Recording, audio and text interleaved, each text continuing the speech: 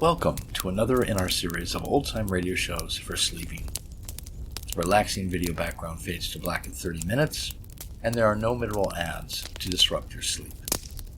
As always, I've remastered and optimized all the show's audio for you. Today we're focusing on 3 serial drama shows that were extremely popular in their day, what we would call soap operas today. Up first, we bring you the first 11 episodes of Aunt Mary, which ran from 1944 to 1961 in 15-minute broadcasts, Monday through Friday. Jane Morgan, who you may remember as Mrs. Davis on Our Miss Brooks, starred in the title role for its entire run. It began broadcasting on the West Coast only, but it eventually went national as its popularity grew.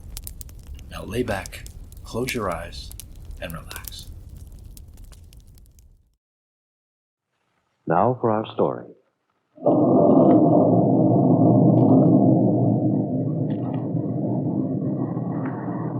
With the breaking of the storm, the light in the kitchen went out.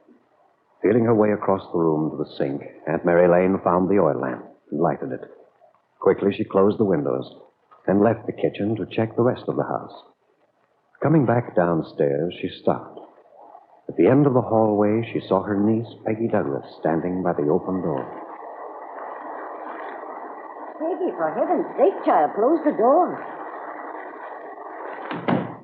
Help me lower the window. Peggy! Oh, yes, of course. Of course. Oh, I'm glad to see the spring. We can use it. Wonder if the lights are on again now. Oh, well, no matter. This light is really far more pleasant, don't you think?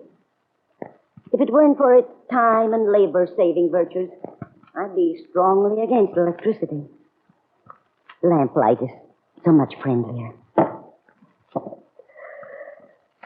There now. Peggy, come over here and sit down. Or was there something you were going to do? No. No, I haven't anything to do. Good. You sit down, dear. Listen. It's a comforting sound, isn't it? What? The rain. You know why I think people find it so soothing? Because it brings the feeling of home closer to them. It emphasizes the feeling of security. Does it? It can have the opposite effect, too. Peggy, is something the matter? No, nothing. Nothing. I just wanted to stop. Oh. No, I'd forgotten. Ever since you were a little girl, you've been upset by electrical storms. But this will soon be over. Just a summer storm. You know, your grandmother used to say that to us when we were children. Summer storm. I can remember so well if some little thing had hurt us. Of course, it seemed terribly important to us at the time. She'd say, Mary, it will blow over like a summer storm. When you wake up tomorrow morning, the sun will be shining, and the world will be all right again. How convenient. But when you get older, there's a problem of memory. The sun may be bright in the morning, but you can still remember the night before. That's certainly a pessimistic thing to say. Darling, what's happened to you? When I left you a few minutes ago on the porch... Yeah. I know. But an awful lot can happen in a few minutes. Has something happened, child? In a few minutes, you can discover you've been wrong about someone. That's all it takes. Just a few minutes. Peggy. Peggy, dear, what is it? Oh, Aunt Mary, why do I always have to be fooled by someone? Why can't... Peggy, what's happened? Won't you tell me? Oh, it doesn't matter. I should have known. You tried to tell me, to warn me. You told me I shouldn't come to any conclusions. I shouldn't daydream. But I couldn't help it. How can you be cold and sane and logical when... I I couldn't help the way I felt. I believed him. Tell me what's happened. Bill came by. Oh. What did he have to say? Well, the gist of his conversation was that he regrets having talked to me as he did the other day. You see, Aunt Mary, he's not asking Kitt for a divorce. Did he say why she's going to California? Oh, no. He doesn't feel free to talk to me about his personal affairs. It's really very funny, isn't it? Day before yesterday, he comes to me with all his troubles, tells me what a mistake his marriage has been, begs me to tell him how I feel about him, and now he's very sorry, but he's unable to discuss anything with me. Oh, my dear. Why did he have to do it? He was the one who came to me. I didn't start anything. I'd even succeeded in putting Bill out of my mind. I guess I've been mistaken about Bill all along. Peggy, somehow, I can't believe that Bill Meade would do anything to make you unhappy. Well, what he's done hasn't made me happy, I can tell you. There must be some explanation for his sudden change. Well, then why wouldn't he give it to me? Perhaps. Perhaps he couldn't. That's odd. That's what he said. How do you mean? Oh, he tried to talk to me about understanding and how I should have faith and that old familiar line. Just his way of trying to back out gracefully. Peggy, at this point, I must admit I don't understand very well. But maybe Bill's in some kind of difficulty. Perhaps there's something he isn't free to tell you. Something that would clarify this whole situation. Well, why wouldn't he be free to tell me if there were anything to tell? He felt free enough to talk to me about his private affairs the other day. No, Aunt Mary. If he were through with Kitt, if it were all over, he wouldn't have to hide anything from me. How do you know? Well, it's obvious. I can remember how Bill used to talk last summer, before Kitt came into our lives. How wonderful it was, the way we could talk with each other. How few people were ever really honest. Now he doesn't even know the meaning of the word honesty. And Mary, why did I have to go through all this to find that out? I wish... Why didn't you teach me to be mistrustful of people? Oh, Peggy, what a silly thing to say. Why didn't you teach me you could never believe anyone entirely, that you should always be suspicious, that you should always protect yourself? Because that isn't right. It isn't right. You can sit there now and say... Peggy, when I discussed Bill with you, I warned you against anticipating the end of his problem before you yourself knew what it was. I warned you against wishful thinking. But I still can't believe that Bill Meade is a dishonest person, nor a cruel one. How can you say that? You told me he asked for your understanding. I'd give it to him. Oh, you wouldn't. Oh, I don't mean by that you should plan any future with Bill. The mistakes that have been made may be too complex, too difficult to be straightened out. You and Bill, well, that may not be the right thing any longer. But I don't think you should believe he deceived you. When he told you his problem with Kitt, I think he was earnest about it. How, when, and if he works it out, whether or not you enter into that problem, whether the solution of it could ever be the two of you together, that's something else again. But I don't think that boy has fooled you. I think Bill Meade knows his own mind. I never thought I'd hear you talk like this. Peggy, you want me to sympathize with you, and I do completely. But don't you see, child, I think you're so upset because you're angry with yourself. Angry because you came to conclusions before it was time. Well, I've learned. A lot of good it does me now, but I've learned. I'm through believing that everybody's good. You don't mean that. Oh, but I do. I'm sorry, Aunt Mary, but I can't agree with you about Bill. Do you still love him? No. I didn't think so. At this moment, I don't quite know how I feel.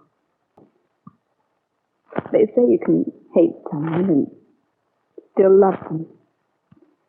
But if I find that I have any feeling left for Bill Meade, Aunt Mary, I'm going to get rid of it. I'll destroy it so that nothing he ever does can affect me again.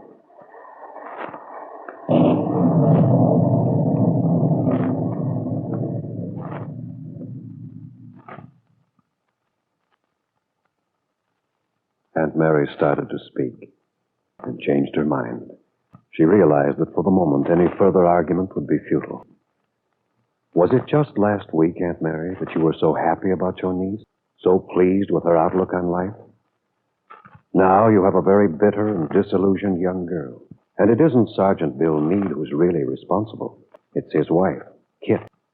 If only Peggy knew about Kitt's coming child, that would change everything. She would know then that you were right about Bill. Now for our story.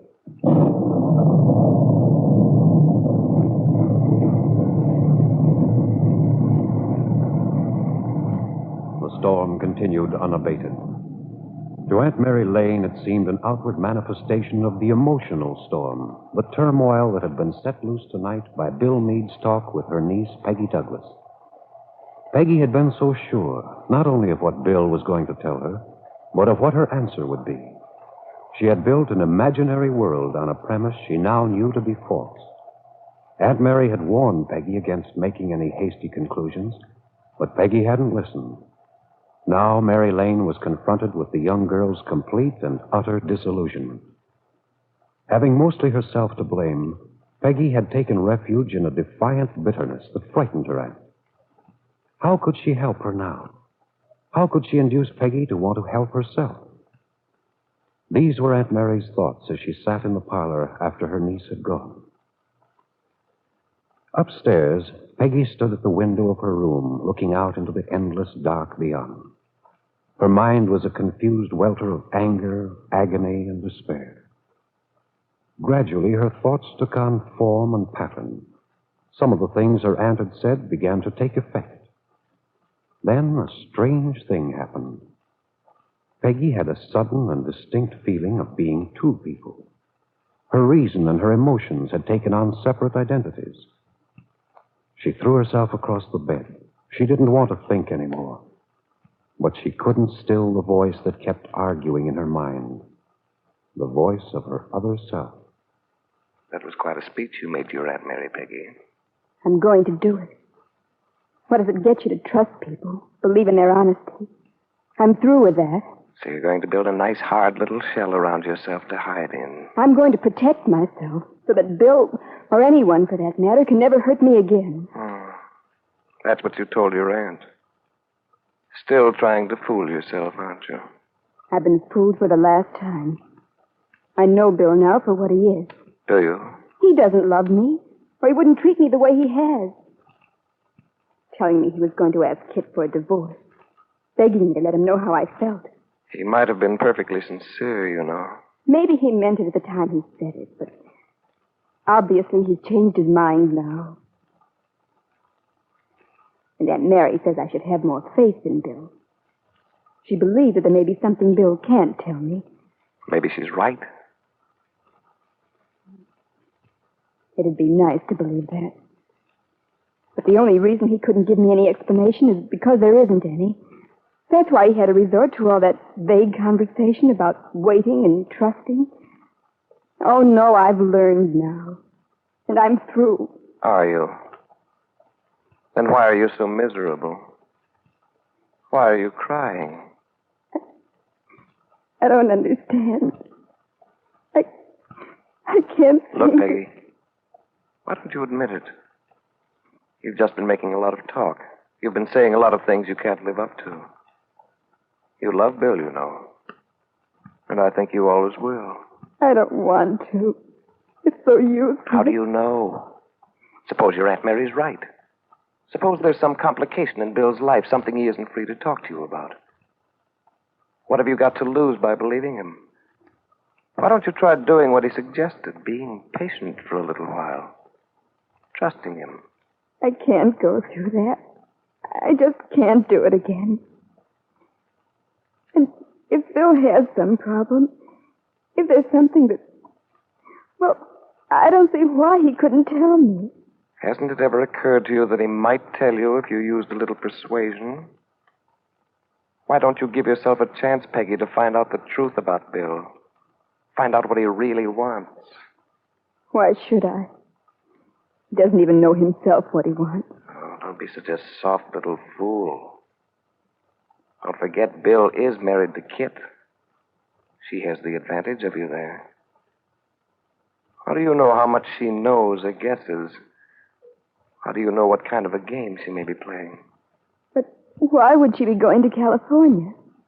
Bill didn't answer that question, did he, when you asked him? Don't you see? That may have something to do with all this. But you know Kitt. If she had any idea of the way Bill feels, she undoubtedly has something up her sleeve. How do I know that Bill feels anything for me? Find out. What are you going to do? Stay locked up in your room, mooning away? You know what you want. You want Bill. But you aren't willing to give him any help. I know, but there's nothing I can do now. Isn't there? Why don't you get smart? Why don't you take a leaf from Kitt's book? Go after what you want. What do you have to lose? I couldn't. Why not? What did pride and virtue get you before? It lost you Bill. Why don't you try following your impulses? It wouldn't be right If you and Bill saw each other? What would be wrong about it? Kitt's going to be out of town. Why shouldn't you and Bill see each other? Why shouldn't you give yourself a chance to find out all you want to know? But Aunt Mary wouldn't... What does Aunt Mary have to do with it? Why does she have to know? Why does anyone have to know? It's your life, isn't it? Yours and Bill's. You can't expect everything to happen just by your sitting here. Bill won't have gotten back to town yet. You could take the car out. Why don't you go after him? Tell him now before he gets home to Kitt. Do the thing you want to, Peggy. Give yourself a chance for a little happiness. Kitt's going to be out of town. Make the most of it. Go on, Peggy. Go after him. Slowly, Peggy got up off the bed, walked over to the closet, took her coat from its hanger. But she didn't put it on. She stood there in the center of the room, undecided.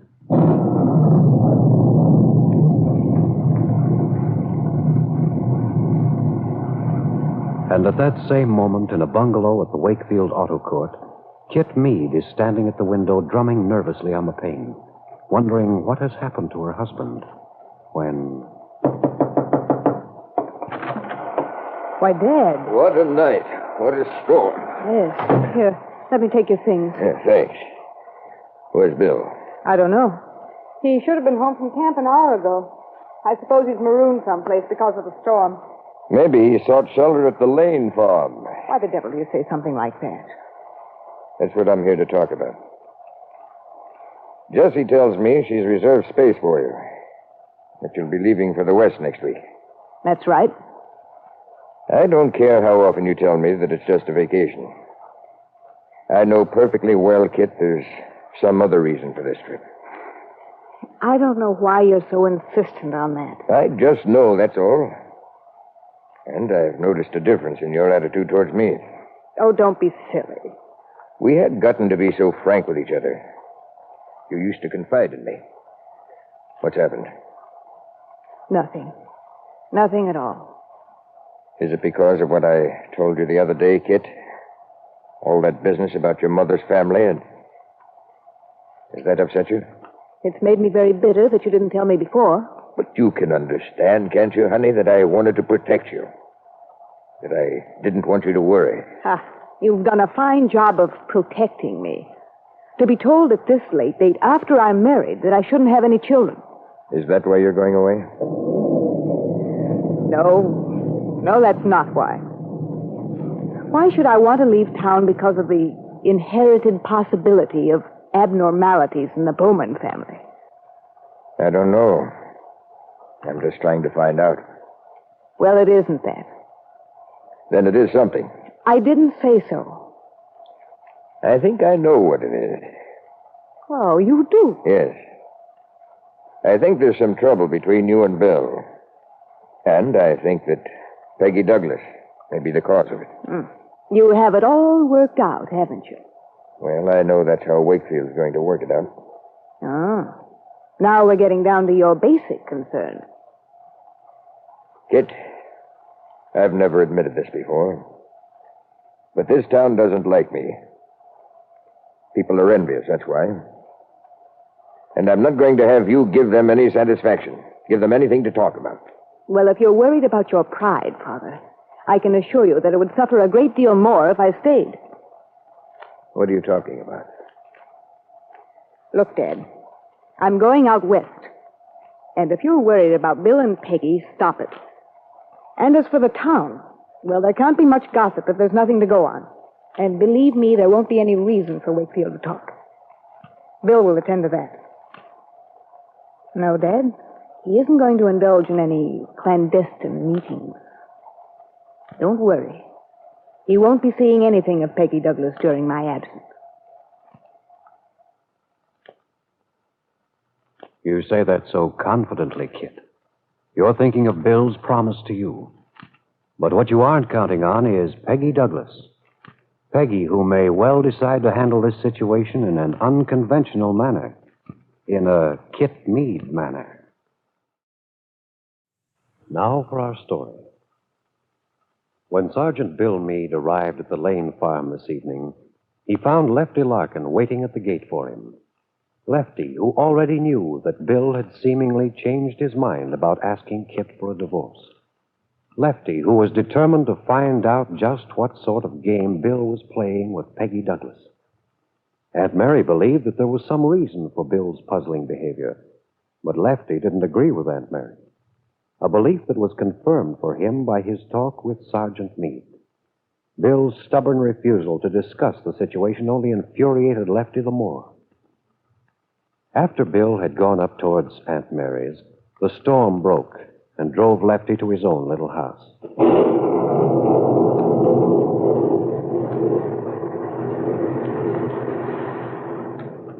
Sitting in his old leather chair, Lefty began to have misgivings. Perhaps he'd been too hasty with Bill, had said all the wrong things. Maybe he should have left it up to Aunt Mary. But he hadn't been able to control his desire to protect Peggy. A very natural attitude for a father to have towards a girl he knows is his daughter.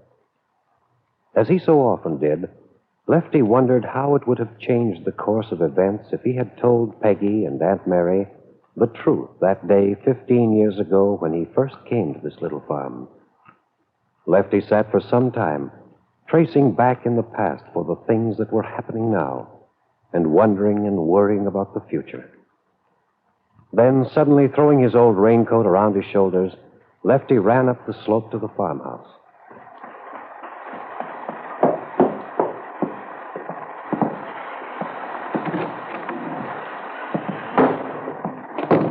Who's there? Lefty? Yeah, Well, come on in. just a minute. I gotta hang this coat up somewhere so it won't drift all over the place. Sure is a hard rain.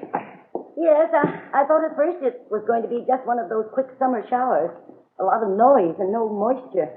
I expect this will keep up all night. The electricity's working again. Yes, I know.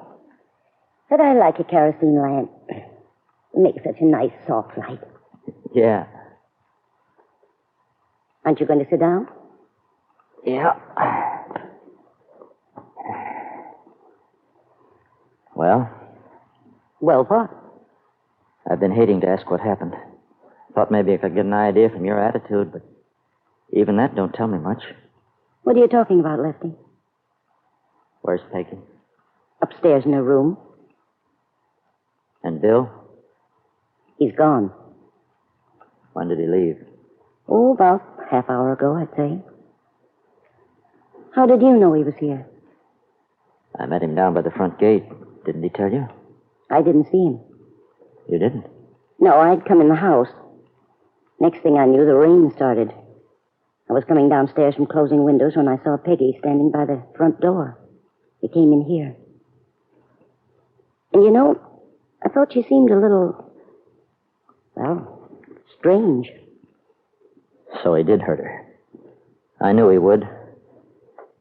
You'd think that by this time, a man, well, by the time he got to his late 20s, he'd have stopped blundering around, walking roughshod over people. But I suppose it's because Bill's about as sensitive as a hunk of rock. Lefty. It'd have been much kinder to Peggy if he hadn't come here at all. I tried to tell him that when we talked down by the gate. I told him he ought to go away, leave her alone. I see. You take on like this, make these positive statements, and you don't even know what happened. Yes, I do. I've known what would happen since the day I went into town to see Bill. And from the little you said, I have a pretty good idea. He didn't give Peggy any explanation, did he? No.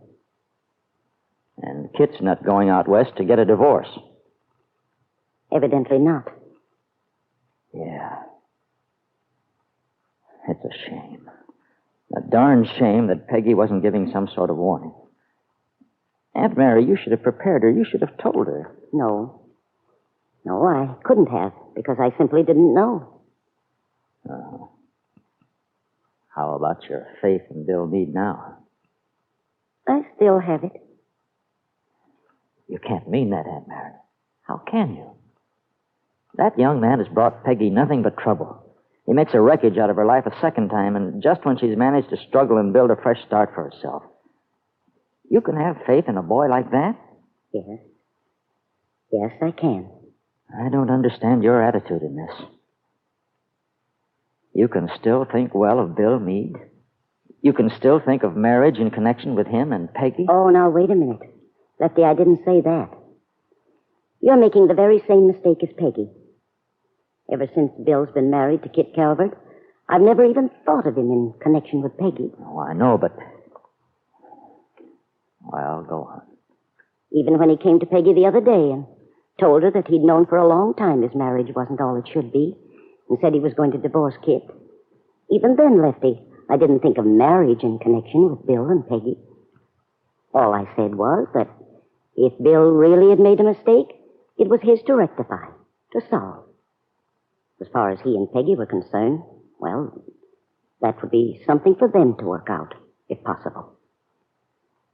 You should know that, Lefty, from the talks we've had. I also told you I had some misgivings as to Bill and Peggy's being together while he's still married to Kitt. Yeah. All I'm saying now about Bill is that I disagree with you and Peggy when you say that he's lacking in sincerity. Is that what she thinks, too? She says she thinks that. You see, her attitude is that, well, if you were honest about wanting to divorce Kitt, what could there possibly be that Bill wouldn't tell her? And she's right. Well, maybe, but I don't think so. A man such as I believe Bill is would feel that no matter what Kitt has done, that he had a certain duty toward his wife, that he owed her certain protection. No, Lefty, I'm very much inclined to believe Bill. That there's something about this he isn't free to discuss with Peggy. Is that all he told her? Well, he implied that. He didn't actually say so. From what Peggy told me, I gathered that he just asked her to try to be understanding and patient. Yeah, that's swell, isn't it? Peggy's supposed to be understanding and patient while he goes ahead as he always has.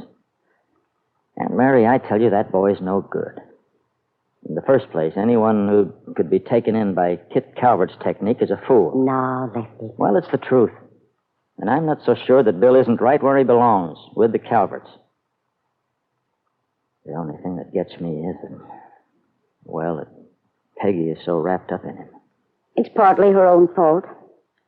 We both advised her not to jump to conclusions, not to plan too far ahead, but to wait and see. It's all right to dream, but you have to make them out of something solid. Dreams need a foundation. Yeah, I suppose so. Do you think I should go up and see her? Well, of course, if you want to. But what do you think? Should I? Well, I think maybe it would be a good idea if we let her alone for a little while. Give her a chance to think things over for herself.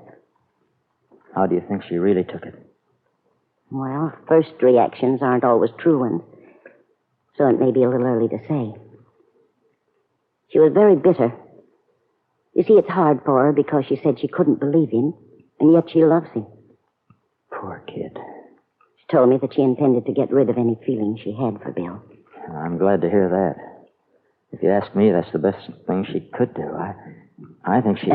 Wait a minute, Lefty. Peggy? Yes? Are you all right? Yes, Aunt Mary, of course I'm all right. Peggy, where are you going? No place in particular. Do you mind? I'm going to take the car for a little while. The car? But why, dear? Where are you going? Oh, I'm kind of restless. Do you mind? No. But, Peggy, driving around in this weather, it don't make sense. Oh, it's not that bad. And it's not so late. But why do you want to go out? I don't think you should. Oh, don't worry about me, Lefty. I'm all right. May I take the car, Aunt Mary? Why, of course, dear. Have you any idea where you'll be going? No place in particular, just toward town. I shan't be gone long.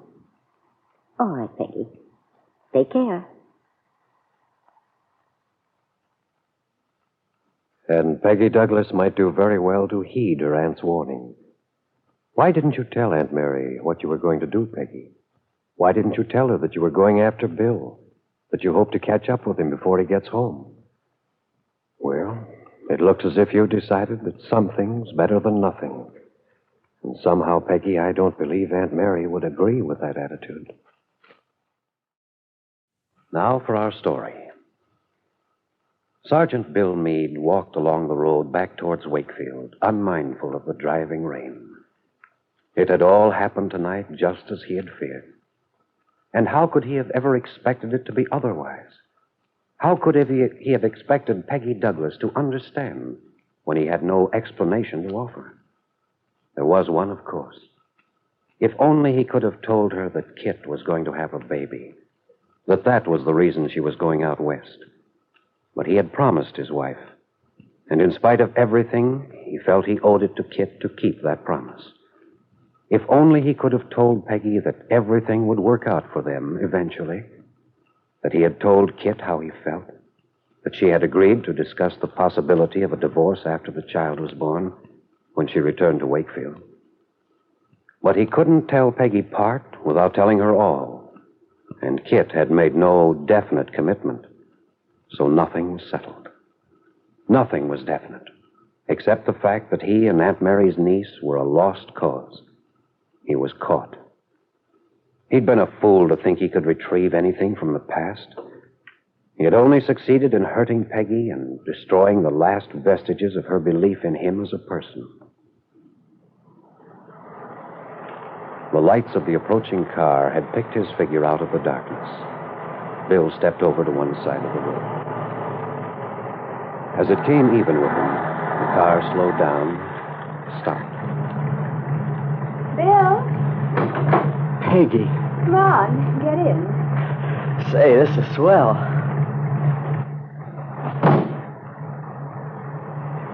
I was afraid you would already have gotten a ride by now. No, there's not much traffic along here this time of night. I think there's a blanket in the back there. Well, thanks, but I'm okay. Oh, what are you doing going into town? I came after you.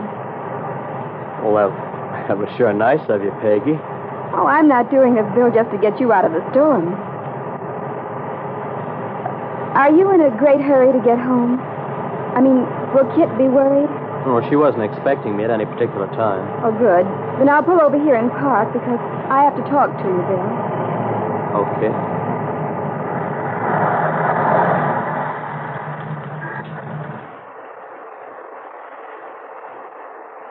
Bill, I can't stand to have things left hanging in the air like this. I've got to get it settled. I thought it was settled for you. You told me you were through. Yes, I know. Bill, did you mean the things you told me earlier? You really can't give me any explanation as to why things have turned out this way? I wish I could, Peggy, but I'm afraid there's not much I can add to what I've already said. Is that why you came after me? To give me another chance to explain? Oh, no. Though I do wish you could tell me why you can't explain. Yeah, I wish I could, too. But I'm sorry I said some of the things I did. Oh, I don't blame you. Yeah, I was thinking about it walking along back there. What a prize fool I am. Thinking how I've imposed on you. Imposed? You know what I mean. After I found that letter you wrote me, the one Kitt confiscated, I really hadn't any right to come rushing out to you. Why not? I don't know. Of course, I had every right. It's you I've always loved. I had to let you know that, Peggy. I had to tell you I wanted to get a divorce from Kitt. Oh, what was wrong with that? There wouldn't have been anything wrong, only... Well, I should have waited. I was too hasty again. And I can't tell you why. Oh, I know how that looks to you. It looks as if I've changed my mind again. It did look that way to me, Bill, but not anymore. Do you mean that? Yes. And, well, maybe this is a great mistake, my coming after you tonight. I don't know, but... Well, it's something I have to do. I can't help it. After you left, Bill, I talked to Aunt Mary. Did you tell her? Yes, I told her everything. I suppose she thinks I'm a first-class heel. No. No, in a way, it's because of Aunt Mary that I'm here. Though she doesn't know it. She believes in you, Bill. She believes that you're honest. I'm trying to be. She believes there's a reason for all this. There is. And you can't tell me? No. No, I can't tell you. It's something I can't help. Peggy, it hasn't anything to do with the way I feel. Well, can you tell me this? Do you still feel the same way about me? Yes, I do. Peggy, it's just that I can't talk to you about Kitt or the divorce, or I can't make any plans with you. I know that doesn't make sense. Frankly, it doesn't. It's pretty hard to take. But if that's the way you say it has to be, I accept it. Peggy. You see, after you left, I made a good many statements. I was going to forget you and, oh, well, you know, that sort of thing. It sounded very fine. It made sense until I was alone in my room. Then I decided that, well... What did you decide, Peggy?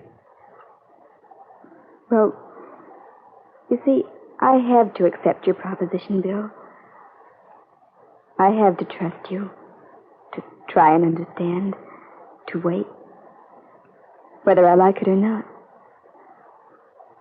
Because I love you. Peggy. Peggy, that's the first time you've said that since before you left Wakefield. Yes, it is, isn't it? Why wouldn't you admit it the other day when I asked you? Simply because I didn't think I should. I didn't think it should have any bearing on your problem with Kitt. Would it have made any difference if you had known then? No, it wouldn't have made any difference. That's all I need to know then. You asked me to trust you, Bill. Have faith in you. That's what I'm going to do. Are you sure you know what you're doing? Quite sure. Isn't that what you want? Oh, of course it's what I want. Once before, Bill, I didn't have faith in someone. As you may well remember. You mean about Lefty? Yes. I learned my lesson then. So if there are a lot of things you can't tell me, well, I'll try to be patient. And in the meantime, we can see each other? Well, is there any reason why we shouldn't? Oh, you don't know what it'll mean to me to be able to see you and talk to you. Most women would say they wouldn't see me till I got everything in the past all cleared up and out of the way. I know, but I can't do that. Peggy, this is what I've needed. If I could tell you everything, you'd understand how much this means to me. Well, it's not very much to do when you think of all that's in store for us eventually. You know, I think you've grown up. It seems so amazing to me. Well, I don't know what's amazing about it. I've just suddenly decided I'm tired of not living, Bill. I've decided not to be bothered about anything. Decided to face the fact that I love you, and well, I might as well admit it to myself and you. So whatever all this other is in your life that you can't tell me, well, we'll live through it some way. So I'll wait. Peggy, darling. No, don't. I won't. You won't disappoint me, will you, Bill? You can believe that I want all the things you do, and with all my heart. But I have to tell you this. What? I can't make you any promises about the future, Peggy.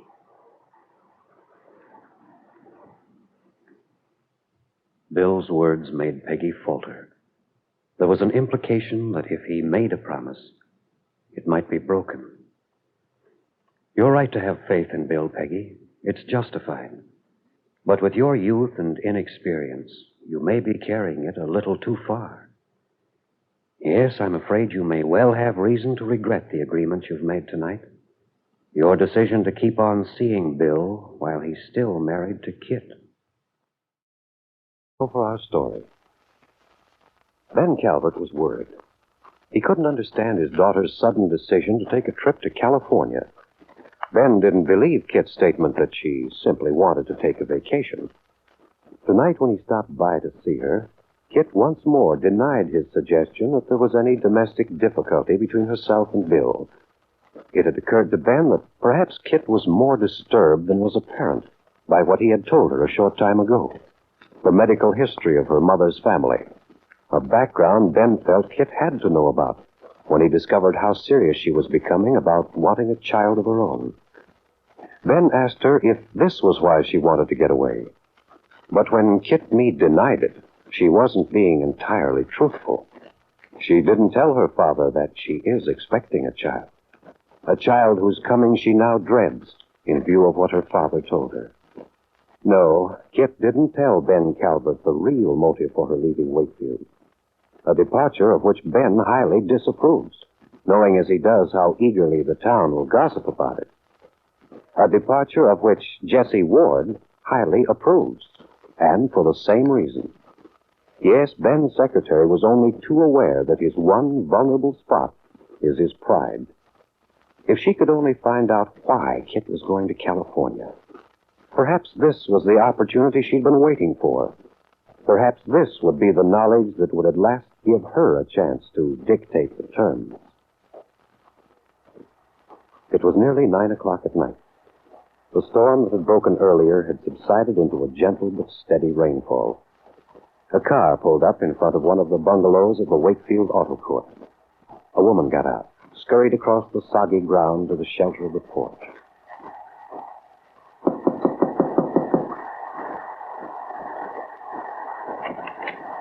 Oh, hello, Jessie. I just came by for a moment to... Come on in. Thanks. Well, I just came by to bring you your train ticket. Well, you shouldn't have bothered, Jessie. I could have picked him up in the morning. Well, I was at the movie, so I thought I might as well stop by here on my way home. That's very nice of you. Well, if I can ever find them in all this clutter, I really must clean out this purse. Oh, would you mind if I took off my coat? My car was parked a block from the movie, so of course I got soaked. No, certainly. Here, let me take it, Jessie. Thank you. Oh, let me see. Oh, yes, here it is. Thanks. A week from today.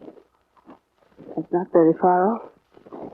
Aren't you eager to go, Kitt? What? Oh, of course. Well, it's too bad. Bill can't go with you. Isn't it? You won't have nearly as much fun without him. I'm not looking for fun, Jessie. Well, I should think after being marooned here in Wakefield, you'd want a little excitement. And you must have a host of friends out there. Oh, yes. I don't intend to die of boredom. But I do want to get some good rest, lots of sunshine. Rest? Oh, it doesn't sound like you. Doesn't it? Kitt, are you ill? Why do you ask that? Do I look ill? Why not? Jessie, did Dad send you over here to pump me? He most certainly did not.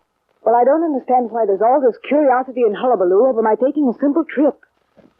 First, Dad thinks I'm being mysterious about something, has all kinds of wild ideas, and now you, Jessie.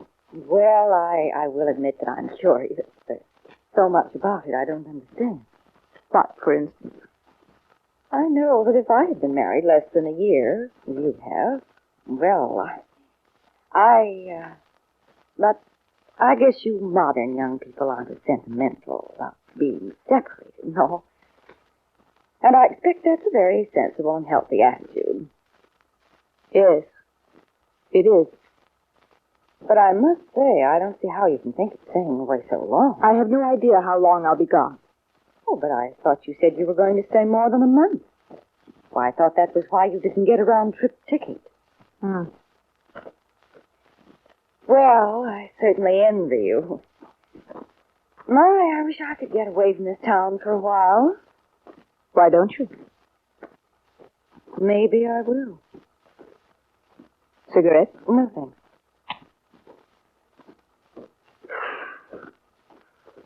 Tastes good. My third today? What? Oh, you must be trying to stop. No. I'm just cutting down a little. Well, I guess I should be running along. Where's Bill, by the way? He's not back from camp yet. I imagine this rain's held him up. Yes, probably so. You know, Kitt, this is the first time I've been in your home. I never would have thought you'd turn into such a housewife. Neither would I. But of course, when a woman's in love and happy, she can do almost anything. And I imagine Bill is, well, he's always struck me as being what you'd call a family man. Jessie, if you will excuse me, I'm doing some packing. Well, of course, Kitt, but well, why are you packing so far ahead of time? There are a few things I can put in now. Might as well get that over with. You know, Kitt... What? Well, I don't know why, but somehow I have this feeling that you're not really happy about this trip. That you don't really want to go. Why would I be leaving then? Well, that's true. Why would you? I thought perhaps your father had discouraged you about it. Dad? Well, I know how Ben feels about it. I even thought he might succeed in persuading you not to go. Did you? But I do think Ben's being rather silly. Of course, Wakefield will talk. That's what a little town like this does best. Your father's always been like that, though, and I will admit there's some reason for it. Really? There are a lot of people here who feel they have scores to settle with Ben. Oh, you mean nearly the entire populace, don't you? Yes, I know my father. No, it's too bad.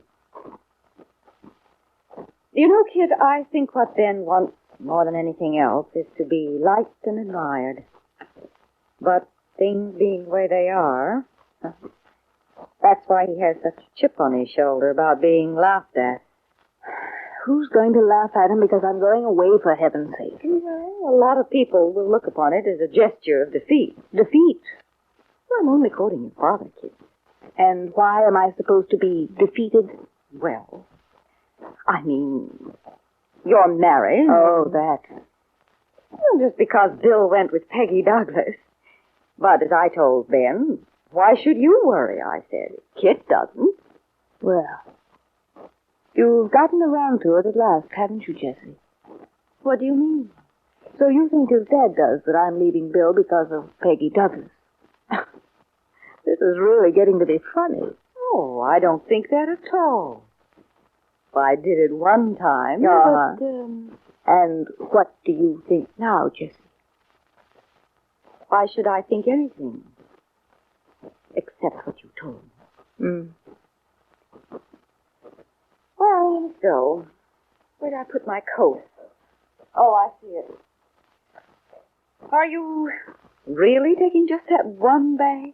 The fortnighter? Yes, that's all. And that little overnight bag over there. Well, I don't see how you'll get 1/10 of your wardrobe in there. I'm not taking many things. Oh, but you have such beautiful clothes, Kitt, and such a lot. And you certainly need more than that suitcase will hold. Well, I'll buy some things out there. Oh, that reminds me. Your father asked me to pick out something from one of the fashion magazines for your birthday. I thought I'd better consult you. Oh, I don't care. Anything. But if you're getting new outfits, wouldn't you like something to wear out with? No. No, I don't care what you select for me, Jessie, but I don't want anything to wear. All right. Well, good night, kid. You're going? Well, many thanks for the ticket. Not at all. Goodbye. Jessie Ward hurried to her car. She was sitting there looking for her keys when another car pulled up. A farm pickup truck, one that Jessie thought she recognized. A man in uniform got out. From the dim light of the street lamp, Jessie recognized him and the girl who leaned out the window to say something to him. Bill Meade and Peggy Douglas. Well, maybe she was just giving him a lift into town. Yes, maybe. Oh, this has been a very interesting evening. Bill, Peggy, Kitt's going away for a long vacation without taking any extra clothes. I think I have an idea. And wouldn't this town love to know about it? And wouldn't Ben do anything to see that it didn't hear about it? I wonder to what you're referring, Jessie. I wonder if that ferret-like mind of yours has guessed at the truth. Is your idea, Jessie, that Kitt's going to have a baby? Now for our story. It was a little after 9 o'clock at night. A few miles down the road past Aunt Mary's farm, a car was parked on one side of the highway. In it were two young people, Aunt Mary's niece, Peggy Douglas, and Sergeant Bill Meade, two very serious young people who, for the last few minutes, had been sitting there not saying anything, knowing that there wasn't much more to say, and yet both desirous of prolonging this moment of being together. Well, I guess we'd better get going. Yeah. You've got to get home. Yeah. Seems so funny. I mean, to think of your going home when... Yeah, I know. Hey, look, you don't have to take me into town. I can walk. Or maybe I can even get another ride. Of course I'll take you. Unless you'd rather. Oh, no. No, I only thought it was getting late. Maybe your aunt would worry about you. Hey, look, don't you want me to drive? No, that's all right. Okay.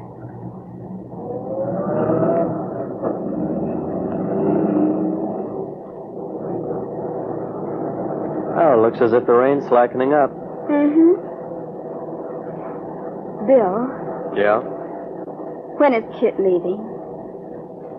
I don't know for sure. Soon as she can now, I guess. Is she going to San Francisco? No, Los Angeles. Oh. How long does she plan to be gone?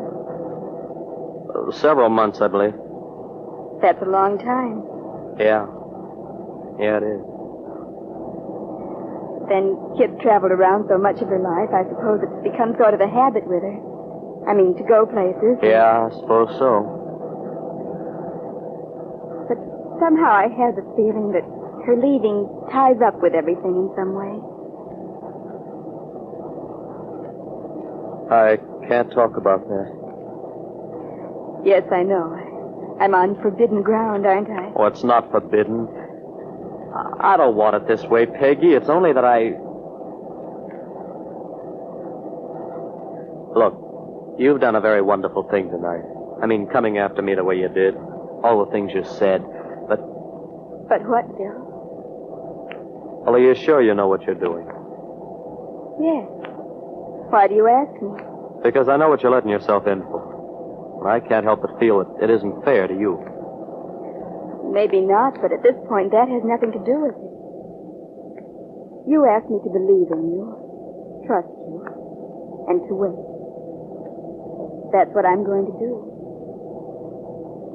It may be a long wait. I understand that. You told me you couldn't make any promises about the future.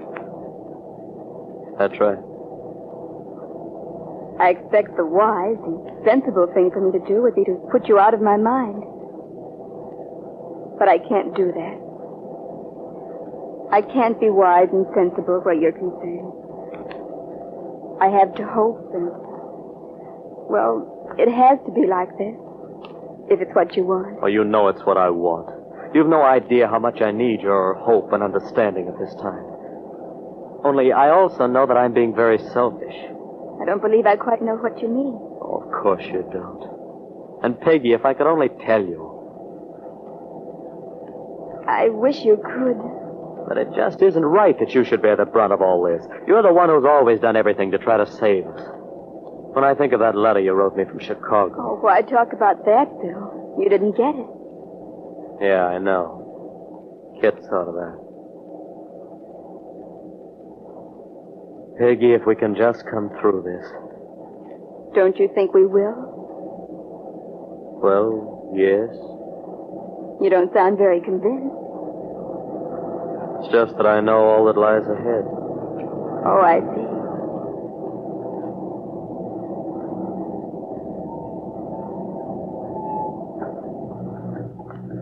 That's your bungalow, isn't it? Yeah. When will I see you, Bill? I don't know. I'll phone you. You're sure you think it's all right? I mean, our seeing each other? Well, there isn't anything wrong in it, is there? If we're going to think about each other, why shouldn't we be together occasionally? Well, it's just that I hate to put you in the position of, well, of sneaking around in corners and that sort of thing. I wish you hadn't said that. It makes it sound so cheap. Oh, I didn't mean to. Bill, you've asked certain things of me, and I'm willing to accept this whole situation on your own terms. Then you make me feel that perhaps you'd rather... Don't say it. Well, all right, I won't. I've got to go, Peggy. Good night, Bill. Peggy, Yes? thanks for... Oh, no, that's a stupid thing to say. But you know what I'm trying to say. Yes, Bill. Well, good night. Good night.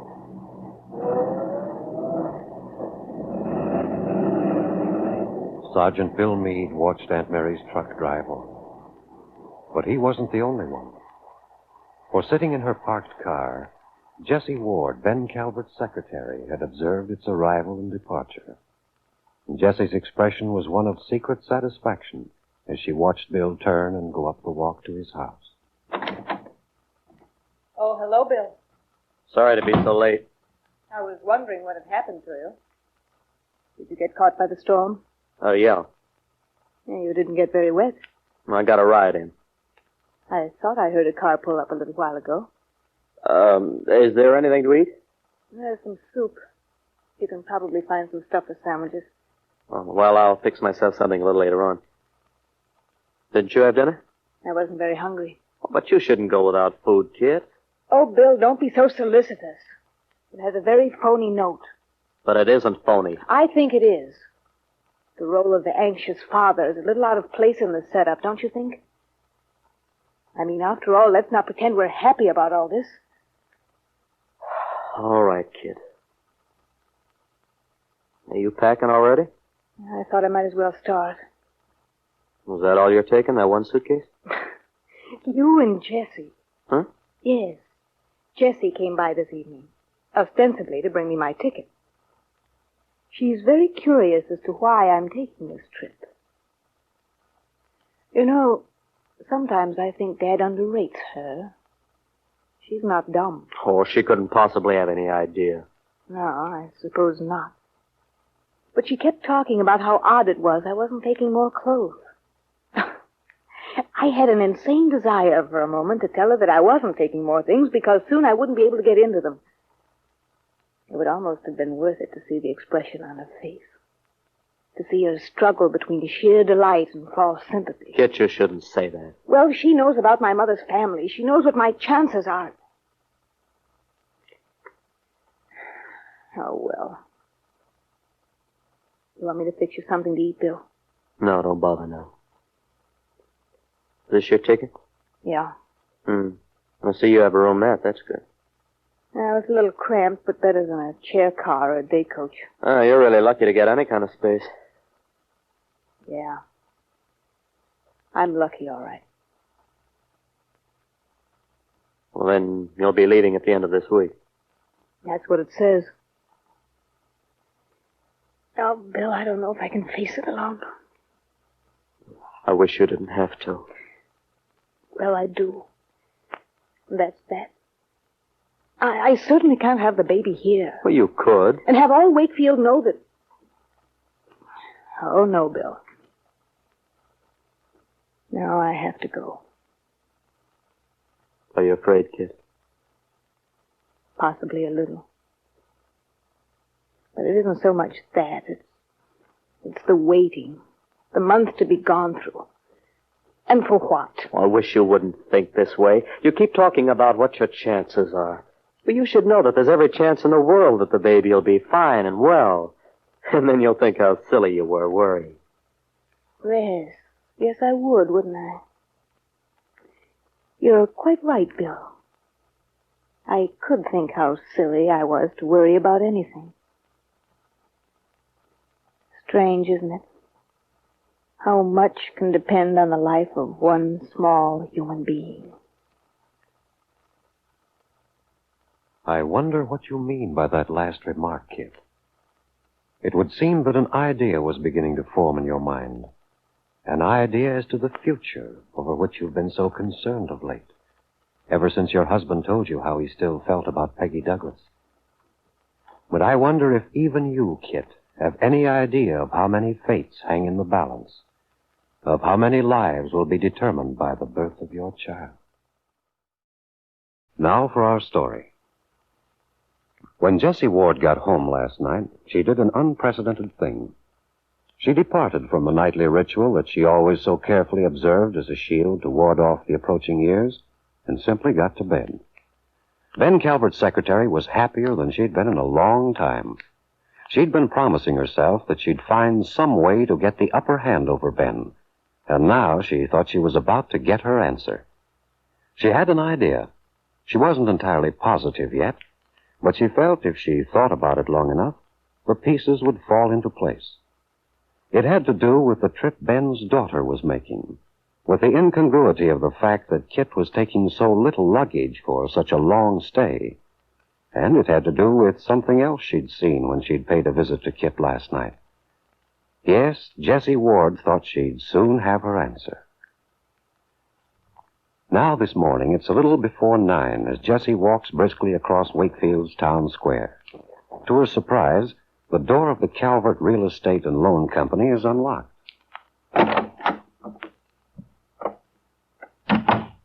Jessie? Yes, just a moment. Well, good morning, Ben. Good morning. What are you doing down so early? Well, I couldn't sleep much last night, so this morning I thought I might as well get down here and get some work done. Did the rain bother you? Quite a storm, wasn't it? Mm-hmm. Ben, there's something I want to ask you. What? Well, perhaps I shouldn't. I've a feeling you aren't in a very affable mood today. Well, I've never known that to stop you. What is it you want, Jessie? Well, I think maybe I'd like to take a little vacation. Why, for heaven's sake? Oh, I don't know exactly. Maybe it's contagious. But when I was by Kitt's last night, seeing her pack, hearing her talk about You were it... at Kitt's? Yes, I had her train tickets for her. And you were able to reserve the space, huh? When is she leaving? The end of the week. You know, I have the strangest feeling, Ben. What about? Oh, I don't know, but for some reason I feel that Kitt doesn't really want to go out to California. So you've noticed that, too, huh? Then why in heaven's name is she going? Well, don't look at me. All I know is that when people go someplace, it's either because they want to or they have to. What do you mean by that have to? Nothing. I was just thinking out loud. Jessie, have you any idea what's behind all this? Oh, heavens, Ben, how could I? I'm certainly the last person in the world Kitt would confide in. All I know is what she tells me, that she feels the need for a change. And maybe that's all there is to it. After all, Kitt's tried to make herself over ever since she married Bill Meade. She's lived in a fashion that's completely contrary to her training. Maybe the strain's gotten her down. You don't believe that any more than I do. I was at Kitt's myself last night. Oh, yes, she did mention you'd been there. I don't know what's wrong. I can't get Kitt to talk to me she used to. I don't know why, unless it's because of something that happened several weeks ago. She said it was unforgivable of me not to have told her. But I don't think she really meant that. Not to have told her what? Well, I suppose you might as well know. You're perfectly cognizant of the whole story anyway. A couple of weeks ago, I finally told Kitt, Jessie, about the Bowmans, her mother's people. Told her that whole business. Oh, Ben, you didn't. Well, this is a surprise. After all the trouble you've gone to... I know. But it gradually dawned on me how much Kitt was talking about having a child, about wanting one. First, I thought it was just talk. And she was really getting serious. So I told her the whole thing. Explained to her why she shouldn't run the risk of having any children. I thought it would be better if I did it rather than Bill. Oh, I see. And I must admit, Jessie, that you were right.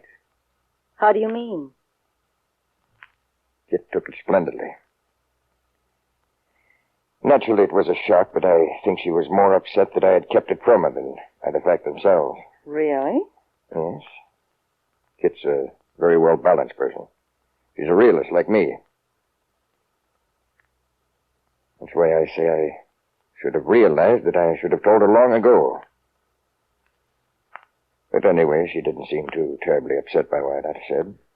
Well, Kitt doesn't always let her emotions show on the surface. Yes, I know.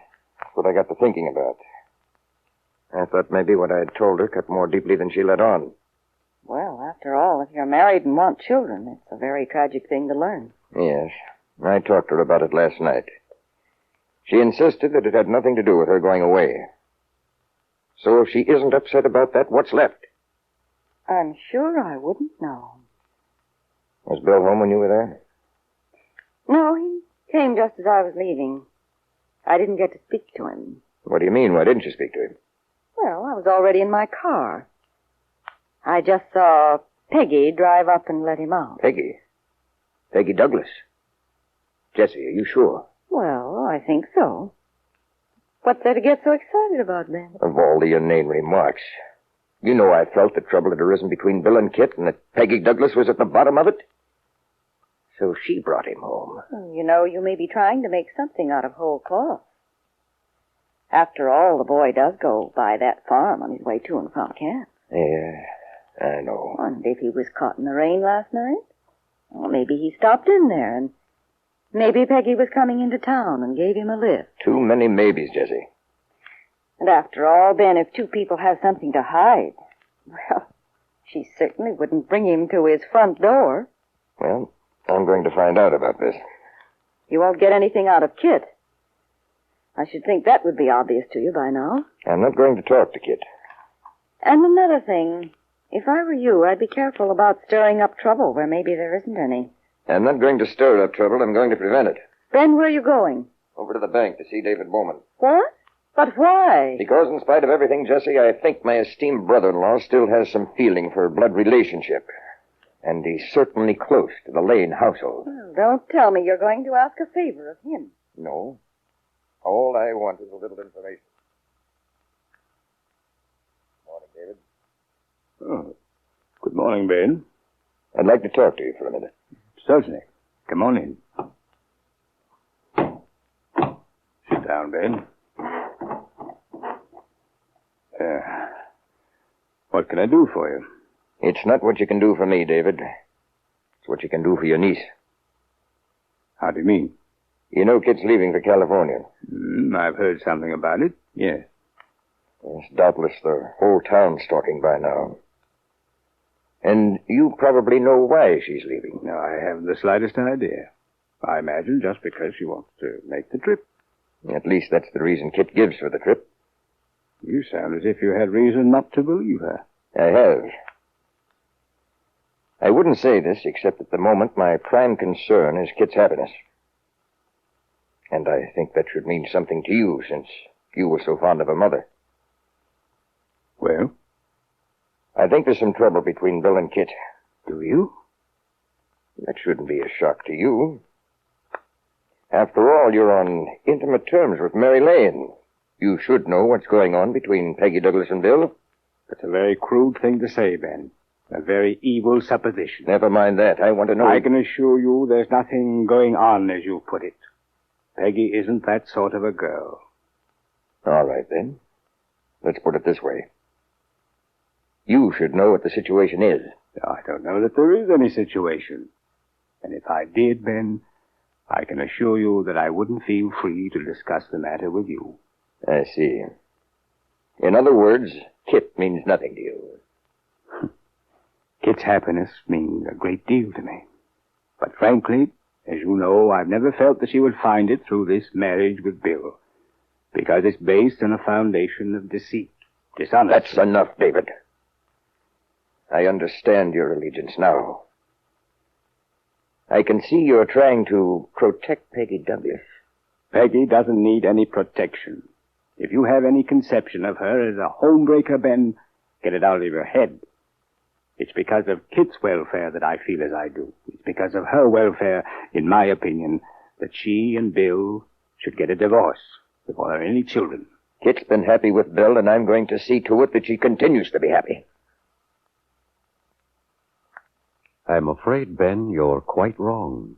On one count, at least. There are certain things even you can't control. You were a little late in telling your daughter about her background. And Kitt is already expecting a child. That's why she's leaving Wakefield. That's a secret she wants to keep. A secret that could very well change the course of your life, Ben, if it were known. If, for instance, Jessie Ward knew about it.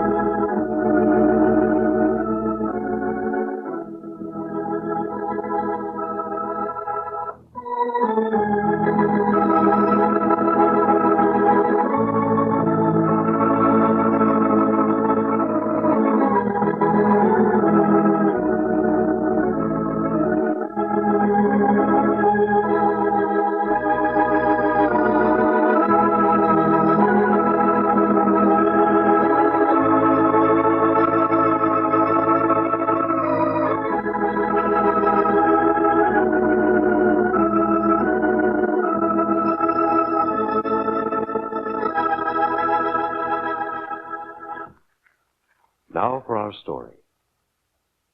The early morning sun slanted across the countryside, pushing back the cool shadows of night. In the kitchen of her little farmhouse, Aunt Mary Lane was busy getting breakfast.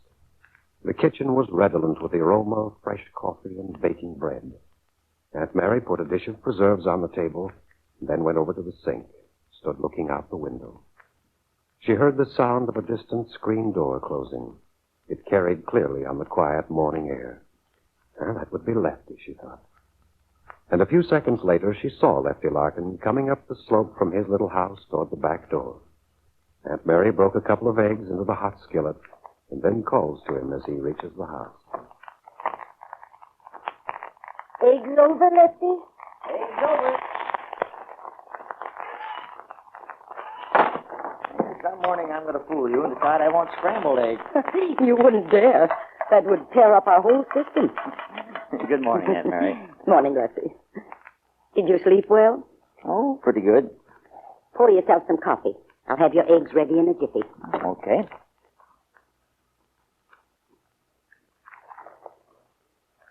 How about you? Oh, I've had my breakfast. Where's Peggy? She's up. She ought to be down in a minute.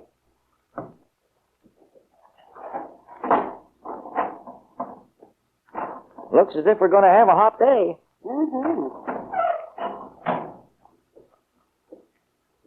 Here you are, Lefty. Well. I made you some muffins. I see you did. Better butter them while they're hot, Lefty. Gosh, these look good. No, I hope they are. Oh, you always say that. You know darn well you've never had a failure yet. Don't you want some preserves, Lefty? Strawberry? Mm-hmm. What is this, Aunt Mary, an occasion? As a matter of fact, it is. Lefty, don't you know what day this is? Oh, I know it's Wednesday. Aunt Mary, I haven't let anything slip up on me, have I? Oh, no. This is your day. What? It was 15 years ago today, Lefty, that you first came here to the farm. Oh, that's right. Yeah. It was just about this time in the morning, 15 years ago, that Sheriff Williams let me out of jail.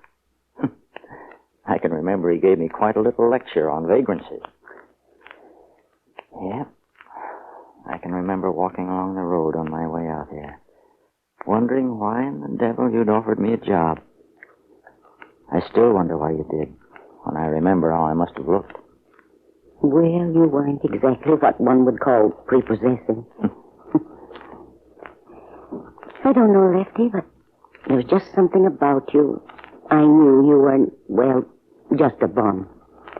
You seemed so restless and lonely. Yeah. I've never told you this, but I was a little disappointed and worried at first. How do you mean? Well, when you came out that morning and we were talking in the parlor, you agreed to take the job, but I had a feeling that you wouldn't stay long. I didn't intend to. And I went out in the kitchen to fix something to eat for you. You remember? And when I came back, Peggy was there. Yeah. Yeah, I remember. I never will forget how you looked at that child. I don't know why it was, but I knew then that you'd stay. I remember thinking that maybe this was what you were looking for. A home. A place where you could feel secure. I was right, wasn't I? Yes, Aunt Mary, you were right. It's funny, though, that you should have thought I was looking for something. Why? Well, you could have just as easily wondered if I went running away from something. As a matter of fact, you could still wonder about that. No, Lefty. Because I know you aren't the sort of a man who would run away from anything. I don't know what brought you here, but whatever it was, I'm certainly grateful. I don't know what I would have done without you all these years, Lefty. Trying to run this place, and Peggy and Randy growing up. Well, how about some coffee? No, thank you, not right now. Aunt Mary, about Peggy. Yeah? What time did she get back last night? Oh, it was about 10, I think. What did she have to say?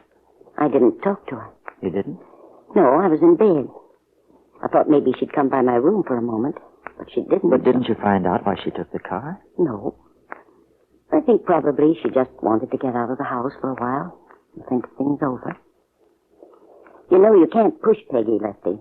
When she's ready to... Good morning, everybody. Good morning, honey. What would you like for breakfast, Peggy? Oh, I don't want anything right now. Well, there's your fruit juice. Oh, that'll be fine. Oh, Aunt Mary made some muffins. You're missing something. I know. They look awfully good. I'm not very hungry right now. Well, I'd better get started on my upstairs cleaning. Have everything you need, Lefty? Yeah, thanks. I'll do the dishes, Aunt Mary, and then I'll be up and help you. All right, dear.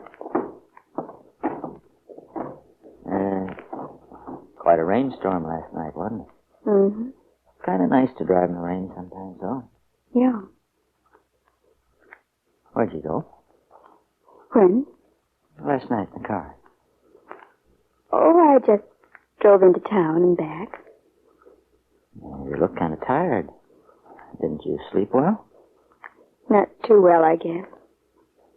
Look, honey, that Bill Meade isn't worth losing any sleep over. I'd rather not discuss Bill, if you don't mind, Lefty. But I do.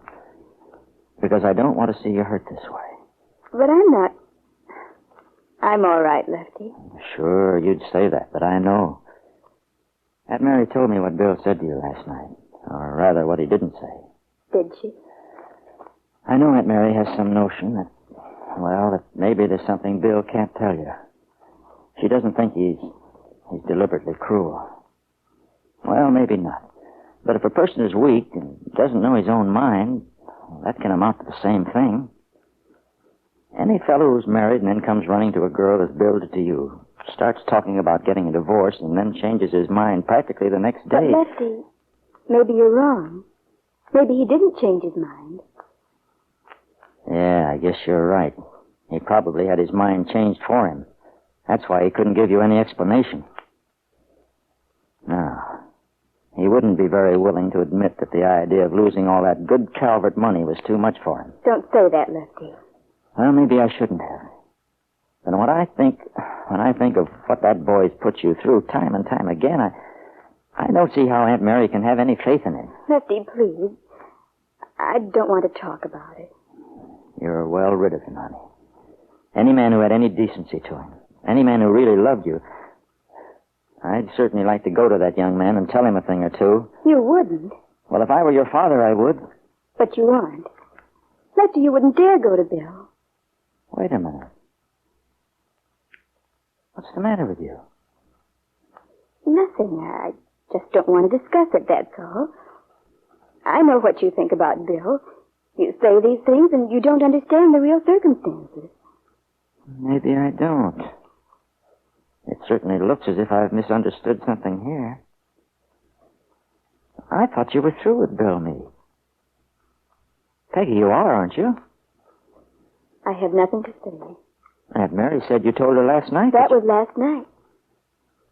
I see. Then I think we ought to have a little talk, you and I. Oh, Lefty, there's too much you don't understand. Well, I know men, I can tell you that. I know you probably think this is none of my business. But look, honey, if your father were here, he'd tell you But that... he isn't. And you're quite right, Lefty. It is none of your business.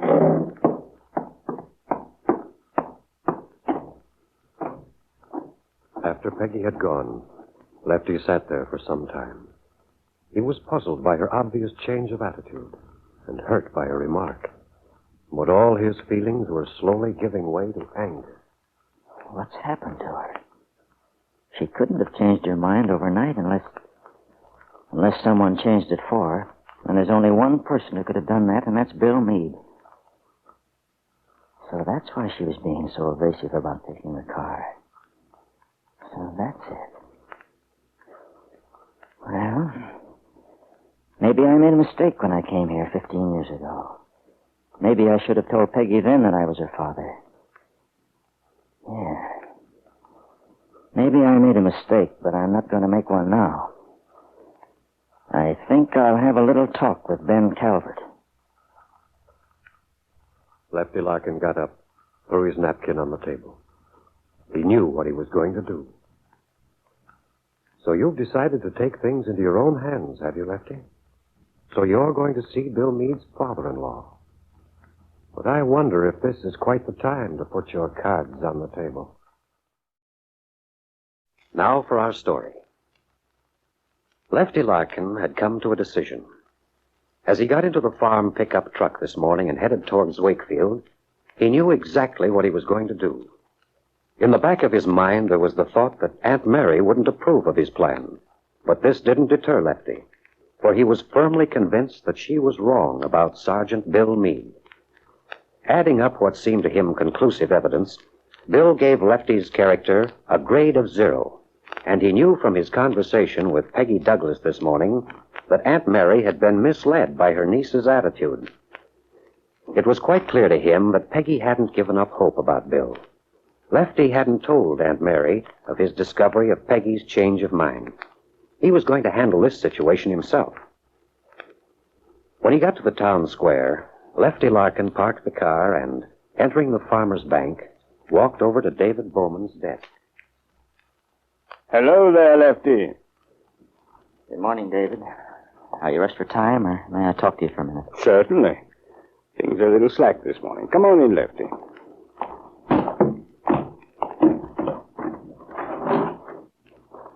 I had planned to come by and see you people last night, but, well, I got bogged down with a lot of work. Going to be busy this evening? No, I wish you would come by. How's Mary?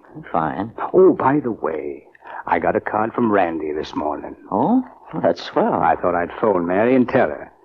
She hasn't heard for quite a while now, has she? No, but you know how it is. Mail from overseas can be pretty erratic at times. Phone her, David. She doesn't say much, but I know she'll be relieved. What did Randy say? Not much. Just that he was feeling very fit and still hadn't given up hope of getting home soon. He told me to keep a sharp eye on his family. Well, it needs one. Oh? Yeah.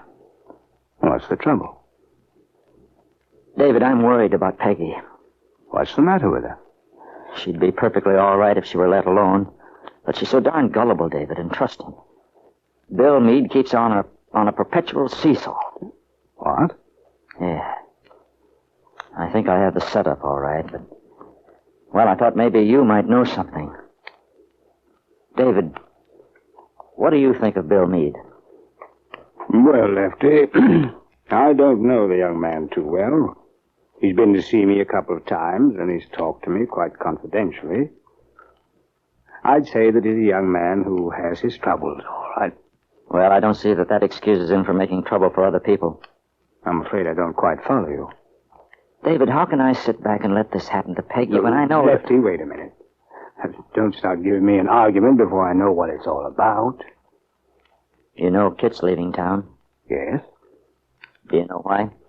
Lefty, you know I don't enjoy my niece's confidence. Well, there's something peculiar going on, and I'd certainly like to get to the bottom of it. David, the other day Bill came to see Peggy. He told her he was going to get a divorce from Kitt. Oh? Yeah, that's what he said. It seems he found out how dishonest Kitt had been with him. He gave Peggy a lot of talk about how he'd known all along his marriage was a mistake, and he wanted some kind of commitment from Peggy. She wouldn't give him one. Naturally. She couldn't under the circumstances. And I, like a prize fool, went to Bill.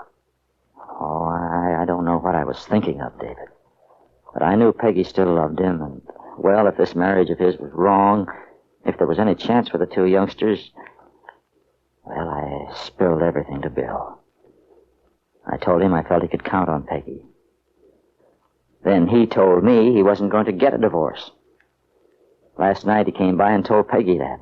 No explanation, nothing. That doesn't sound like Bill. I think it sounds exactly like him. I think we've all been mistaken in that young man. Oh, it isn't the divorce that's important.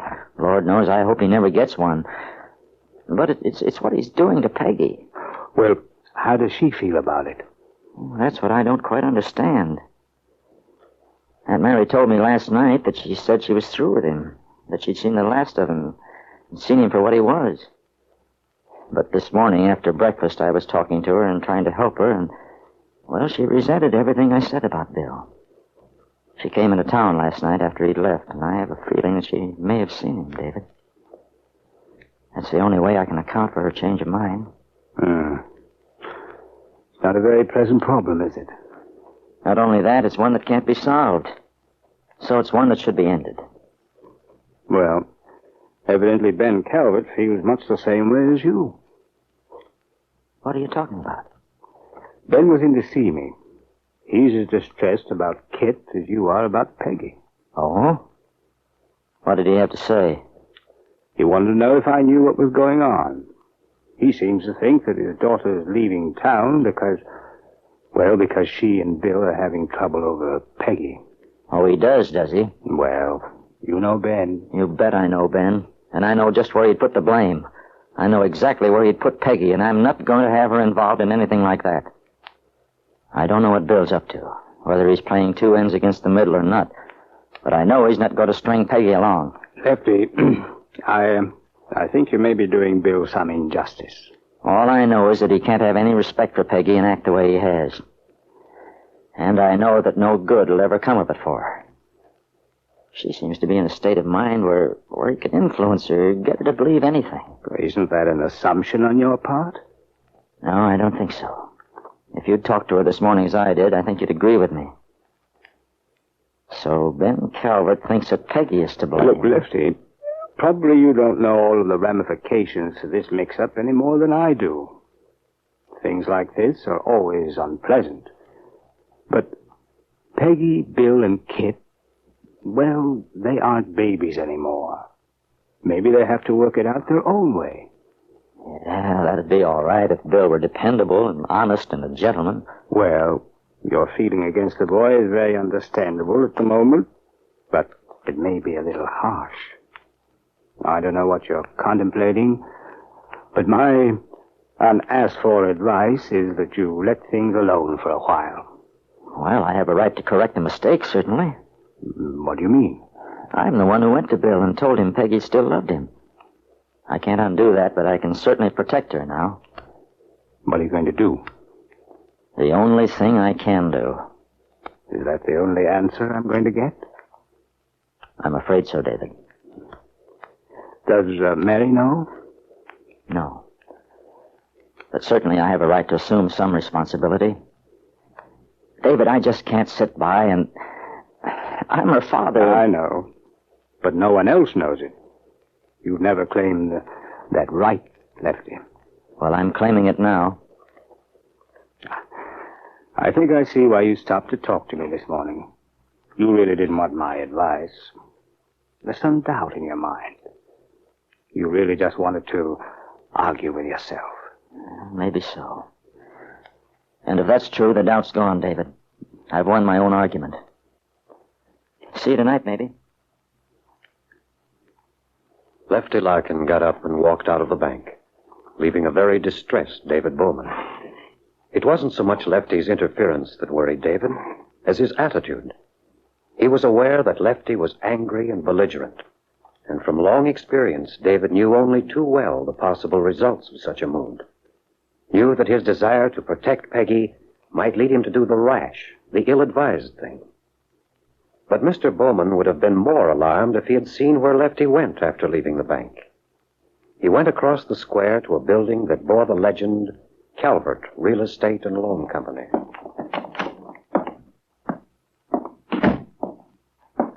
Well, good morning, Mr. Larkin. Hello, Miss Ward. I haven't seen you in a long time. How's everything at the farm? Is Mr. Calvert in? Why, yes, I think he's talking on the phone at the moment. Is there anything I can do for you? No, thanks. I want to see Ben himself. Well, I'll tell him you're here. May I ask what you wanted to see him about? You may. Tell him I want to see him about his son-in-law, Bill Meade. Jessie Ward completely lost her composure for a moment. She started, obviously, and then hurried into Ben's office. A moment later, the door was opened again, and Lefty was shown in. Ben Calvert stood behind his desk. The two men stand facing each other. Two men who haven't spoken to each other in years. Two men who, at this moment, have one thing in common: to ensure the future happiness of their daughters. But I wonder, Lefty, if this visit of yours will achieve anything but the opposite effect. Now for our story. This morning in his office, Ben Calvert sat tilted back in his swivel chair. There was a stack of papers on his desk. But Ben's frown wasn't caused by worry over work or business. At the moment, his main concern was town gossip, though Ben didn't label it this way. He called it worry over his daughter Kitt. But the former was the basic, motivating reason for his upset state of mind. Wakefield had never liked Ben Calvert because of his innate, cold, and ruthless nature. And Ben had spent the last 30-odd years of his life proving to the town that he could do without its esteem. He had traded affection and respect for power, money, and the upper hand. And now his daughter, by her odd behavior, was jeopardizing all that. And the town would say it served the Calverts right. The people of Wakefield would say that Kitt was leaving town because her marriage to Sergeant Bill Meade had failed. And Ben was afraid that Wakefield would be right. If he could only get the truth from Kitt. If she'd only tell him the real reason why she was going out west, so that he'd know how to protect himself. If it was as he feared, if Bill Meade and Kitt were having difficulty because of Peggy Douglas, for Ben Calvert, that was adding insult to injury. For Peggy was Aunt Mary's niece. And Aunt Mary was one of the few people in town whom Ben's money couldn't intimidate. And the only person with whom he had an old, unsettled score. No. Ben Calvert had never forgiven Mary Lane for having refused him those many years ago. If you laughed at Ben Calvert, those were the two things. Going to California. Suddenly, Ben sat up, reached for the phone. He was going to call his daughter when the door of his office opened and Jessie Ward, his secretary, came into the room. Oh, Jessie, will you try to get Kitt for me? Yes, just a moment, Ben. There's someone to see you. Well, who is it? You'd never guess. David Bowman? No, but that's the general category. Oh, for heaven's sakes, Jessie, who is it? Lefty Larkin. Well, I'll be... Aren't you surprised? Yeah. Funny, I was just thinking about that household out on the Lane farm. He must want something pretty badly to come here to see me. He does. Did he tell you? Yes. Jessie, let's don't play guessing games. What does he want to see me about? He says he wants to see you about your son-in-law. What? That's what he told me. Oh, he did. Well, that's very interesting. Tell him to come in. Mr. Larkin, won't you come in, please? Thanks. Well, good morning, Larkin. Good morning. Sit down. No, thanks. What I have to say won't take long. Well, just a moment. Jessie, will you close the door, please? Of course, Ben. I'm sorry.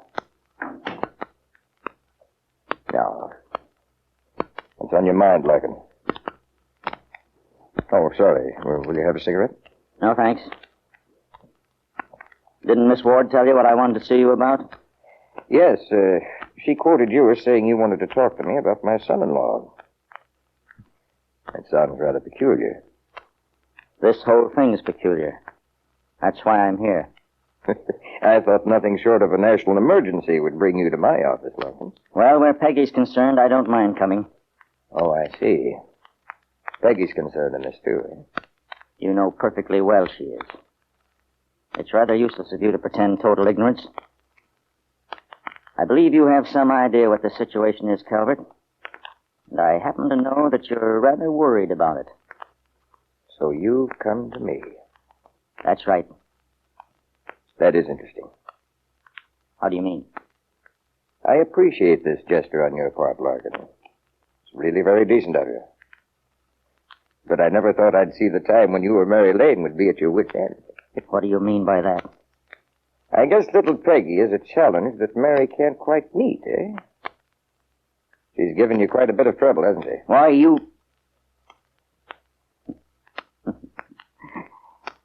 You almost had me mad enough that time, Ben, to take a poke at you. It's been so long since I've had dealings with you that I'd forgotten how you operate. That most of your remarks, insulting as they may be, are hardly worth answering. You're quite mistaken. I didn't mean to be insulting. I was only stating what I know to be the truth. If you've come to talk about Peggy and Bill... Let's leave Peggy out of this for a moment. All right. Let's just talk about Bill. And your daughter. What about Kitt? Look, do we have to beat around the bush this way? You know what I'm talking about. Do you know why Kitt's going to California? Why do you ask? Because I just want to confirm my opinion of Bill Meade. You'd like to know whether Peggy has a chance or not, eh? Quite the contrary. As far as I'm concerned, I'd hope that she'd never have to see Bill again. Why don't you speak to her, then? Now, just a moment, Calvert. If you're insinuating that Peggy... I'm not insinuating anything. It's so obvious it's painful. No girl likes to be jilted, as I suppose Peggy feels she was. It's a natural feminine instinct. You're speaking from your own experience. I don't care what you call it. It's the natural female thing to do. Do what? In Peggy's case, well, how shall I put it? I might as well be blunt. The female thing for her to do is to try to come between Bill and Kitt. I'm afraid you've got it wrong, Calvert. Peggy was between Bill and Kitt before you ever started to work on that boy. But that's beside the point at the moment. I don't hold any brief for Bill Meade, not after the way he's behaved. I'd go to Bill myself, only I've tried that and it doesn't do any good. All I care about at the moment is not having Peggy's life torn up anymore. And I know from past experience to what lengths you'll go to get whatever Kitt wants. You've always prided yourself, Calvert, on being able to run things. So I think that now is the time for you to do it. Just what is this charge of yours against Bill? All I know is that he's married and he hasn't any business hanging around Peggy. I could say a lot of other things about him, but that'd be my own opinion. At the moment, it's immaterial. It all sounds pretty vague. Just what is it that Bill's done? I see no need to give you the details. All I know is he tried to come into Peggy's life again. Open a chapter that she had closed. You mean he's been pursuing her? Isn't that a little ridiculous? You're supposed to know something of the world. I realize the aura of sanctity with which you surrounded Peggy. But young people don't always tell you the complete truth. A man doesn't go where he isn't wanted. So if it's true that Bill started anything, as you imply, I feel quite sure it's because Peggy must have encouraged him. And that, well, perhaps... Yes, you would think that. And I haven't any hopes of changing your mind. I'm not that stupid, Calvert. I'm only here because I don't trust Bill and I'm going to protect Peggy. I don't think she'd appreciate you telling me all this. You're making some pretty nasty implications. But the only reason I'm here to see you is to tell you to keep that son-in-law of yours away from Peggy. You got him for Kitt. Now keep him for her. Goodbye, Mr. Larkin. Jessie, Yes, Ben. have you located Kitt? Why, no, Well, get her. Get her on that phone or go over to that auto court and find her, but get her right away. Jessie Ward hurried back to her desk. Ben Calvert sat perfectly motionless, except for the fast drumming of his fingers on the arm of his chair. So, that was the way it was going to be, he thought. Aunt Mary and Lefty were saying Bill was chasing Peggy. Ben had made up his mind now. Kitt was not going to leave town. They'd find some way to stop her. I don't think you'd be so eager to prevent your daughter's departure if you knew the real reason for it. That she is going out west to have a child, the baby she anticipates with fear. I wonder if you will be able to stop your daughter's plan. Now for our story. I'm not insinuating anything, Larkin. Why, it's so obvious it's painful. No girl likes to be jilted, as I suppose Peggy must be. The quarreling, angry voices of the two men rose and fell. Standing by the closed door of Ben Calvert's office, Jessie Ward eavesdropped, unabashed. She couldn't catch everything that was said, but Ben's secretary heard enough for her to understand why Lefty Larkin had come to see Ben this morning. Lefty, Aunt Mary Lane's close friend as well as farm helper. Lefty, who hadn't spoken to Ben Calvert in years. Even Jessie realized what it must have cost him to come to Ben's office. But as she listened, Miss Ward came to the conclusion that Lefty Larkin would do anything, make any sacrifice, if he thought it would help Peggy Douglas, Aunt Mary's niece. Ben's voice became cold. To Jessie, it was a warning signal. Even after all these years, it still frightened her. But obviously, it didn't have that effect on Lefty Larkin. Jessie hurried back to her desk. She was just in time.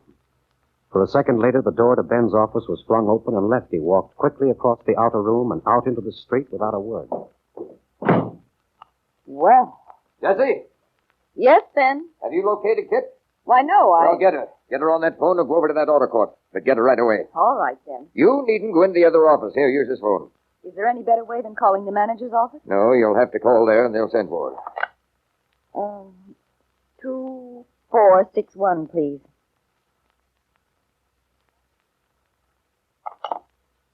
What's the matter? The line's busy. I'll try again in a minute. If you've signed those letters... No, I haven't signed them, and I'm not going to right now. It would And only don't take bother me about it. Well, Lefty Larkin did upset you, didn't he? Lefty? No. I'm angry, Jessie, yes, but not because of that hired hand of Mary Lane's. I'm angry with myself. As a matter of fact, I'm going to take Larkin's advice.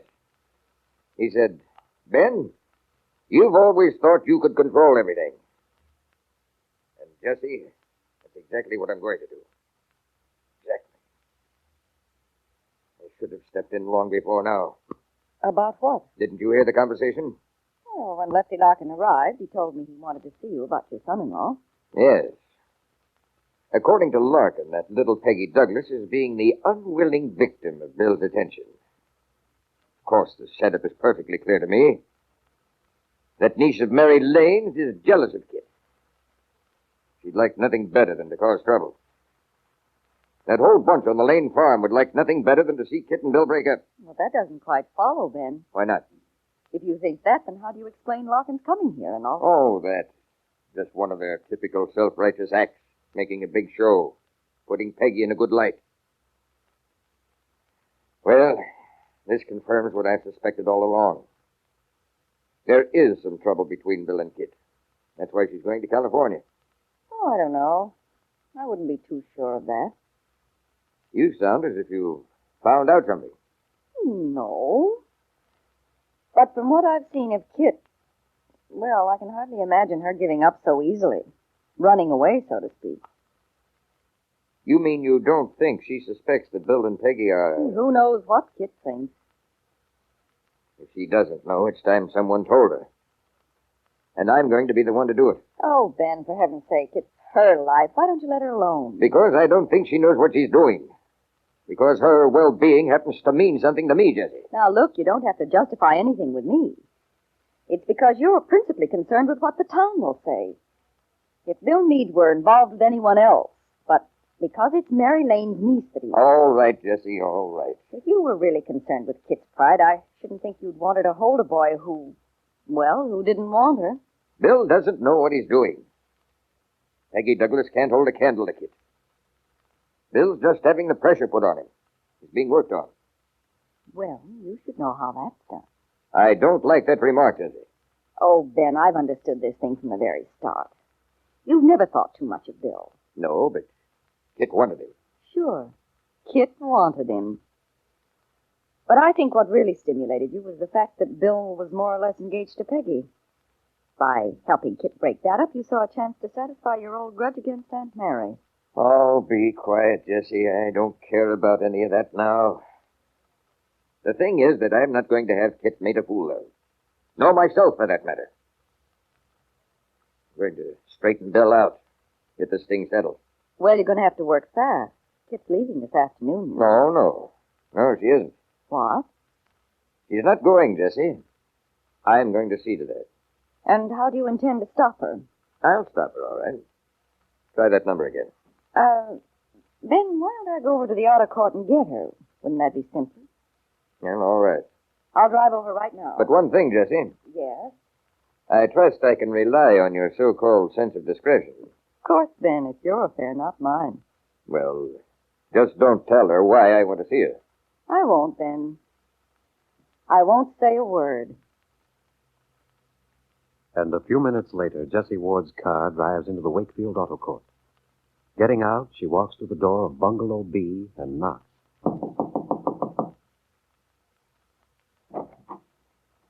Oh, hello, Jessie. Hello, Kitt. Come on in. Oh, thanks, Kitt. Well, you look as if you were all packed and ready to go. Oh, yes. Is Bill going to be able to see you off? Mm-hmm. Fortunately, he was able to get a 36-hour pass. Well, what's on your mind, Jessie? Your father wants to see you. Oh? We called the manager's office, but the line was busy, so Ben asked me to come and get you. You mean he wants to see me now? Uh-huh. Right away? Well, why is it so urgent? I really don't know. Well, what does he want to see me about? He didn't say, Kitt. I can hardly believe that. What's the mystery? Well, I really shouldn't tell you, Kitt. Yes, you probably shouldn't, but go on. I must say I don't agree with Ben's attitude in this. He doesn't want you to leave Wakefield. I see. That's nothing new. I should have said he's determined to stop you from going. He can't. Well, I don't know. I've discovered that when Ben says he's going to do a thing, he always does it. This is getting ridiculous. He's still harping on the idea that, well, that you and Bill have had a quarrel or something. For heaven's sake. Well, perhaps, Kid, if you could humor him a little. Postpone your trip for a while. No. No, I can't do that. You have to go. Well, that is, I've already made my plans and I'm going. You can tell Dad that for me. I'm afraid you'll have to return to the office without me, Jessie. You know what he'll do, don't you? He'll come straight over here himself. Well, let him. Oh, Lord, if there's one thing I don't want at this point, it's another row. Kid, I've known Ben for a great many years. I've been closer to him than you have. If he says you're not going to leave, he'll have something worked out. But I don't see what he could do. Anyway, there's nothing I could do about it. I can't get on a train now. You have your car, haven't you? Yes. You could drive over to Stanton. Get on the train there. Yes, I could. Bill could drive the car back. I'll go back to the office and tell Ben that you've already left. Why are you doing this, Jessie? What? I never thought I'd see the day when you'd be so eager to help me out. I could tell you if I knew why it was so important for you to go to California. Oh. So you still think this trip of mine has an ulterior motive? Well, Kit, let's say that I'm sure you have your reasons for going. And I have mine for wanting to help you. Kitt looked sharply at Jessie. If Miss Ward had any idea... But no. Kitt quickly reassured herself that Jessie couldn't possibly know. But I wonder if you'd be so sure, Kitt, if you knew the data Jessie'd been collecting. The small and trivial things that she's been adding up in her mind. I wonder if Ben's secretary does suspect the truth. She would certainly understand why Kitt did have to leave Wakefield if she were going to have a child. But there's one thing that's certain. However much Miss Ward suspects, however much she knows, she wouldn't help Ben's daughter unless doing so would help her achieve her own goal.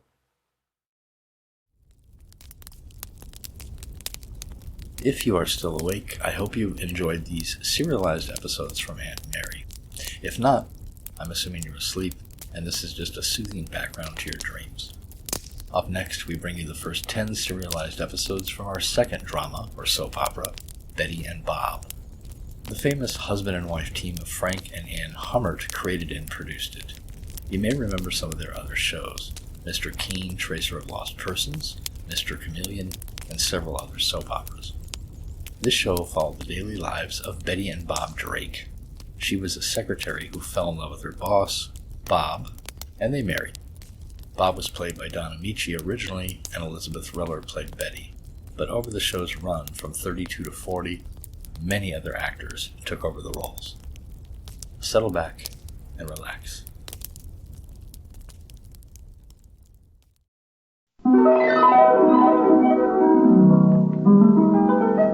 Going Through Life with Betty and Bob. This is Milton Cross, ladies and gentlemen, bringing up the curtain for a visit with two people familiar and dear to us all, Betty and Bob Drake.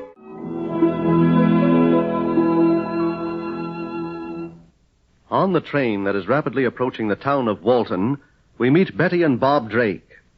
A few hours ago, they left the city of Monroe, where they ran and still own that great fighting newspaper, The Trumpet. Upon the urgent advice of doctors, but against his will, Bob is going back to his country home to lead a quiet, restful life until he has completely recovered from the miraculous operation which made it possible for him to walk again.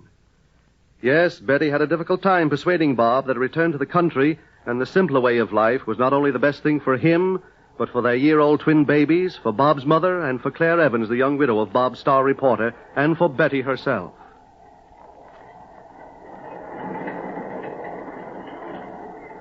Look at Bob. He's staring out of the window at the passing countryside. He's half frowning and muttering to himself. Betty watches him with a smile on her face. You mad about something, darling? Mad? Who's mad? Would you like to take a look at yourself in my mirror? No, thanks. Well, I don't blame you. You'd frighten yourself to death the way you're glaring and grumbling. I'm not doing anything of the sort. What's the matter, darling? Don't you like the scenery? It's beautiful. It's all right. All right? Look at those hills and those green fields. I've seen them before. And look at that beautiful herd of cows. Cows. You are difficult. I'm afraid city life has spoiled me, darling. Trumpet has, too. I miss the excitement of the city room, of scoops, of special editions. Life in the city was a constant fight, and I loved it. But you're not in any condition to fight now. Why not? I can walk again. I may not be able to do a 100-yard sprint for a while, but I can get around well enough to run my own newspaper. Let's go back. You forget that Mother and Claire and the babies and Gardenia are at the house already. I know. We'll get them and pack up again and beat it back to the city. Today? Sure, today. Why not? You're crazy. Darling, you've got to believe me.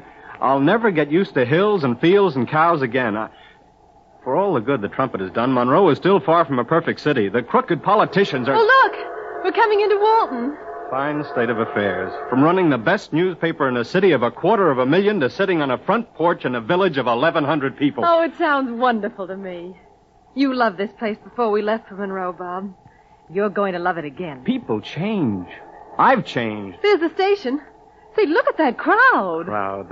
There aren't 20 people there. Well, it's a crowd for Walton. You wouldn't notice them on a street corner in a city. Wonder who they're waiting for. I couldn't tell you. Bob, maybe there's somebody important on this train. Well, then he wouldn't stop here. Oh, come on now. Be a good boy. Porter, will you take our bags, please? Yes, ma'am. Darling, do you want me to help you get up? I'll get up by myself. Well, you don't have to snap at me like that. Oh, I'm sorry, darling. I'm sorry for everything I've said. All right.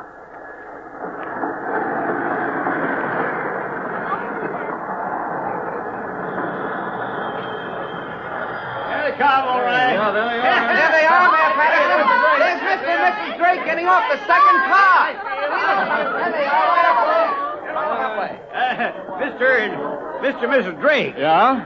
I don't figure as how you remember me. Oh, yes, we do. This is Jeff Patterson, who owns that big farm on the other side of the creek. Oh, sure. As a matter of fact, I see a lot of familiar faces here. Look, Bob, there's Joe Barnum and Cy Blaine and over there. Hello, how are you, Joe? Glad to see you. Hello. Say, don't tell me you've all come here just to welcome us. Well, that's exactly what it is, Mrs. Drake. This is a welcoming committee. We didn't have much time to get organized. If we did, we'd have had a band here, too. But we only found out about your coming yesterday. Well, Mr. Patterson, If I remember correctly, you used to call me Jeff. That's right. And we were nothing but Betty and Bob, if I remember correctly. That's right. Well, last night we all kind of made up the speech together, and voted and approved of it. Well, all right, Jeff. Now, don't get mixed up, Jeff. Don't let the words throw you. I won't. Well, Betty and Bob, all the time you've been away in the city, we've been kind of watching you. We heard that paper was a bad proposition when you took it over, and we were all afraid you were going to get trimmed of the money you made out of oil down here.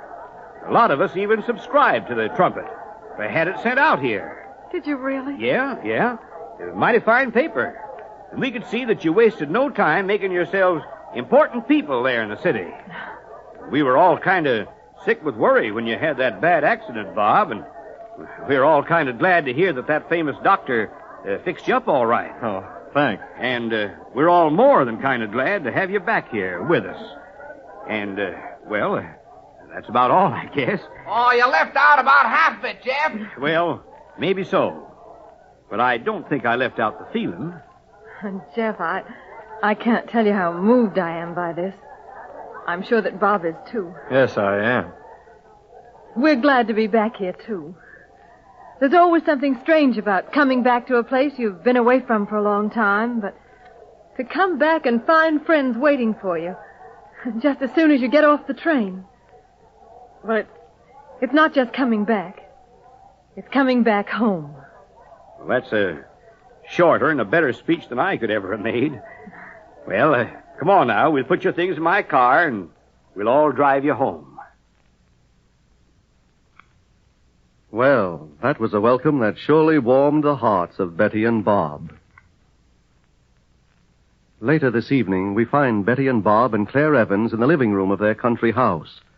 The twins are asleep, and Bob's mother, tired by the preparations in getting the house ready, is asleep too. Betty and Bob are very fond of Claire Evans. In just a few months, Claire is going to have a baby. And so Betty and Bob, who helped her weather the terrible emotional distress which followed her young husband's death, look upon Claire with love and concern. Do you really like it here, Claire? Oh, I'm just crazy about it. Why, the house is so beautiful, and the country itself. I just haven't the words to express it. Yeah, it's very nice around here. Oh, giving in, are you? Yeah, afraid I am. Bob, that welcoming committee this afternoon really found the soft spot in your heart. Well, Betty, when you're away from people for a long time, you sort of forget. When you see them again, the fondness sort of comes back. Why, everybody's been dropping in to ask if they could help or do any favors. Now, I hope you haven't been working too hard, have you, Claire? Oh, no. You know, it's not so long before... Yes, I know. I know, but I'm taking good care of myself. There it goes again. What, Bob? Somebody's firing a gun down the road. That's the third time I've heard it in the last hour. Oh, well, it's probably a car backfiring. No, Betty.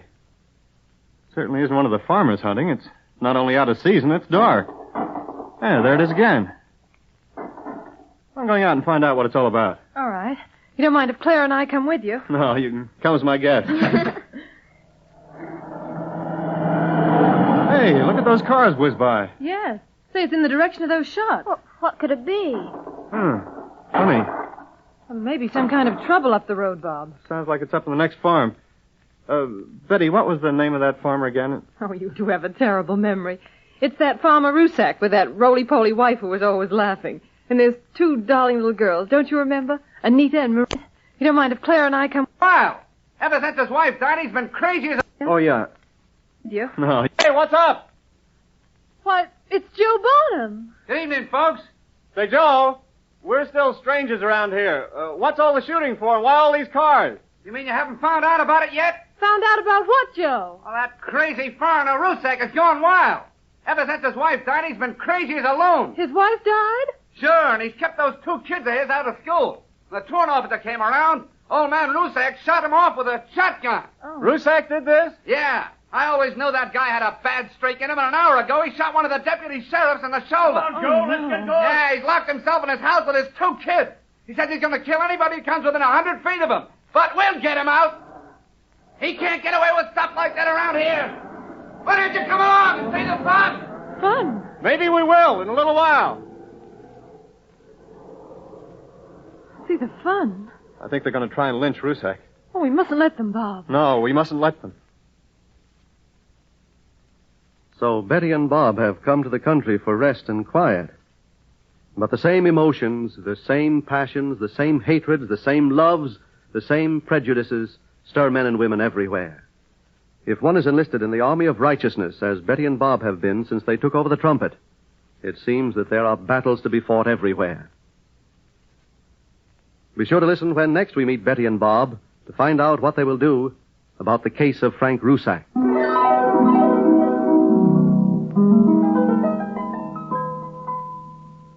This is Milton Cross again, ladies and gentlemen, inviting you to take a moment to listen to an important message. Join us when we next meet Betty and Bob. Your announcer, Milton Cross.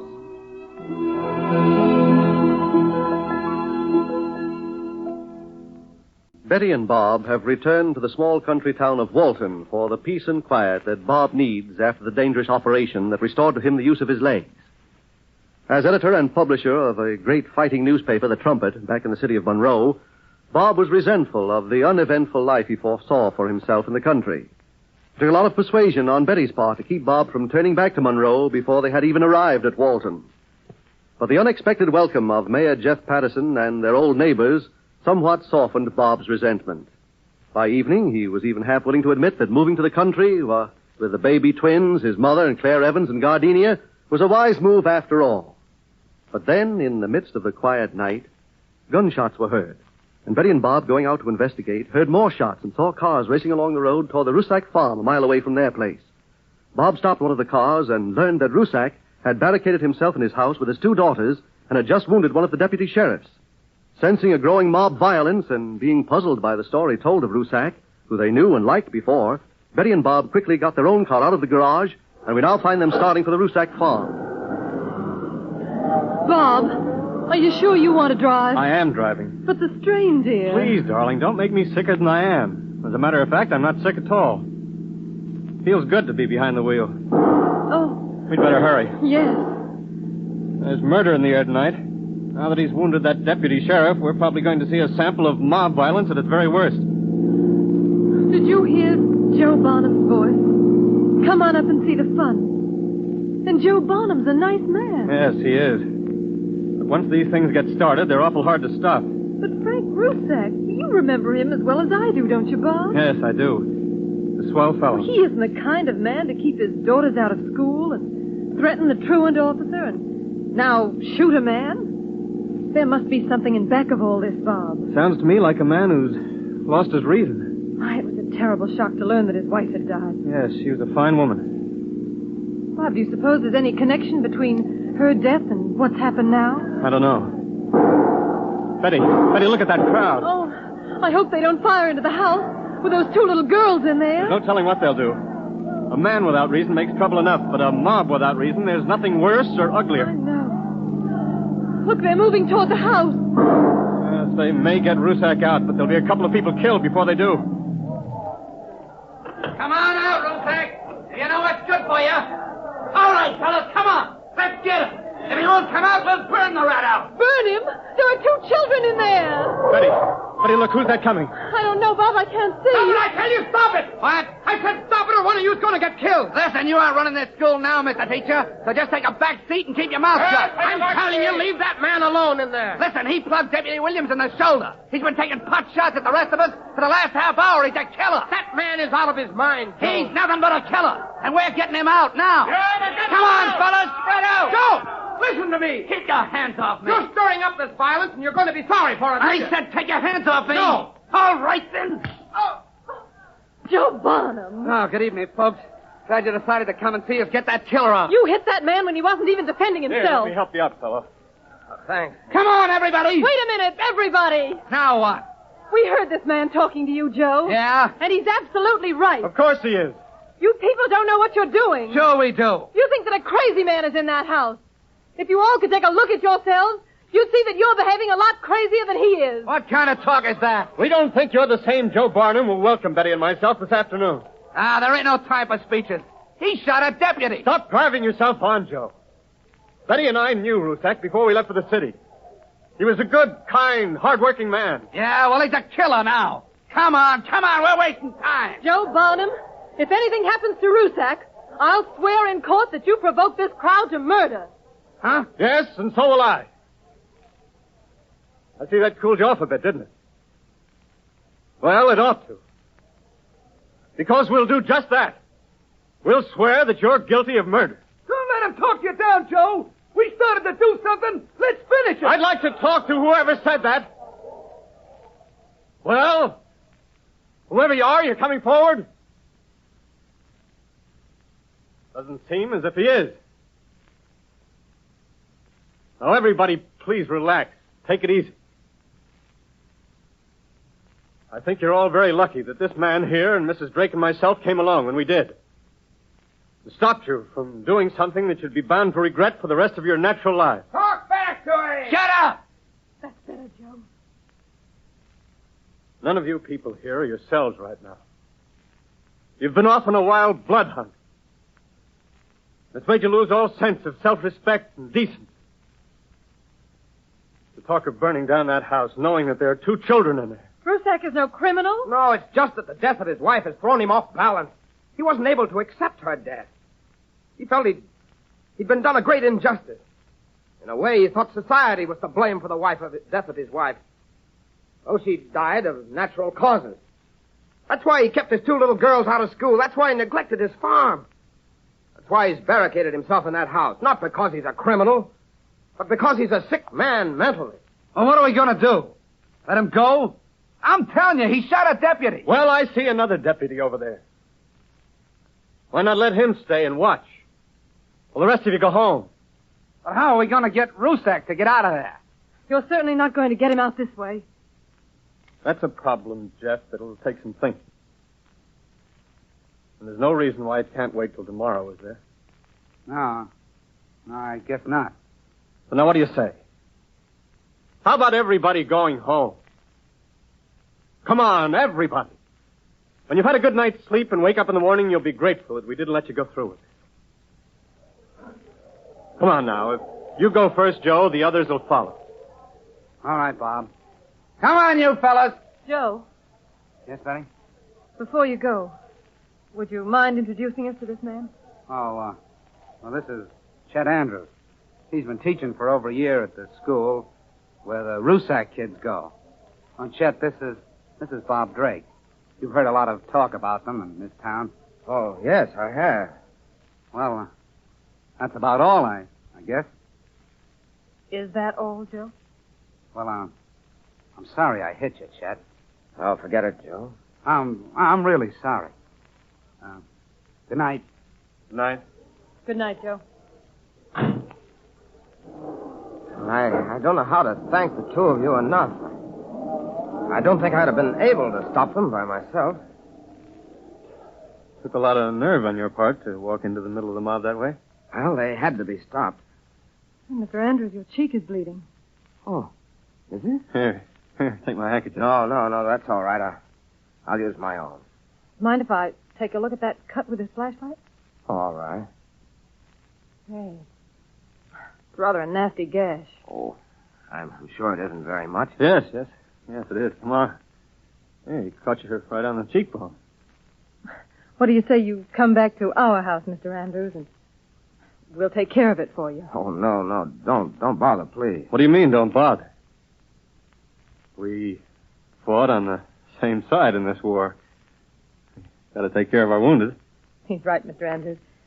You follow us in your car. As a matter of fact, we'll put Betty to work. Betty will put up some coffee and raid the refrigerator. Oh, now, really, I come on now. There's nothing to argue about, old man. As good as done. Well, all right, but... Good. But, well, what's going to happen to Rusak and his children in there? You know, if he doesn't come out peacefully, the law won't be able to afford to be gentle. I know. Well, let's go back to the house anyway, and we can sit down quietly and talk the whole thing over. Yeah, come on. Maybe we'll figure out a way.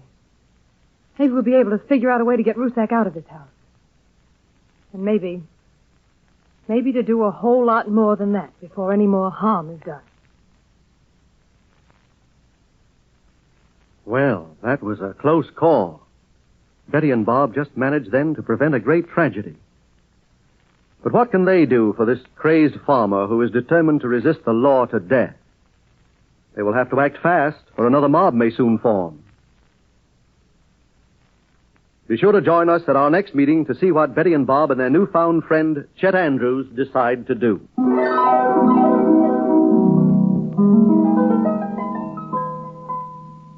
This is Milton Cross again, ladies and gentlemen, inviting you to take a moment to listen to an important message.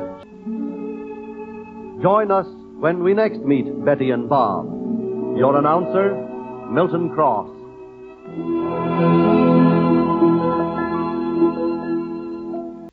This is Milton Cross, ladies and gentlemen, inviting you to join us for a visit with Betty and Bob Drake. But first, a few words from a friend of yours who locked himself in his house with his 2 daughters, keeping them from going to school, and who wounded a deputy sheriff who came to arrest him. After the mob had been dispersed, Betty and Bob asked Chet to follow them back to their house in his car, to have some coffee and something to eat, and incidentally, to get better acquainted. Waiting for them at the house is young Claire Evans, the widow of Bob's favorite reporter on the Trumpet. She saw Betty and Bob leave for the Rusak farm and has been anxiously awaiting their return. Now, as the door opens... Oh, you've come back. Well, yes, Claire, you certainly expected us to, didn't you? Yes, but I was worried. I heard those shots. Is everything all right now? For the time being, Claire. Oh, Claire, I want you to meet Mr. Andrews. Mr. Andrews, this is Claire Evans. Oh, how do you do? How do you do? Mr. Andrews is the new school teacher out here. Just how long have you been out here, Andrews? Oh, a little over 6 months. Like it? Well, for the most part, yes. Mm-hmm.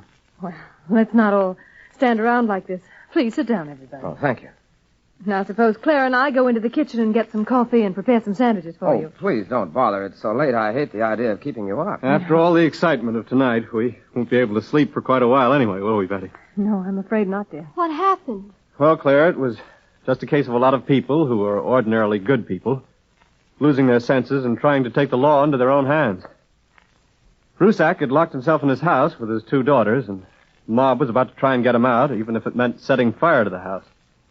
When Andrews here put in his appearance and stopped it. No, I didn't stop it. All I did was to give you and Mrs. Drake the opportunity to step in and tell those people off. I must admit you did a fine job of it, too. It was such a frightful thing. Seeing people in that crowd that you knew and liked and who have been friends of yours. And then to catch glimpses of their faces. Faces like animals. Oh, thank heaven we stopped them from committing an awful crime. But that cut on Mr. Andrews' face. Oh, it's nothing. It stopped bleeding. Well, I know, but we'd better dress it anyway. Claire, will you get some iodine and cotton, and I'll start things going in the kitchen. Of course. Please, make yourself at home, Mr. Andrews. It doesn't seem like a very difficult thing to do. Well, I'd feel awful if it were. This is your first day back in Walton, isn't it, Mr. Drake? Yeah. It's been quite a day. I'm afraid it has. I raised quite a kick about coming out here. I was afraid the life would be too dull and soft. And on our first night, look what we run into. I think it was quite fortunate for a lot of people that you did come today. Such bloodlust. I don't mind telling you, young fellow, it took a lot of courage for you to step into the middle of that mob. Well, word came to me what was going on. I felt a certain degree of responsibility about it. Lusak's 2 little girls, Anita and Maria, are my students. Mm-hmm. I was the one who reported their absence to the truant officer. Now, you're not going to try and take the blame for this, are you, Andrew? Well, perhaps I shouldn't have reported it to the truant officer. I should have tried to see Rusak myself. The man is obviously insane. Did you know him well before this happened? Oh, I just met him once or twice. He was a first-rate man.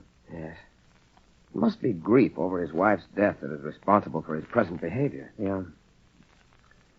Yeah, there's no accounting how any human being will behave when he's hit by a terrible tragedy. No, there isn't. This is a very lovely house, Mr. Drake.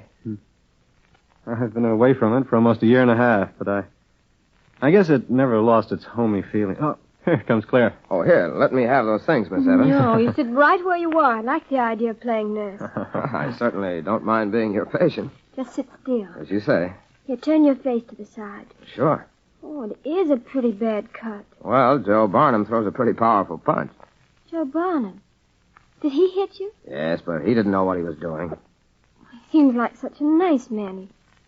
He's been so kind and helpful the past few days while Mother Drake and I have been getting the house ready for Betty and Bob. Well, that's the real Joe Barnum. I'm just going to pretend that the Joe Barnum who did this doesn't exist. I don't think you can do that with this cut. Ow. Oh. Yeah, it burns a bit, doesn't it? No, not bad. I'll put on some of this cotton and a little adhesive tape. Hey, you're pretty skillful, Clara. Well, there isn't anything to it. Oh, that's just the way you make it look. There. Now, you feel better? It feels wonderful. I'll go put these things back up. No, just put them over there, Clara. I'll take them up later. Well, here's a tray full of everybody's favorite sandwiches. I hope. Would you mind bringing in the coffee and cups and everything else, Claire? Of course not. Well, Mr. Andrews, you look as though a skilled surgeon has fixed you up. Well, come on, we may as well make ourselves comfortable around the table. Yeah. Come on, Andrews. And here comes the coffee. Oh, may I thank you again for taking such good care of me, Miss Evans? Oh, it's really too simple to thank me for it. Please help yourself, Mr. Andrews. Oh, I believe I will. Well, there's still a lot to be done, isn't there? Yes, there is. When morning comes, they'll be back to force Mr. Rusak out of his house somehow. Yes, it may still end in tragedy. Which we've got to prevent. Those two children in the house with him. Yeah, they're in constant danger. Strange how people can change. Rusak has been a farmer here for over 10 years. He was an honest, hard-working, respectable man. Yes, when I first came here, his two daughters were by all odds the neatest, best cared for, and the best mannered children in the school. They were the product of a fine home. Soon after Mrs. Rusak died, the difference was sudden and shocking. Was it?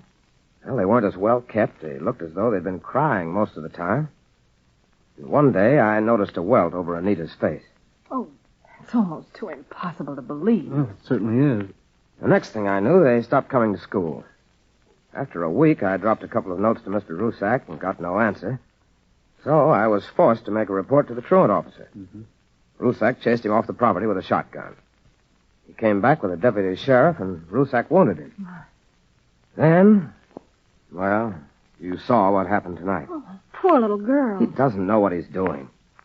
As I told Mr. and Mrs. Drake, he probably feels the death of his wife wasn't natural, wasn't just an act of God, but somehow was a plot of society against him. But how could he do so? I'm afraid that's what happens sometimes when grief deranges the human mind. Yeah. So here we are. He wounded a deputy sheriff, and if he doesn't surrender quietly, the law is perfectly justified in taking him by force.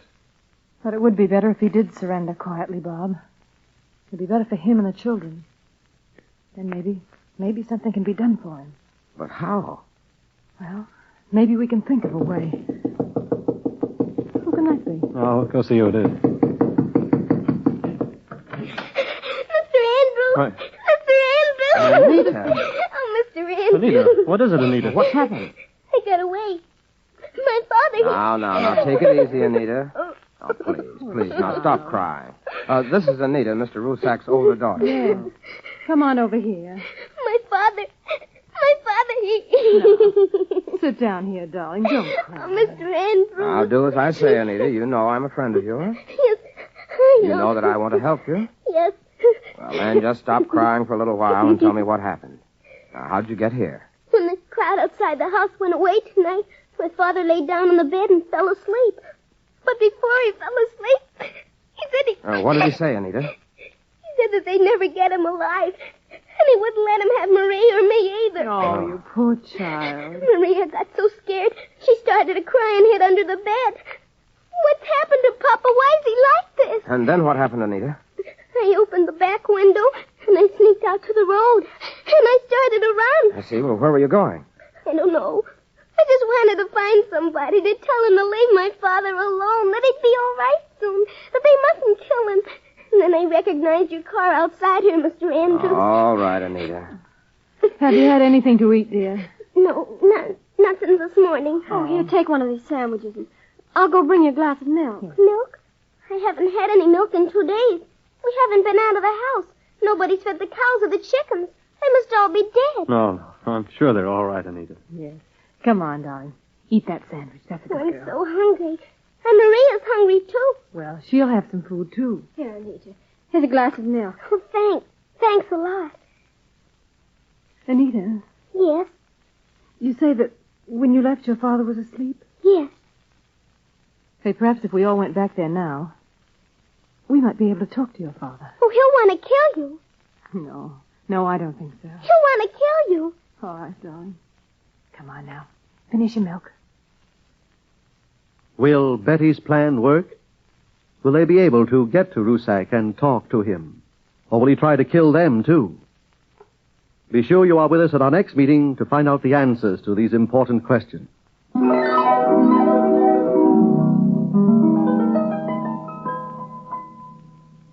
This is Milton Cross again, ladies and gentlemen, inviting you to take a moment to listen to an important message.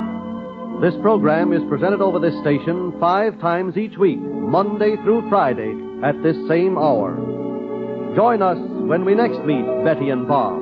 Your announcer, Milton Cross.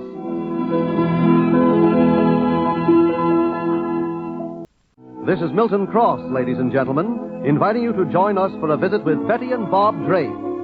But first, a few words from a friend of yours. Well, the excitement of Betty and Bob's first day back in Walton continues. With the aid of Chet Andrews, the local young school teacher, Betty and Bob prevented a mob from taking as responsible for the death of his wife. Now back home at the Drake house, where Chet met Claire Evans, they were sitting around eating sandwiches and drinking coffee and thinking of what to do about Rusak in the morning, when suddenly there was a frantic knocking on the door, and 11-year-old Anita Rusak came in. She said that her father had fallen asleep, and that's why she was able to climb out of the window and run down the road. And when she saw her schoolteacher's car outside the Drake house, she ran in.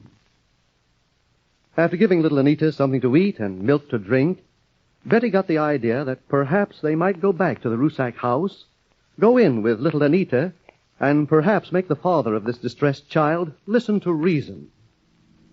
Now we find Betty and Bob and Chet and Anita as the car is pulling up on the road a couple of 100 feet away from the Rusak house. Suddenly a voice cries out. Who's there? I say, who's there? Oh, I'm Chet Andrews. Mr. Andrews, what are you doing back here this time of night? And who are these? Oh, it's Mr. and Mrs. Drake. Huh? How are you? Hello. Say, isn't that one of the Rusak kids? Yes, it is. How'd she get out of that house? I've been watching here for...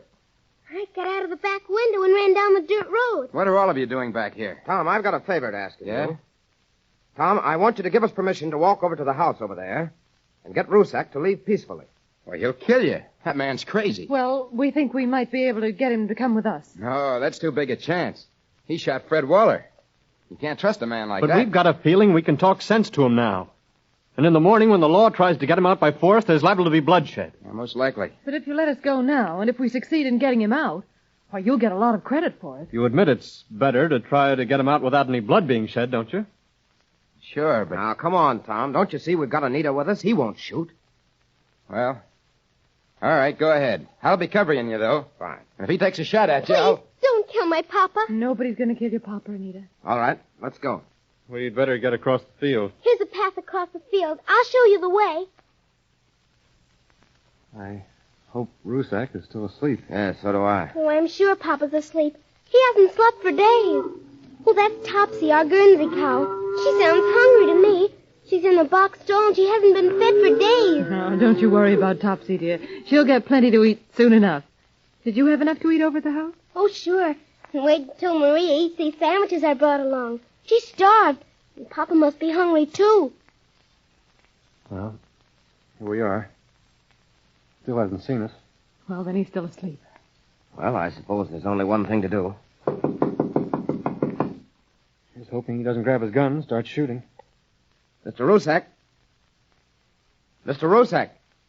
Go away or I shoot! Mr. Rusak, this is Chet Andrews, your daughter's teacher. Go away or I shoot! Papa, Papa! Anita! Yes, Mr. Rusak. It's Anita, and she's out here with us. No, she's in here with Maria. Anita! Anita! Papa, Papa! She got out through the back window. Go away! Mr. Rusak, I want you to listen to me just for a minute. I don't listen. Anita is out here with me, and so are some old friends of yours. Old friends? I got no friends. There's no deputies out here, no police. I don't believe you. I give you my word. You give me word. Doctor give me word. My wife Tonya not going to die, but she died. Now, you believe Anita's out here, don't you? Yes. And your old friends? Who my old friends? Betty Drake. Who? And Bob Drake. I don't know them. Oh, yes, you do. We've got the house a mile down the road. Betty Drake. Betty Drake. Bob. That's right. He remembers it. Please, let us in. You have our word, too, that there's nobody else out here. Now, come on, Mr. Rusak. Let us in. Please, Papa.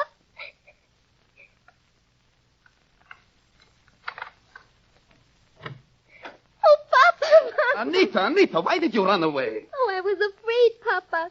Anita! You don't have to be afraid anymore, Maria. These people are all friends. Here's some sandwiches. Oh, I'm hungry. Here, eat them. They're wonderful. Oh, I'm so hungry. Hello, Mr. Rusak. Letty Drake. How are you, Frank? Bob. Hello, Mr. Rusak. We better close door quick before Sheriff. All right.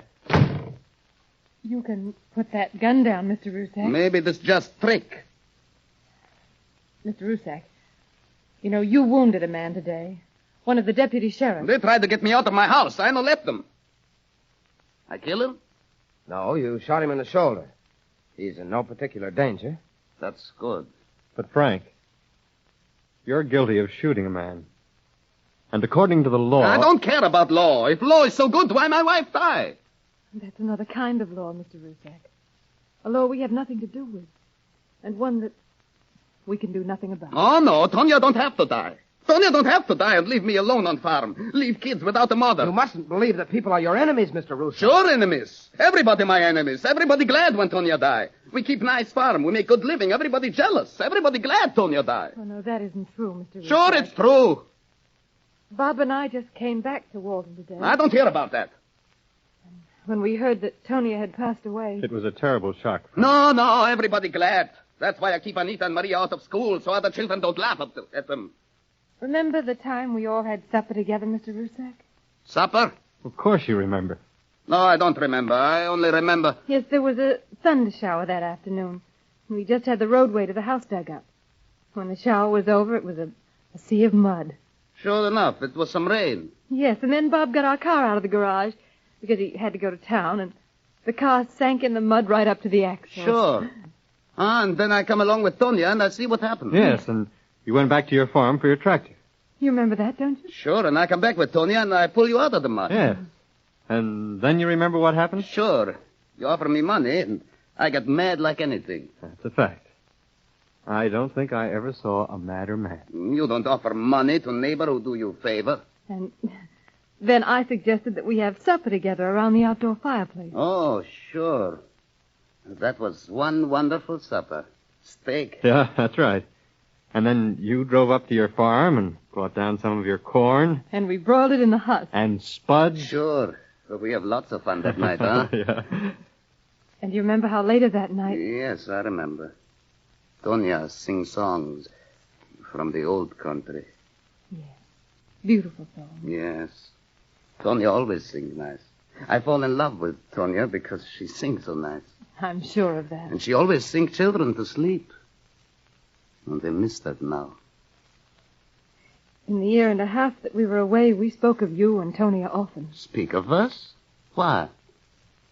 Because you were our friends. One always speaks of friends. Huh. That's funny. When you go away, Tonya and I, sure, you forget all about us. But we don't forget about Betty and Bob Drake. Oh, no. Every time somebody come to house for supper and say to Frank and Tonya, this is the most wonderful supper anybody ever had. Tonya and I laugh. We tell them about supper we have with our friends, the Drakes. Oh, I feel much better now. Papa, you want something to eat? Here's a sandwich. That's all right, baby. So you see, Mr. Rusak. Anita. Yes, Papa? Maria. Come over here. Don't look at me like that. Why, you're afraid. We're not afraid. No. I'm afraid your papa make one big mistake. He think all the time he have no friend in this world. He think everybody against him. Oh, Papa. I guess I go a little crazy, huh? But I got friends. Of course you have. Lots of them. They feel sorry Tonya died. They remember how she sing. They remember. Tonya. Oh, Papa, Papa. Tonya. Mr. Rusak. Papa. Oh, Papa. I'm sorry. I don't know what I'm doing. You say I shoot a man? Yes, Frank. It's not right. It's against the law. I think I give myself up to the sheriff. But I don't kill the man. No. That's good. That's good. Well, that was a very moving scene. And it proves a great truth, that friendship and kindness can be more powerful than force. What will the law do to Frank Rusak?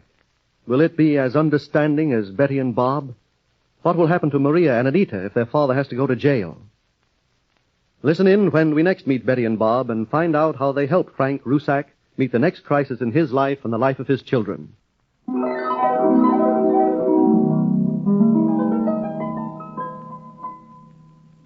This is Milton Cross again, ladies and gentlemen, inviting you to take a moment to listen to an important message.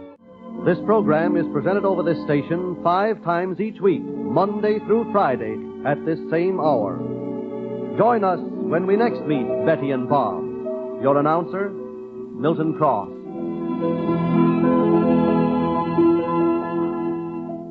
This is Milton Cross, ladies and gentlemen, inviting you to join us for a visit with Betty and Bob Drake. But first, a few words from a friend of yours. Well, Betty and Bob and Chet Andrews, the young local school teacher, last night broke up a mob that was trying to lynch a half-crazed farmer who had wounded a deputy sheriff. And then they prevailed on the farmer to surrender to the sheriff and throw himself on the mercy of the county judge. Yes, all this has happened on Betty and Bob's first day back in Walton. And now... You've always been a very sound sleeper, Mother. Yes, but shots. They were a mile away. And you mean you and Bob and this young school teacher, what's his name again? Chet Andrews, dear. Stopped the mob from killing Mr. Rusak? Yes, it amounted to that. And then this little girl escaped from her father's house and came here. Yes, that's right, Mother. And then you all went back again and you persuaded Mr. Rusak to give himself up. You've got it perfectly now, Mother. Well, where is Mr. Rusak now? He's in the county jail. He's going to be brought before Judge Roberts tomorrow. We're going to do everything we can to get the judge to suspend sentence. Say, Chet Andrews kind of took a liking to Claire, didn't he? Yes, he did seem to. She looked so young and pretty last night. I guess Chet didn't notice when we introduced her as Mrs. Evans. Oh, I'm afraid he didn't. It would be wonderful if later on she marries a fine young man. Oh, not so fast, Mother. Why, you haven't even met Chet Andrews. Claire! Claire! I spoke to her on my way down and wonder what's keeping her. Oh. I'll go on and see. Oh, look at Gardenia and the babies on the lawn, dear. She's making faces. Look at them laugh. Yeah, let me see. Claire! Claire! Hey, Mother. Mother, come on over here and take a look. It's worth the price of admission. Now, you don't have to tell me that. Oh, look at those babies. Oh, they are marvelous. My son and my daughter. Well, give Betty a little of the credit, son. Say, did you ever see such happy faces and such beautiful ones? Bob! Yes, what is it, Betty? Will you come up here, please? What is it? Claire's talking to herself again the way she used to, just after Hal was killed. Oh, I thought she was all over that. I thought so, too. But listen, Bob. Listen. You hear me, Hal? I never thought I'd be happy again. I am now, in a way. I never thought I'd get over losing you. I never will, really. But Betty and Bob have been so kind. So wonderfully kind. They've moved out to their country home, Hal, and they've taken me with them. They've made me feel like one of the family. In a little while, your son's going to be born. Or your daughter, Hal. And it makes me happy to think of that. That's all, Hal. I just wanted you to know that. In a way, I'm happy again. So lovely out here in the country. I thought you might be glad to know how I felt. What do you think, Bob? Oh, I don't think it was the same as before. That was just a kind of prayer of thankfulness. She wasn't rambling. No, she wasn't. I'll go and get her out. Oh, let me go downstairs first. All right, dear. Oh, here comes the mailman. Oh, that's well, Mother. I'll get my copy of yesterday's trumpet. Claire, Claire? I'm coming, Betty. Well, didn't you hear me calling you before? Oh, no, did you call me? Mm-hmm. Breakfast is ready, dear. So sorry. How are you feeling this morning? Marvelous. I had a dream about Mr. Rusak and his children, and everything turned out all right. I'm sure it will. Hey, what is this? No trumpet. No, don't shout. Look, I left explicit orders for a copy of the trumpet to be mailed out to me every afternoon. Now, why isn't it here? Take it easy, Bob. I'm still the publisher of that newspaper, and when a publisher can't have his own orders obeyed... Please, Bob, perhaps it got delayed in the mail. Well, nothing dear. else got delayed in the mail. I got a lot of bills from Monroe, from the department stores, the garage, but no copy of my own newspaper. Oh, Bob, please, don't excite yourself that way. Come on, now, let's all sit down and have some breakfast. Not until I find out what this is all about. To make sure something like this wouldn't happen, I told that new managing editor, Swanson, to take care of it. I'm going to get him on the phone. Bob, please. After No, I'm going to get him right now. All right, if you insist. But the rest of us are going ahead. All right, you go ahead and start. We certainly shall. Mother? Claire? Come on, let's sit down and start eating. All right. Hello, operator, long distance. Bob, will you please keep your temper in check, dear? Bad enough to give up something that's meant your whole life, running a newspaper, but when I can't even get a copy of it to read, Hello, long distance, give me Monroe 752, and try to put it through in a hurry. This is important. What's important? That you didn't get your newspaper to read at breakfast? Well, it's important to me. Oh, darling. Hello, Trumpet. This is Bob Drake. Give me managing editor Swanson. That's right, Bob Drake. What do I want to talk to him about? Listen, I'm the publisher of the Trumpet. That's right, Robert Drake. Yes. How do you like that? They've forgotten about me already. I think you're ridiculous. Hello, Swanson. This is Drake. Yes, I'm out here in the country and I'm feeling fine. Yes, and so is Mrs. Drake. But I'd feel a whole lot better if I'd received my copy of the Trumpet this morning. What happened? Huh. Must have been a slip-up in the mailing department, huh? Don't you think I'm the wrong person to make a slip-up on? Oh, dear. You're taking the responsibility. What? Well, what excitement happened yesterday? Chief of Police Henderson resigned. What? Let me have that again. Yeah? All right, he resigned, but what reasons did he give? None. Now listen, Henderson. He wasn't the brightest chief of police in the world, but he was an honest man. Well, who made him quit? Oh, you don't know. Well, make sure you find out in a hurry. And what? The city manager, too. Bob, what is it? What's happening? Excuse me, just a minute, Mrs. Swanson. Yeah. He's been tipped off that city manager Kellogg is resigning tomorrow. Oh, see what else you can find out there. Now, look, Swanson. I hope you got all your best men on this. I know that this isn't supposed to be any of my business anymore, but it seems to me all this is the result of our paper's political crusade. Well, now, look, Swanson, you'll keep me informed about this all along, won't you? Well, in heaven's name, see that I get the Trumpet every morning. Yes. Okay, Swanson, goodbye. Boy, the fireworks are sure popping in old Monroe. Oh, there's no doubt about that, darling. Now, would you sit down to breakfast and try to think of your food? It'll be better for your digestion.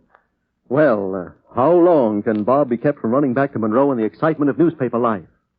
There's no question that Bob does need a rest. The operation that gave him back the use of his legs was a very serious one, a very severe strain upon his entire nervous system, and he cannot afford a relapse.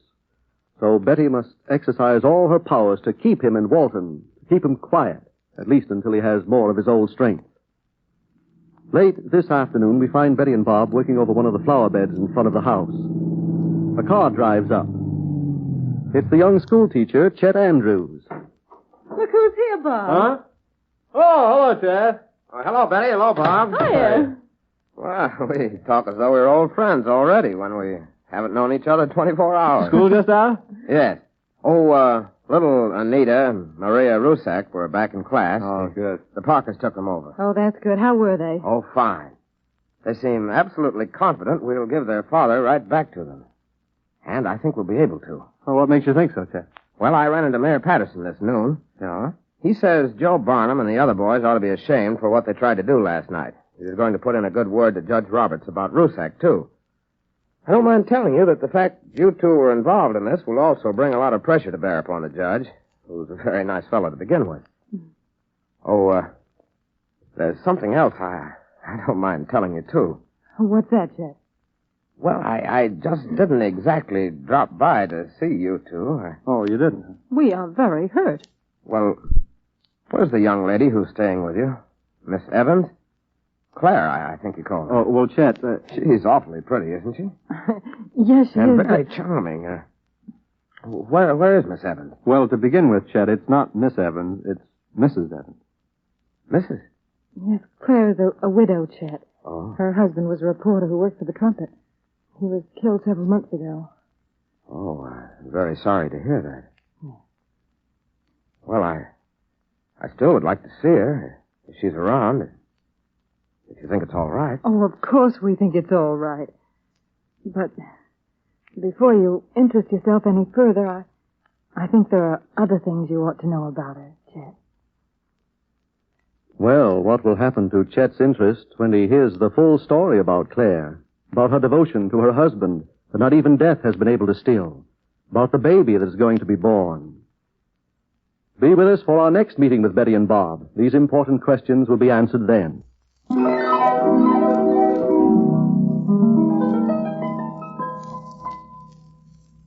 This is Milton Cross again, ladies and gentlemen, inviting you to take a moment to listen to an important message. This program is presented over this station 5 times each week, Monday through Friday, at this same hour. Join us when we next meet Betty and Bob. Your announcer, Milton Cross.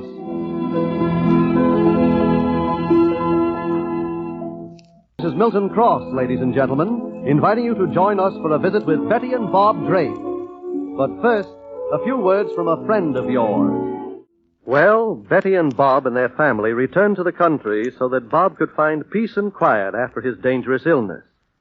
In fact, it was understood that Bob was to sell his newspaper, the Monroe Trumpet, as soon as a satisfactory buyer could be found. But it appears a man can't give his life to a newspaper for a couple of years and then just forget it and the community in which it has been a fighting crusader. So Betty has been having a hard time keeping Bob from rushing back to the city. While Betty and Bob were, our reporter was become a part of the Drake family. Chet did not know that Claire was a widow, and Betty and Bob have just told him. But they have not yet revealed to him Claire's whole tragic story. We now join them as they sit in their wicker chairs out on the Drake lawn. Claire is a wonderful girl, Chet. One look and I knew that. Anybody'd know that. Yes. I don't know why you should want to tell me anything about her. Oh, don't look like that, Chet. We've nothing terrible to tell you about Claire. I hardly think so. But there are things that I'm sure you ought to know. You're sure? Well, if you're interested in Claire. I certainly am. Well, Chet, no two young people were ever more in love than Claire and Hal Evans. They were childhood sweethearts in a little town out west. And their whole love was built around the dream that someday Hal would be a great writer. A writer? Oh, it seems to surprise you, Chet. Why? Oh, no, it doesn't surprise me exactly. Except that I dabble at writing now and then myself. You? Now you seem surprised. No, not surprised exactly. It's just that... It must be that Claire has a special attraction for budding young writers. Yes, it must be. They were very poor, Chet. Marriage seemed a long way off. And then Hal heard about Bob taking over the Trumpet. Figuring a new publisher taking over a famous old newspaper might be interested in new blood, he hitchhiked 1,000 miles to come and ask for a job. And he got it. Well, he was sort of lucky that Bob's secretary was out to lunch and he burst right into Bob's office. Or did he have any experience? Well, he was editor of his high school paper and a couple of things like that. Well, then why did you give him the job? Well, there's just something about him I liked. The instant I saw him, he had a spark in him. And, you know, I didn't find out about his hitchhiking 1,000 miles and about the girl he'd left back west until he'd been working me for, over a month. And then when Hal felt his job was secure, he sent for Claire. And they got married. It's a wonderful story. Yes. Yes, it was a wonderful story. The only terrible thing about it is that it had to have a tragic ending. Oh, that's Claire. Yes. Yes, she's in the back of the house playing with the twins. That's a beautiful laugh. Say, Betty, you know, I think that's the first time I've heard Claire laugh like that. Out loud, I mean. Well, she's smiled a whole lot more lately and talked more, but laugh... Yes. That's the first time I've heard her laugh since Hal's dead. Well, Chet, The trumpet was investigating a crooked gambling ring that seemed to have branches all over America, with its roots right in Monroe. Bob stumbled on it and carried on the investigation quietly at first. He didn't even tell me because he didn't want to scare me. The only person he took into his confidence was Hal. I should never have done that. Hal took too many chances. I should have used one of the older men. Well, racketeers learned of the trumpet's investigation. At first, they tried to frighten Bob off. Then they made several efforts to kill him. After the first one, I ordered Hal to quit the investigation. He said he would. But he didn't. Oh.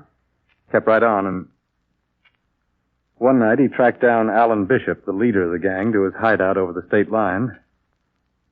They caught him at it. Police got his body out of the river. Oh, how awful. Yes, I'm afraid my conscience, as well as my love for Hal, will never let me forget him. Oh, I don't think you were to blame. I know this sounds kind of trite, but, well, it all happened in the line of duty. But, well, Claire, what happened to her when she found out? Chet, grief in anyone is a terrible thing to see. But Claire's grief, the way she refused to believe it at first. She'd stay in a room and talk to him as if he were still alive. As if she were holding his spirit in her hands and trying to keep it from slipping through her fingers. Her grief, it seemed as if it were all the sorrow in the world, and more than the world could bear. We took Claire to live with us. But as the weeks went by and she seemed to get no better, as the memory of Hal grew instead of lessened, we finally had to call in Bill Carlton, a friend of ours. He's a psychiatrist. And little by little he began to bring her down to earth. And to the realization that while life without Hal was almost too much to endure, there was another life she had to consider first. Another life? Yes. Claire's going to have a baby. She is? Yes. See, it was Bill Carlton's making her realize the responsibilities of motherhood, her duties to her coming child that saved Claire. When we all thought she was beyond saving. Well, there she's laughing again. Oh, you don't know what a thrilling thing that is for Bob and me. It doesn't mean that she's forgotten Hal. Nobody wants her to, and, well, I don't think she ever will. No. I'm sure she loves him as if he were still alive. But at last she's looking forward to a new life instead of always backward on the life that she'd lost. So, that's Claire's story, Chet. We thought you ought to know it. Yes. Thanks. Here she comes. Claire, we've got a visitor. Oh, well, hello, Mr. Andrews. Hi, Mrs. Evans. Been playing with the twins? I thought I'd escape for a moment. They're climbing all over your mother now. Well, what's the matter? You all look so sober. We're sober people, Claire. Oh, no. You look as though you've been discussing some life and death matter. You've been in some kind of a conspiracy. What is it? No, I'm afraid you're wrong, Claire. I hate to feel left out. You're not left out, darling. You seem rather tired. Tired? No, not at all. Won't you sit down? Sit down, but I told you I'm not tired. Well, don't you think you ought to sit down anyway? We just told Chet that you're going to have a baby, darling, and he must have read in a book somewhere that expectant mothers ought to sit down all the time. Oh, well, he read the wrong book. The last time I saw Dr. Chapman, he told me to keep quite active. Well, it's kind of late. Mrs. Wallace, I stay with the Wallaces. She'll be kind of sore if I'm late for dinner. Well, why don't you stay and have dinner with us? Yes, Chet, why don't you? Oh, no, thanks. She's got supper prepared, and she'd really raise the dickens with me. Oh, come on now. I'll make your excuses for you. No, I really can't. You're very kind to suggest it, but, well, goodbye, Bob. Well, goodbye, Chad, if you're bent on running away from us. I am. I mean, goodbye, Betty. Goodbye. See you again soon. You bet. Goodbye, Mrs. Evans. Goodbye, Mr. Andrews. I really have to step on it. Mrs. Wallace will bawl me out for sure. Well, if she gets too rough, call on us and we'll help you out. Goodbye. Bye. Nice fellow, isn't he? Yes, very. Funny about him being a writer, too. A writer? I thought he said he was a teacher. Well, he writes on the side. Stories? Well, I don't know, Claire. We didn't go into it exactly. He just happened to mention it. And I don't know just what he does write. Stories or plays or... Oh, for all I know, he may write jokes. She meant that for a joke. It's not funny. Yeah, I know. What are you thinking of, Claire? Mr. Andrews. It's rather strange, isn't it? Strange? How do you mean? The way he got embarrassed and ran off. Oh, well, I guess he's the type that embarrasses easily. But why? Why? Why? Hal used to get embarrassed like that. He'd blush at almost anything, but I used to like that in him. He'd always pretend that he was so hard-boiled, and then right in the middle of his pretending, he'd blush. Say, who's this coming? Yeah. Oh, judging by the bicycles, the boy from the local telegraph office. Oh, he's riding right in here. I'll go see what he's got. All right. Telegram from Mr. Blake. Oh, thanks. Here's something for you, youngster. Oh, thanks. Well, what is it, Bob? Well, as soon as I read it, I'll let you know. Say, it's from Chief of Police Henderson. What? Coming to see you tomorrow on morning train. Will you meet me at station, Henderson? Oh, I wonder... Oh, what's there to wonder about? I told you that Henderson was forced to resign and is coming down here to see us. Proves it. Yes. Betty, there's a fight going on in Monroe. A fight between good and evil. And we've got to get into it. We've just got to. Oh, take it easy, Bob. Take it easy. What has happened in Monroe? Is Bob's analysis right? Does the resignation of Chief Henderson and his coming to see Bob mean that the forces of corruption in Monroe decided that Bob's retirement was their great opportunity to drive to power? And Betty, will she be able to keep Bob quietly in the country? Will she want to?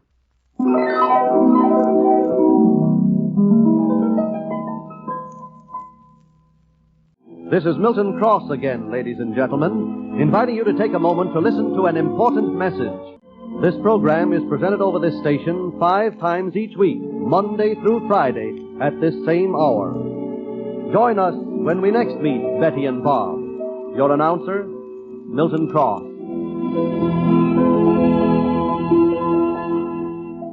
This is Milton Cross, ladies and gentlemen, inviting you to join us for a visit with Betty and Bob Drake. But first, a few words from a friend of yours. Well, Betty and Bob drove down to the railroad station this morning to meet the 9-5 coming in from Monroe. Ex-Chief of Police Henderson is on that train, and the telegram that he sent to Bob last night saying that he was coming would seem to indicate that he has vital information to give Betty and Bob regarding his resignation. Betty and Bob, as editors and publishers of Monroe's crusading newspaper, The Trumpet, worked with and very frequently came into conflict with Henderson when he was chief of police. But Betty and Bob both have the highest regard for Henderson's integrity and courage. It was he who saved Betty's life when Alan Bishop, the gangster overlord, was about to kill her. Why did Henderson resign? Why? Why? Why what, honey? Oh, you know what. Why did Henderson resign? He's still a comparatively young man, Betty. He was competent at his job. Why did he... The train will be in a few minutes, and then we'll find out why. I suppose you're not curious. Certainly I am, dear. I just happen to have a little bit more self-control than you do. Betty. Now what? Betty, if what Henderson tells us is really important stuff, is solid proof that there's still a big job to be done to clean up Monroe, to make it... You want to go right back and start a Trumpet investigation. Exactly. Well, you're going to stay exactly where you are. Right here in the country where you can rest and become completely well again. Completely well again? Yes? I am completely well. Take a look at my color. Well, you are beginning to get a nice tan. There you are. A couple more months out in the sun and air, and think how much nicer it will be. What do you want to do? Break my spirit? Oh. I tell you, I'm a healthy man. What do I have to do to prove to you that I'm perfectly all right? Want to feel my muscle? You're ridiculous. No, I'm not, Betty. This is a cockeyed world with most everybody doing the wrong thing. And because I want to get back in harness and do some good, you call me ridiculous. Darling. Hey, that train's late. Just to spite you. I wonder how they got Henderson to resign.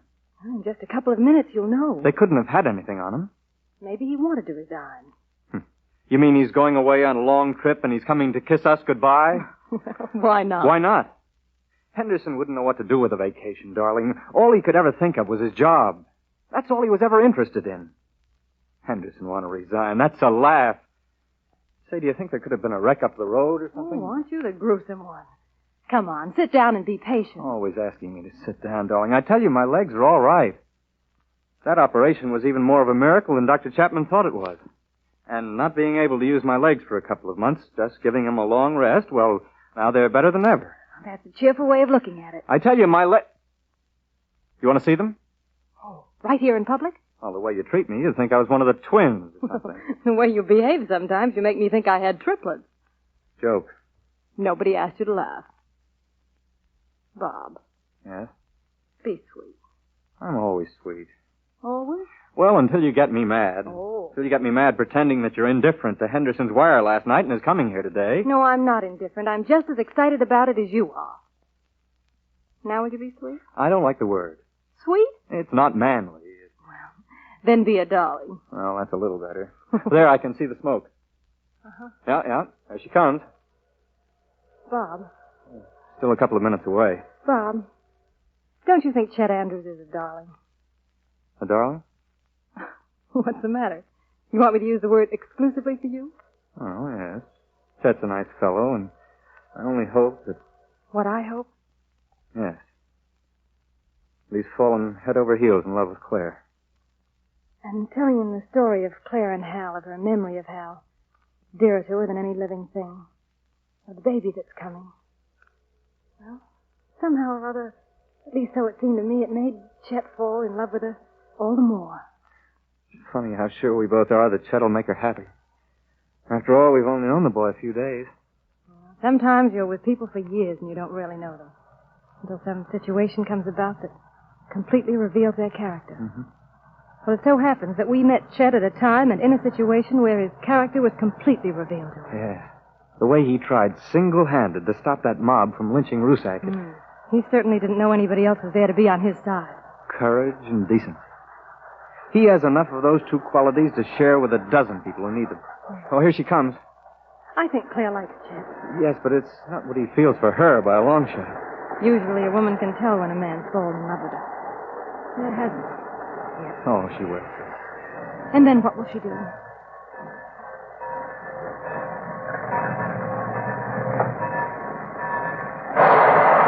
It is. Well, here's where we get the real lowdown. Now, don't overwhelm him with questions, Bob. Let him do the talking. There he is. Come on, Betty. Bob, dear, don't run. I should think you'd be glad that I can run. Oh. Hello, Chief. Hello, Bob. Chief. How are you? Hello, Betty. Hey, I'm really glad to see you. Well, Bill. we're tickled to see you. Where's your bag? I didn't bring any. I figured I'm going back today. Well, now, that's a fine visit. Yes, we thought you'd stay overnight at least. No, I just came to get something off my chest, and I'd like to get right back. All right, Chief. My car's right over here. Was it a pleasant trip? I had so much thinking to do, it seemed like rather a short trip. Oh. I was kind of surprised when the conductor called out Walton. Well, you seem pretty angry about something. I am. I don't mind telling you, the Chief, that a telegram of yours caused quite a stir around our house. I suppose you did a lot of speculating about it. Yes, we did. And your speculating was probably right. Here we are. Sit down all up in front. Right. Plenty of room. Well... Come on. All right. There. Comfortable? Sure. If you were doing so much thinking, I don't suppose you had much of a chance to look around and see the countryside. There goes Betty with her country talk again. She wants to reform all us city folks into farmers. How about it, Chief? Can you visualize yourself poking around a potato patch with a hoe? Sounds like a good idea. Well, now, there you are, you see. Yeah, it is pretty country around here, isn't it? You know, I had 5 more years to go before I was retired on a pension. And I figured on getting myself a place in the country and spending all my time there with Katie. Now that the youngsters are grown up and are on their own. Yeah, it's nice country, all right. Well, maybe this afternoon we'll look around and find a place you'll like. Nope, I couldn't afford it now. Sending the youngsters through college and Katie's illness has left me kind of low. Chief Henderson. Yes, Bob? Why did you resign? That's what I'm still asking myself. They didn't have anything on you? No. There's nothing anybody can have on me. Well, then why? You can blame it on my temper. Oh, there you are. You always had a bad one. They worked me in the right way, and I didn't know it until it was all over. Who worked you? What did they do? The city council. All of a sudden, there was a lot of petty crimes all over the city. They got me on the carpet for it. Said my policemen weren't well trained and their behavior was suspicious. No. Kept after me all the time. But one day I finally got so mad, I said if they didn't like it, I'd quit. Oh. Well, they took me up on it. I was mad, and I handed in my resignation. Oh, you shouldn't have done that. You've got a great record. Yeah, but I did it. In the morning after, I woke up and realized that I'd done exactly what they wanted me to do. In other words, you're helping the trumpet clean up that crooked gambling racket, put you in disfavor with the big shots, whoever they are. Yeah, whoever they are. They made me quit, made city manager Kellogg quit, and they got this new fellow Jameson coming in. I met him last night, him and his daughter. Chief, What's this Jameson like? A stuffed shirt with the jitters. If he's a city manager, well, I'm a chief of police. Oh, no. No, he can't be that good. And I'm sure he hasn't got a temper anyway. He looks too scared for that. Scared, huh? Yeah, scared. Well, that's just what I came to tell you. Bob, I never knew there was so much rottenness and corruption in Monroe until you and Betty and the trumpet began to dig it up and try to get rid of it. When Ellen Bishop got killed and we rounded up his gang, that seemed like the job was done. But now, the way things are happening, the job isn't half done. Maybe not 1/10 done. The only way I can put it is this, that when you folks left Monroe, it was a signal for crime and corruption to move right back in.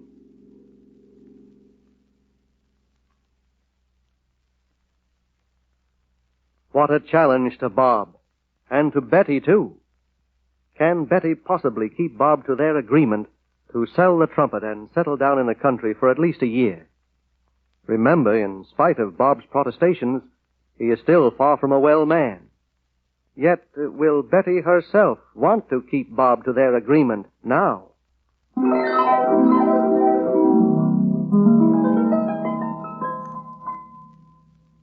This is Milton Cross again, ladies and gentlemen, inviting you to take a moment to listen to an important message. This program is presented over this station 5 times each week, Monday through Friday, at this same hour. Join us when we next meet Betty and Bob. Your announcer, Milton Cross.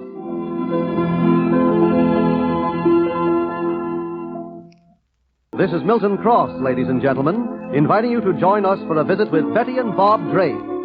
But first, a few words from a friend of yours. Later in the day, we find Betty and Bob and Henderson in the living room of the Drake home. This new city manager, Jameson, is a queer bloke, all right. Where did you meet him? In a restaurant last night. I was with Katie, and somebody introduced us to him. He was with his daughter. Certainly are a weird pair. What's weird about him? You'd have to see him to believe him. He's just a scared old man with a smile that looks as if it was worked with a string. And somebody was always pulling the string at the wrong time. I don't know where they dug him up, but he's going to make some city manager for Monroe. Didn't you inquire about his background? I didn't have time to.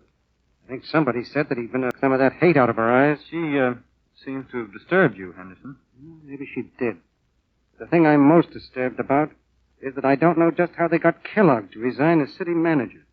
He didn't have any temper at all, so they couldn't have made him mad enough to quit. Then you think they had something on Kellogg? I don't know. Maybe. Probably be only a matter of weeks before all the old gambling and vice joints are open again. Before we start hearing rumors of graft.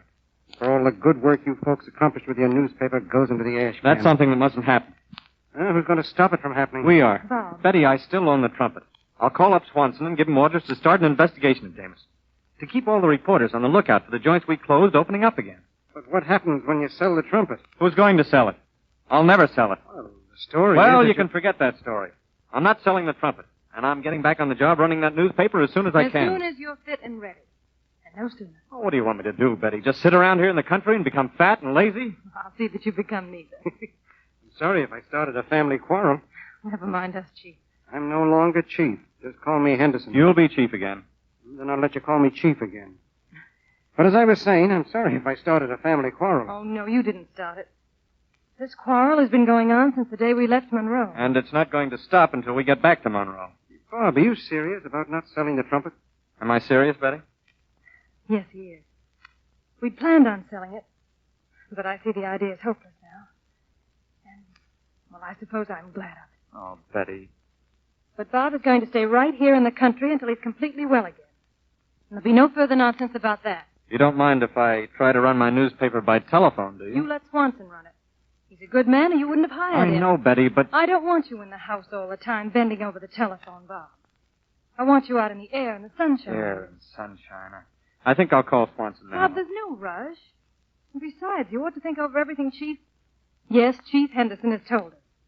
Think it over carefully. What are you going to do?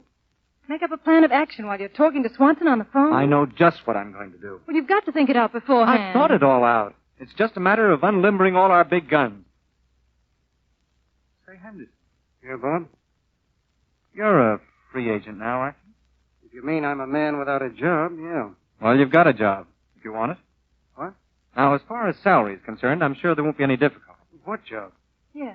What are you talking about? Well, if Swanson is going to start an investigation of Jameson, and this whole change that's taking place in the city government, well, I think he could do pretty well with the assistance of a first-class investigator like ex-chief of police Henderson. Huh? Well, that's a marvelous idea. Now, Henderson, don't look as though you're going to hesitate. You came out here because you were burned up about the way things seem to be going in Monroe. You wanted us to do something about it. Well, you join us.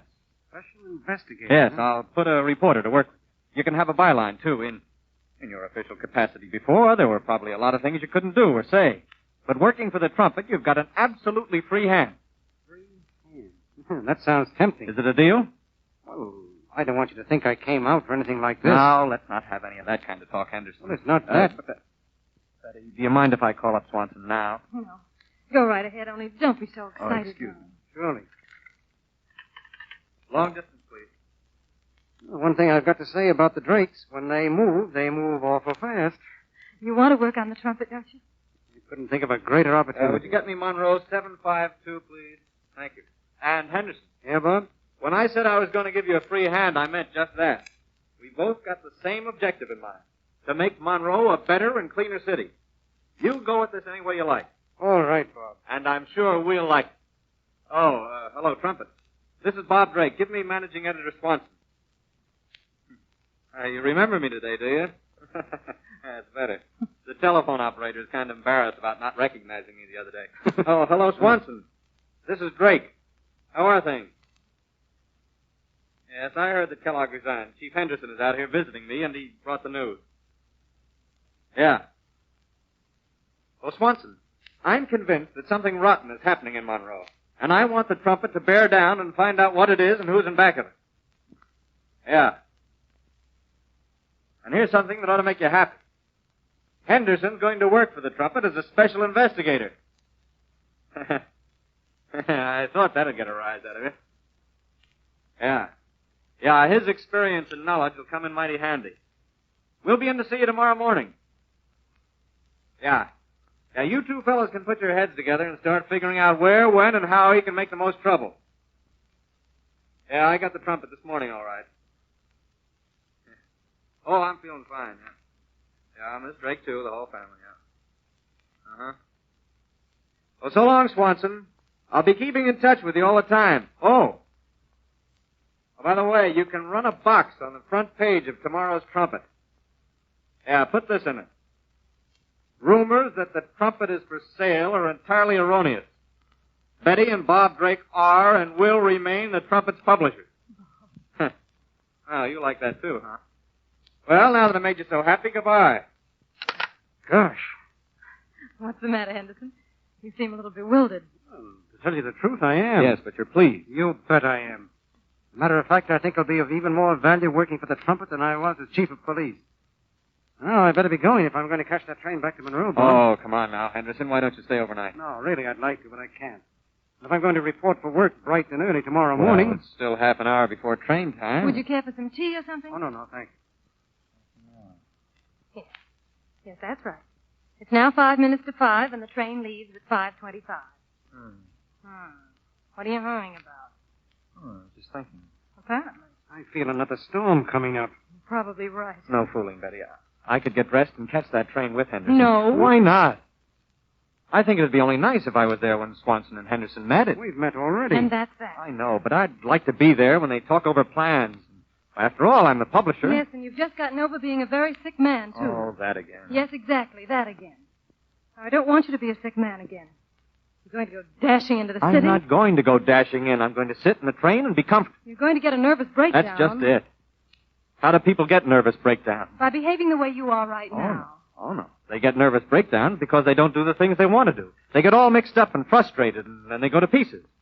I'm going to get a nervous breakdown. You're not threatening one, are you? Well, no. Bob, What? be sensible, won't you? All right, I'll try, but it's going to be awful hard. I know. If you get a nervous breakdown, it'll be my fault. Won't it? Oh, Bob. All right. Well, things are starting. Exciting things.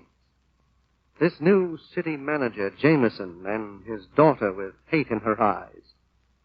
What is the truth about them? Will Betty be able much longer to keep Bob so far away from the battle that is lining up in Monroe?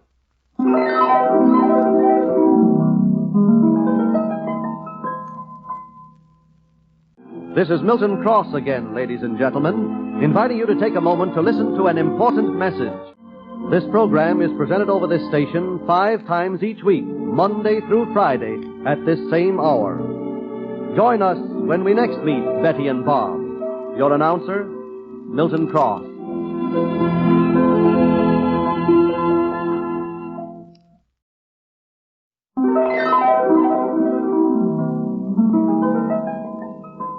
Going through life with Betty and Bob.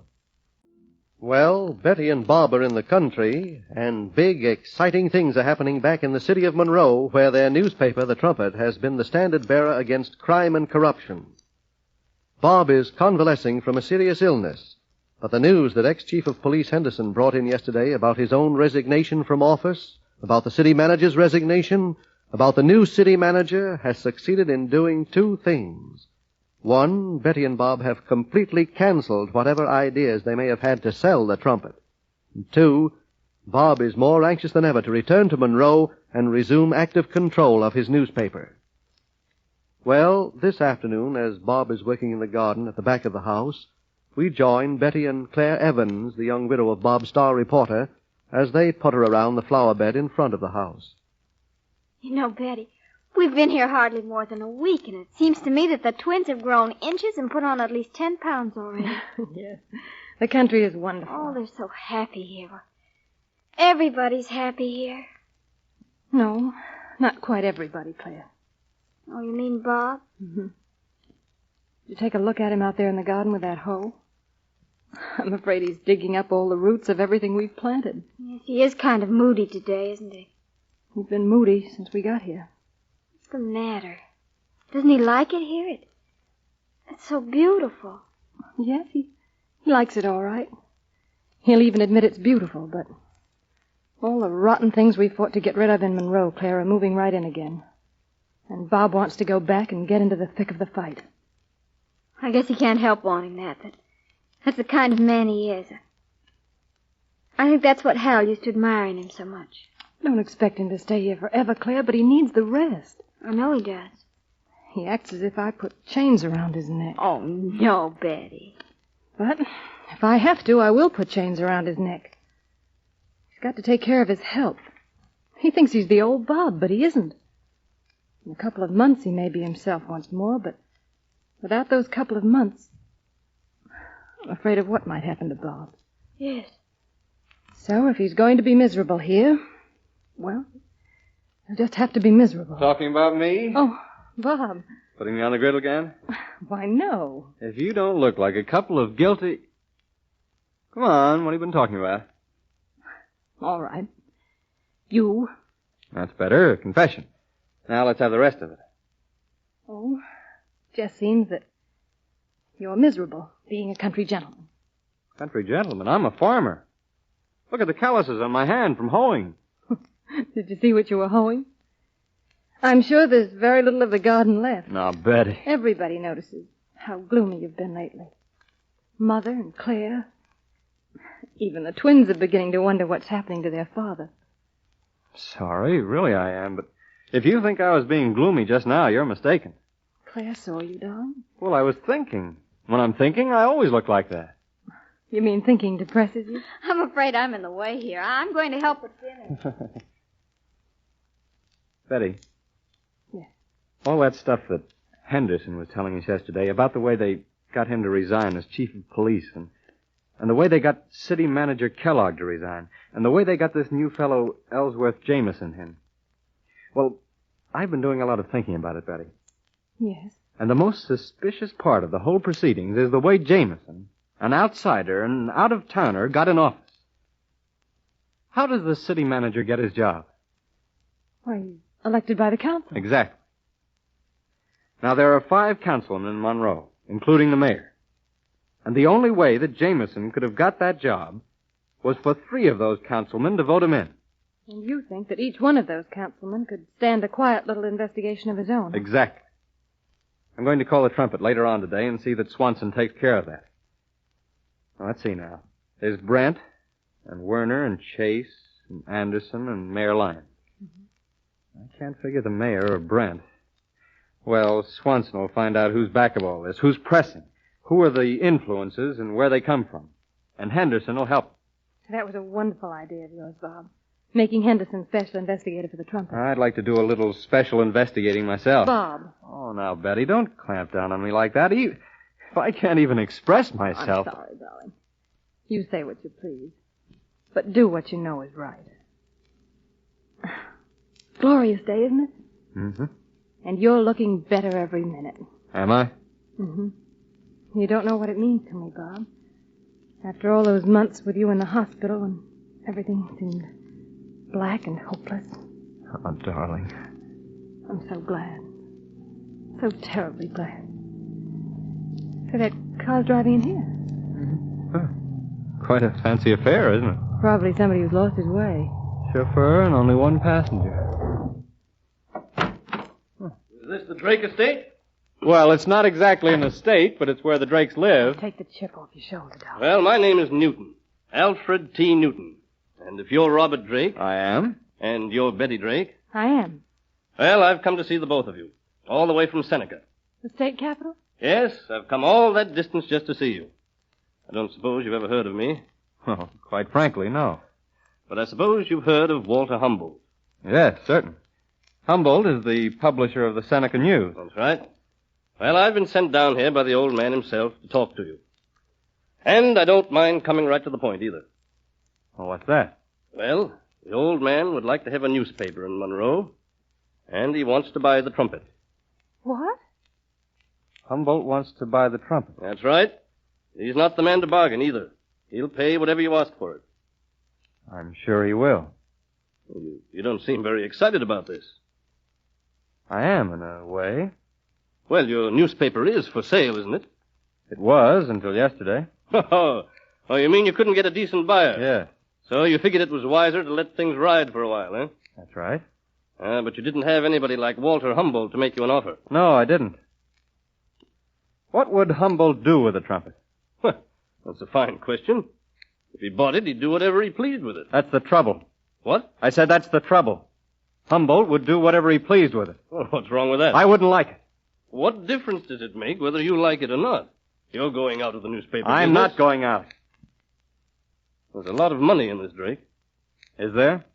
The old man authorized me to offer you $250,000 over and above what you paid for the Trumpet. That'll be a nice profit. Nice. It's terrific. But I don't want it. You don't want it? Are you crazy, man? I'd be crazy to let Humboldt and his type of journalism take over the Trumpet. Now, wait a minute. Take it easy. I'm not going to take it easy. And I think it's kind of interesting that Humboldt wants the Trumpet so bad. Well, he just considers it a good business investment. Does he really? Well, sure, that's all. He doesn't want to take the Trumpet and turn it into a cheap scandal sheet, bury the important stories, squelch the vital issues, soft-pedal investigation. Now, look, you can't talk I am like talking that. like that. I know a lot about Humboldt. Up in the state capital, there are a lot of politicians, good ones and bad ones. Well, so far as I know, Humboldt has always been in with a bad one. Oh, that's just false rumor. Well, I prefer to believe it. So if you don't mind, Mr. Newton, you can go back to the old man and tell him he can't buy the Trumpet. Oh, very well. You can also tell him not to be too surprised if the Trumpet starts going to work on him. You're a pretty rash young man. No, as a matter of fact, I'm a very grateful young man. Grateful? Yes. For what? For your coming down here. You may not realize it, but you've been a great service to me, Mr. Newton. Well, I'm happy to hear it. Well, goodbye. But I think you're very foolish. Maybe Mrs. Drake will be able to put some sense in your head after I leave. If she does, you can get in touch with me up in Seneca. Or, if you wish, you might contact the old man himself. Oh, I'll contact him. Goodbye. Goodbye. Goodbye.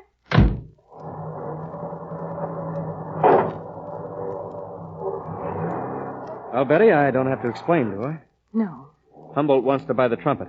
Humboldt and that bunch of corrupt politicians that have interested themselves in Seneca. You think they're behind Henderson and Kellogg resigning? Yes. And they're the ones who got 3 members of the Monroe City Council to vote Ellsworth Jameson into city manager.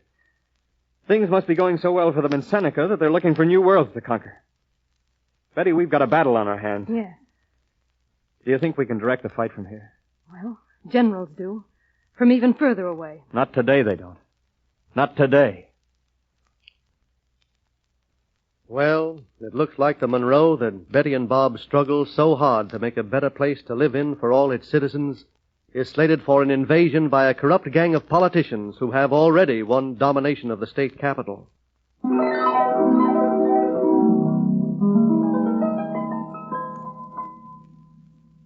This is Milton Cross again, ladies and gentlemen, inviting you to take a moment to listen to an important message. This program is presented over this station 5 times each week, Monday through Friday, at this same hour. Join us when we next meet Betty and Bob. Your announcer, Milton Cross. Milton Cross, ladies and gentlemen, inviting you to join us for a visit with Betty and Bob Drake. But first, a few words from a friend of yours. Well, a man by the name of Alfred Newton came down to see Betty and Bob in the country yesterday as the representative of Walter Humboldt, publisher of the Seneca News, and made a handsome offer for the Trumpet. But Betty and Bob turned the offer down, fearing that Humboldt would merely use the Trumpet as an instrument to help him and his corrupt political associates to gain the same stranglehold on the city government of Monroe as they have on the state capital. Yes, Humboldt's offer to buy the Trumpet has suddenly revealed to Betty and Bob what there sure is the truth, that Humboldt and his cohorts are responsible for the strange political upheavals that have been taking place in Monroe. Naturally, it is quite a strain on Bob to remain in the country now when every nerve is demanding that he return to Monroe to take active control of his newspaper. But stay he must, in order to recover completely from the accident which almost cost him his life. Now, early this evening, we find Bob coming into the house. Claire is arranging some flowers on the piano. Claire Evans, the widow of Bob's star reporter, who has finally begun to take a grip on life once more after her great tragedy. Hello, Claire. Hello, Bob. Where's Betty? Upstairs in her room. Mother? Oh, putting the twins to sleep. You tired, Bob? Tired? From what? Well, you've been working pretty hard all day out in the garden. Didn't notice it much, I guess. It smells good, whatever we're going to have for dinner. Mm-hmm, roast beef. Oh, couldn't be better. Chet Andrews is coming to dinner tonight, isn't he? Yes. Nice fellow, isn't he? He's terribly nice. A lot of spunk, that fellow. A lot of brains, too. He'll get somewhere. Funny that he should be a writer, too. What's funny about it? The country's full of writers. More power to him. You haven't seen anything that Chet's written, have you? No, but I'm pretty sure he's got the stuff, even though he admits he's nothing more than a beginner. Hal was very talented. Yes, he was. He would have been a great writer. I think so, too. Hey, Betty! Come on down, will you, and bring Mother with you? I'm starved. As soon as I finish this call, dear. Who are you talking to? Why doesn't she use the phone down here? Why does she have to use the extension upstairs? I don't know, Bob. It's peculiar. Oh, that must be Chet, huh? You let him in, won't you, Claire? I'm going upstairs and wash, and eavesdrop on my wife, if you'll let me. Hello, Claire. Good evening, Chet. Won't you come in? Sure. Ah, where's everybody? Well, they'll all be down in a minute. Oh, here's some candy I brought along. What'll I do with it? Why don't you put it down over there? All right. Yeah, it's going to be a beautiful night. Clear sky. There'll be a lot of stars, too. Yeah. Did you have a pleasant day in school today? Well, it's getting pretty tough to keep order. The kids have got one eye on their books and one eye out the window. I can't say I blame them either. You mean you've got one eye on them and the other out the window? Uh-huh. Will you sit down? Oh, sure.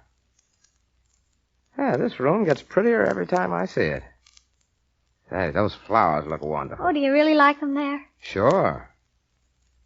What do you do when vacation time comes around? Oh, I don't know. I haven't got enough money to do anything with.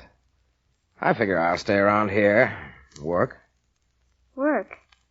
Well, I don't know whether Betty and Bob told you, but I fool around with writing. Oh, yes, they told me about it. You don't seem to have much confidence in yourself. Oh, I do. I just don't like to talk about it. Oh, I'm sorry. No, I didn't mean it that way. It's just that, well, when I get something published, well, I'll probably start bragging so hard nobody will be able to stand me. Oh, you'll probably be more modest than you are now. Oh, I'm not really modest. I'm just shy. There's a big difference. You don't strike me as being shy. I am. About almost everything. But I'm also pretty stubborn. I usually get what I want. Do you? Yes, I do. Oh, hello there, Chet. Oh, good evening, Bob. Say, how do you like my wife, Claire? As soon as I come into the room, she shuts up like a clam and doesn't say anything over the phone except Who's she talking to, anyway? You sound jealous. I always have been. I don't like this. Well, Chet, you got anything exciting to report? No, I'm afraid not. How about you? Well, a lot of things have been happening with that newspaper of mine in Monroe. Chap came around yesterday and wanted to buy it for Walter Humboldt, publisher of the Seneca News. Oh, yes, I've heard about him. Not nice things, huh? No. Isn't he involved with a lot of crooked politicians? Yes. And the fact that Humboldt wanted to buy the Trumpet convinced me that he must have something to do with all the things that are happening in Monroe. He must have had something to do with those councilmen voting in that new city manager, baiting Chief of Police Henderson into quitting. You haven't heard of Ellsworth Jameson by any chance, have you? No, the name doesn't mean anything to me. Well, he's the new city manager. Why, nobody knows. At least nobody knows at the moment. But I'm going to find out. Good evening, Chet. Oh, good evening, Betty. Finish your phone call? Yes? Soon? Yes, so soon. Who were you talking to, if I'm not asking too much? Would you really like to know? Afraid I can't hold out much longer. Oh, I'll take it. Hello? Swanson, put him on. It's Swanson, Betty. Something must be up. Yes. Swanson's our managing editor on the Trumpet, Chet. Oh, I see. Oh, hello, Swanson. Yeah? Drunken driving, huh? You're sure of that? All right, go ahead. What? We'll suppress nothing. They've got their nerve, huh? No, wait a minute. No. Let me talk this over with Betty, and I'll call you back in a few minutes. Okay? All right, goodbye. What is it, Bob? Boy, this is something. Our new city manager's daughter, Margaret Jameson, was just picked up for drunken driving. What? That's right. And one of the Trumpet reporters was on the spot. He phoned the office, and the rewrite man has just finished the story when a phone call came in to Swanson from Chase. That's one of the city councilmen. Mm-hmm. He wants us to kill the story. He says the other newspapers are doing it, and that Judge Lewis has dismissed the charges against her. Well, what's there to think over, Bob? You're going to let Swanson run the story, aren't you? I don't know. Well, why not? You'd run it about any other drunken driver. Well, listen, Betty. We're up against a big and crafty outfit. Because I'm convinced that Jameson is the creature of that gang of crooked politicians up at the state capitol. Now, if he's the kind of a weak, jittery man that Henderson says he is, he may be the one we want to get to know better. If we don't run that story about his daughter, he'll feel kind of obligated to us. It'll be easier to get to know him. And just by hearsay, I'd guess he's the kind of a man you can find out things from. Yeah. I can see that there's something in that, Bob. Drunken driving. She must be a pretty mixed-up girl. Henderson gave us a pretty accurate description of her, too, didn't he? Certainly did.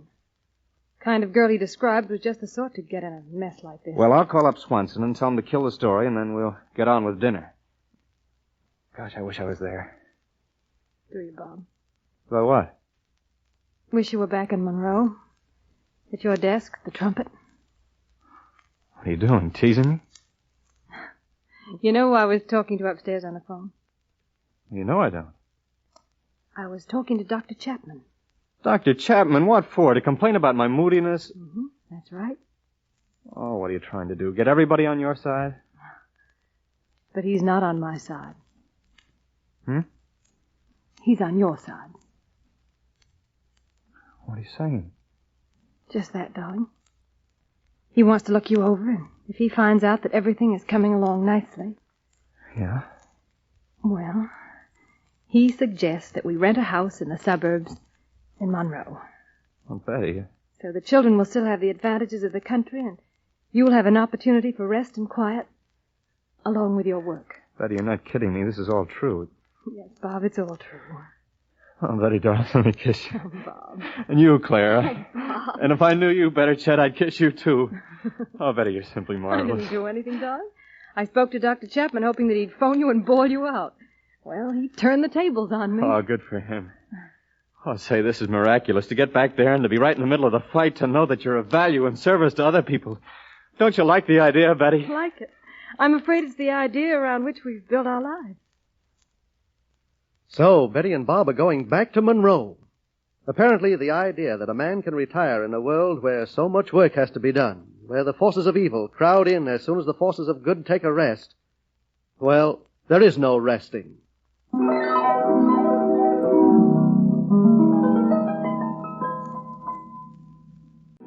This is Milton Cross again, ladies and gentlemen, inviting you to take a moment to listen to an important message. This program is presented over this station 5 times each week, Monday through Friday, at this same hour. Join us when we next meet Betty and Bob. Your announcer, Milton Cross.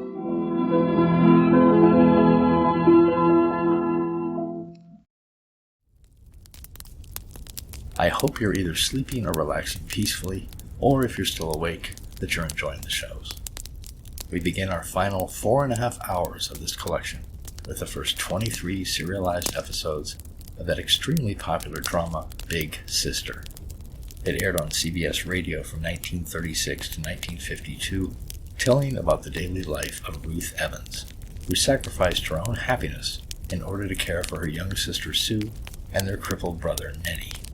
Sue eventually married, and Ruth eventually married Nettie's doctor, John Wayne. No, not that John Wayne, who found a cure for Nettie. Multiple actresses voiced Ruth over the years, including Mercedes McCambridge and Marjorie Anderson, and multiple actors voiced John, such as Stotts Cotsworth. Fun fact, when Ruth and John got married, listeners sent truckloads of wedding gifts to the radio studio. It also spawned a spin-off series, Bright Horizons. I hope you have a very peaceful slumber. I'm Greg. Thanks for listening.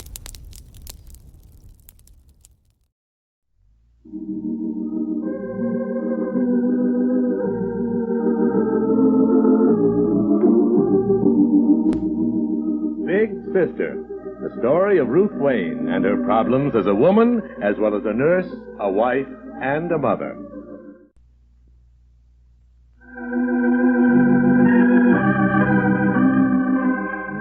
For many years now, Ruth Wayne, Big Sister, has been helping others with their difficulties. Yet during the past few months, her own happiness has become clouded. She's on her way back to Glen Falls now, still feeling defeated because she was unable to get her husband John to come home with her. And as she looks out of the train window, she is thinking, pretty country. Or is it just because I'm in a train moving, things always look different from a train? Just as they always look different afterwards. The stakes, standing out like road signs. Only somehow we always see them too late, after we've gone past them. Was it a mistake to go to New York? Would he have come back if I hadn't pressed him? He might have called, tried to call, not been able to reach me. Might have. Those awful words. It's all over with now. Done. Finished. Going home alone.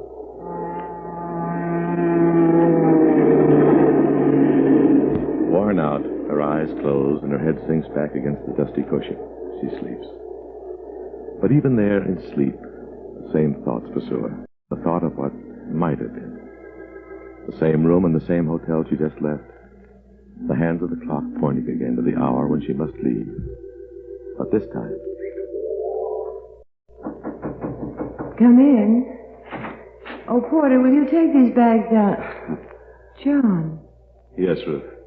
what are you doing here? Well, you said the 3:30 train, didn't you? Yes. There's not much time.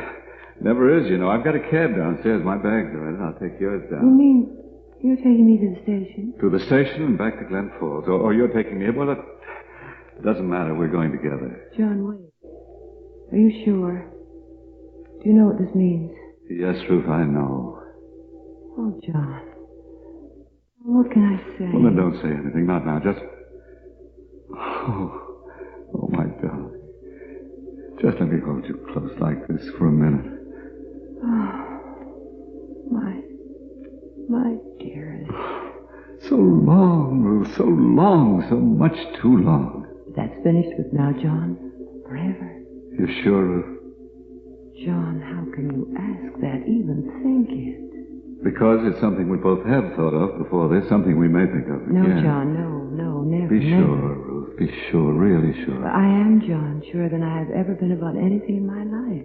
Yes, you say that with your lips, but what does your heart say? Ask your heart, Ruth. Do you really want me back? Yes, John, I do. I swear it. Ruth in a train bound for Glen Falls, dreaming. And John lying on an unmade bed in a one-room apartment on Washington Square. Yes, who is it? Fred, John. Fred Davis. Yeah, come on in, Fred. How are you, John? Oh, I'm just fine. Wonderful. Are you? You don't look it. I mean, well, that was an awful bad cold you had. Don't let the whiskers fool you. I'm just getting ready for next Christmas. Don't you think there might be a market for a Santa Claus with a real beard? Hey, that's good. You think? No, I don't. Why don't you sit down, Fred? Oh, thanks. Yeah, it is pretty nice of me to ask you to sit down in your own apartment, isn't it? Oh, listen, John, if that's what's bothering you... Look, I've told you a dozen times I was delighted to let you have it. Oh, I know. It's much more convenient for me to stay at the hotel anyway. I mean, well, I'm right there on the job all the time. Well, it's not what's bothering me, but it's why I asked you to come down here. Look, I'm moving out, Fred, back to the hotel. If you still have a room for me, that is. So you can move back here. Well, why, John? I mean, well, what's all the rush? It's much more pleasant down here. Well, maybe that's why, Fred. Because I'm not interested in pleasant surroundings. And maybe because Oh, I'm sorry, Fred. I didn't mean to sound ungrateful, because I really do appreciate everything you've done for me, really. All I've done for you, after everything you've done for me. Listen, if I live to be 100... Okay, Fred, let's forget it. I don't know if you know it, but Mrs. Wayne went back to Glen Falls today. Yes, the desk clerk told me she was checking out. And, well, I called her. I wanted to say goodbye. Oh? Well, what'd she say? Oh, nothing very much. Just that she was going back, but that you were going to stay here. Oh, I see. Yes. Well, I told her I was awfully sorry I didn't know about it beforehand, so that we, had a farewell party or something. Well, she said that she probably would be coming back here sometime. Sometime? I see. Yeah, she's a pretty wonderful woman, John. I liked her an awful lot. Yes, quite a few people do. Nothing else, Fred? Nothing about me? No, John. At least she... No, nothing else. I see. Seen any good Shakespeare lately, Fred? Shakespeare? Oh, you mean the performances in the park? No, not The Tempest. Julius Caesar. The fault, dear Brutus, lies not in our stars, but in ourselves. But we are under... Oh, yeah, I remember that. Well, don't just remember it, Fred. Have 100 copies printed in bulletin-sized type. And any time you hear anyone complaining about bad breaks, tough luck, you just have one. There isn't any such thing as a bad break. You know that, don't you, Fred? Except the bad breaks we make for ourselves. Yeah, I suppose that's true, John. Suppose I'm telling you it's true. Oh, I'm not arguing with you. It's just that... Now, look, John. Look, why all the rush about coming back to the hotel? Now, why don't you stay on here for another couple of days? Look, I really don't need the place. Honest. You sure, Fred? Well, of course I'm sure. Well, maybe I will. For just another few days. Somehow, I don't know. I just don't seem to have the energy to go anywhere or do anything right now.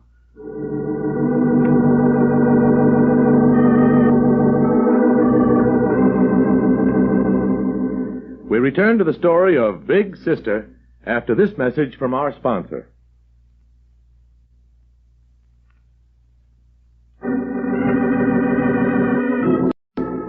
And now to Glen Falls, the railroad station where the last train for New York is due in a few minutes, and where Diane Carville is counting those minutes as a prisoner counts the days of his release. Diane! Diane! Father.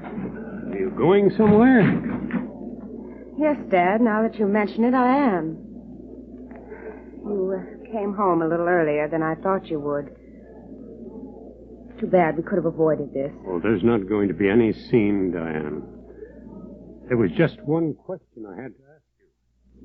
Yes? Why are you going, Diane? Why? Why? That's really funny, knowing how I felt about him all these years. Yes, I do know. The things you've said, anyway. That you love him, can't live without him. But there's something that you know, too. That John doesn't want you. Never has and never will. Oh, you're wrong, Father. He just doesn't know he does. And you're going to tell him, eh? Yes. Of course I'm going to tell him. I waited, didn't I? I was going to go after him right after he left Glen Falls, but you asked me to wait, and I did. Well, Ruth had her chance, and what happened? You knew it was going to happen, and so did I. She's coming back without him, and I'm going. Yes, going to a man who's sick, completely disorganized and defeated. A man who's still married to someone else and who's no more interested in you than the man in the moon. In heaven's name, Diane, are you my daughter? Haven't you any shred of dignity or pride? Oh, go on, Dad. There's a lot more. Say it. I'm a fool. I'm an ingrate. I'm running out on you when you need me most. I'm hurting you, Ruth, as well as myself and John. Now just stand there. Say it. You really would like me to, wouldn't you? You'd like me to hurt you really badly the way you're hurting me. And then we'd be all square and you could forget about it and just think about yourself and John. But I'm not going to say any more, Diane. And I'm sorry I said what I did. But if you do go through with this, go to him, it will be my fault. Because in some way I failed as a father. Will you stop that? It's your fault. No, it's not. It's... You almost had me there for a minute. Did I? I don't think so. And I didn't think I really could stop you. But I had to try. Yes, I suppose you did. But it's no good, eh? No good. Even though you know what it's going to mean as far as Ruth and I are concerned, the two of us in the same office, knowing that you're in New York with John, even though you know he doesn't love you. Dad, listen. I know John better than anyone else in the world. Yes, even better than Ruth. Because he's like me, just like me, in more ways than you realize. Out of tune, out of step with the whole world. No, he doesn't love me. He doesn't even want me now. But he will. You can tell that to Ruth. He will.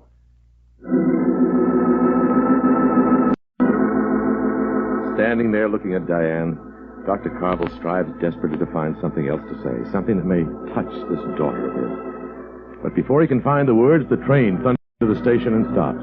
And as Diane moves toward it, he knows, as he has known all along, that it is useless.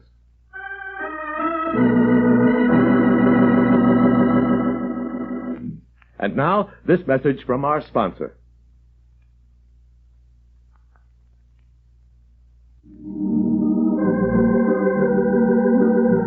Listen tomorrow on the station to Big Sister. This has been a production of Nana Radio. Howard Petrie speaking.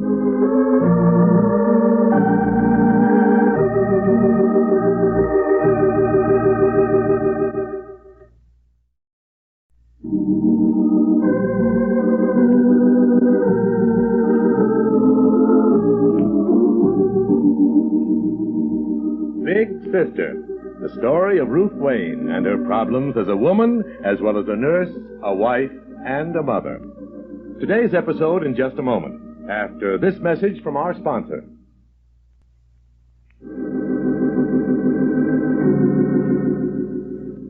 Arrival and departure. It was only a few short hours ago that Diane Carville left the Glen Falls Railroad Station for New York and John. And now, Big Sister is just arriving at that same station, unaware of what has happened, but depressed enough by the knowledge of her own failure. The station seems even more drab and empty than it did that afternoon. And as Ruth walks toward the exit, she has the feeling that its drabness and emptiness may be a symbol of what her life is going to be like from now on. Then... I'll take your bags, Ruth. What? Oh, Reed. I won't drop them, really. That's it. But, Reed... Why so surprised? Well, because when I spoke to Diane, I told her I didn't want anyone to meet me. Either you or Dr. Carville. It's terribly late. All the more reason for it. I was afraid there might not be any cabs, and I knew there wouldn't be any porters. This way, I've got Dr. Carville's car. Is he... No. He followed instructions. He's home. Here we are. In you go.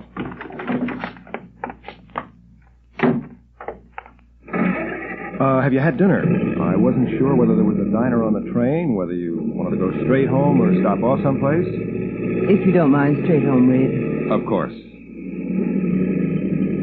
I'm not going to ask you any questions, Ruth. There's nothing much to ask. And, well, I know how tired you must be. But if there's anything you want to know about what's been happening here... Is Richard all right? It was this afternoon. I called. Then everything else can wait until tomorrow. Right.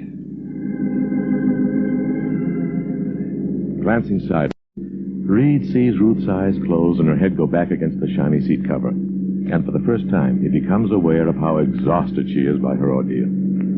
They drive on through the dark, quiet streets. Then...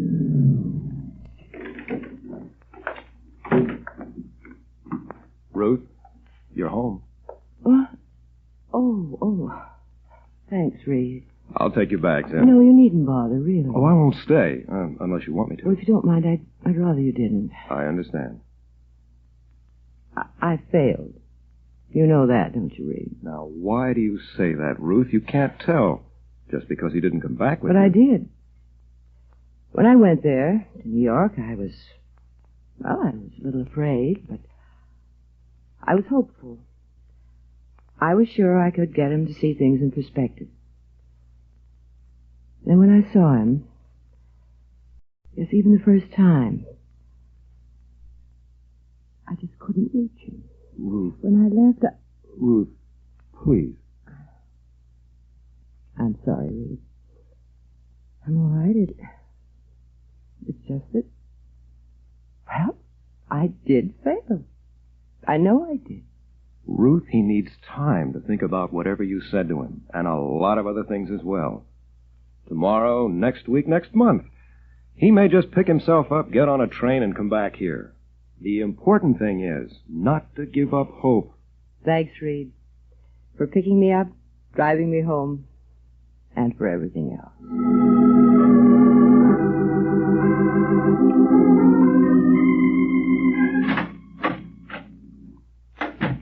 Reed? Why, yes, Dr. Carville. Where are you? In here, the living room. Oh, I thought you'd gone to bed. Well, what would be the sense of that? I couldn't sleep. No, I suppose not. Well, did you meet her all right? Mm-hmm. Train was just a few minutes late. And how was she? Hard to say. You know how she holds on to herself. Yes. Ruth looked, well, pretty worn out. I can imagine.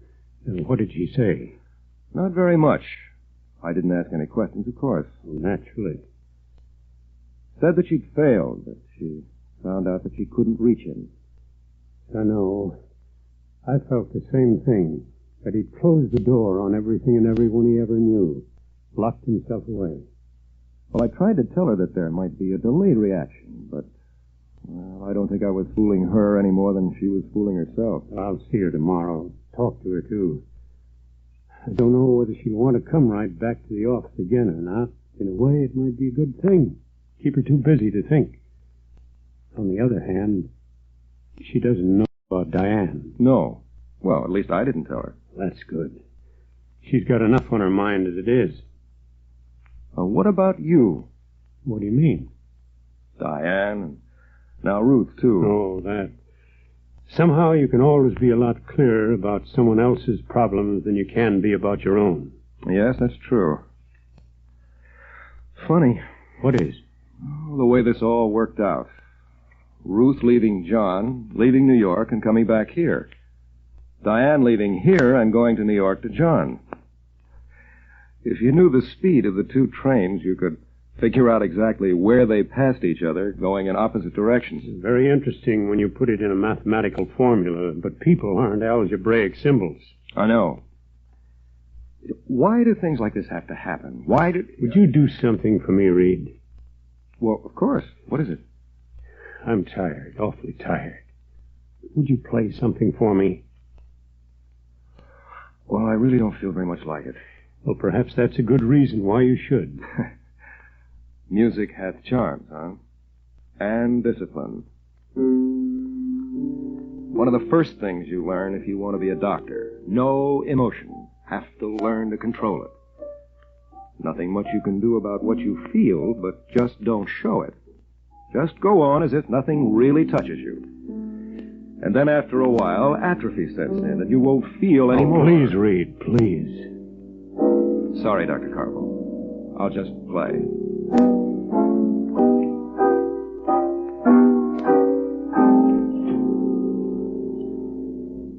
We return to the story of Big Sister after this message from our sponsor.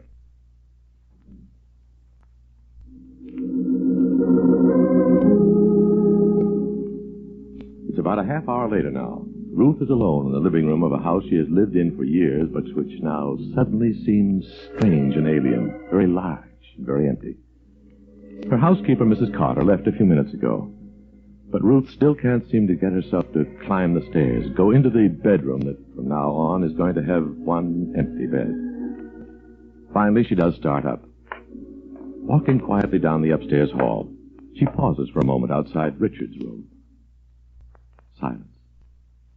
But unable to restrain herself, she opens the door, looks in. Mother, is that you? Richard. Oh, did I wake you? No, Mother. I tried to stay up. I wanted to wait for you. But then I must have fallen asleep. And... Oh, Mother. Oh, Richard, my dearest. Oof. I missed you. I missed you an awful lot. And I missed you more than you'll ever know. Well, that's why I just had to look in here. I couldn't wait until tomorrow morning to see you. I would have felt bad if you hadn't. It's been an awful long time. At least, well, it seemed awful long. Well, it couldn't have seemed any longer to you than it did to me, Rich. But I'm home now. Yes. Mother? Yes, dear? Did Daddy come home with you? Is he here, too? No, Richard. He's still in New York. Oh, I see. I saw quite a lot of Reed, Dr. Bannister, while you were away. Did you, dear? Yeah. He took me to a ball game once and out fishing. I got a perch that size. Over a pound. Oh, I wish I'd seen it, Richard. Well, maybe we can go again sometime. Mother, is Daddy coming back? That's a pretty hard question to answer, Richard, with just a plain yes or no. You don't have to answer, Mother. I just thought... I'd like to try, Richard. It's just that... Well, it is a little complicated. You see, I love your father very much. And I know that he loves us, too. We spend a lot of time together in New York talking about ourselves and about you. He wasn't very happy, Richard. He missed us both a lot. And he's going to miss us even more. But still, he felt it would be best if he didn't come back to Glen Falls with me right now. Not until he's sure he understands a great many things. It's not going to be easy for any of us. Because we can't be sure that he is going to come back. But we can hope.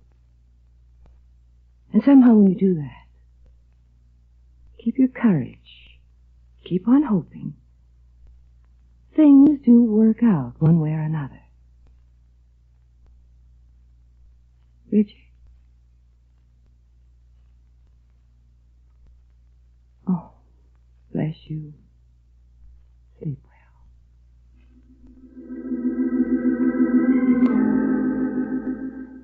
Bending down, Ruth kisses the sleeping boy, then tiptoes out of the room. She has no way of knowing whether what she has said has given him any comfort or reassurance. But, strangely enough, she herself feels better than she has in many weeks.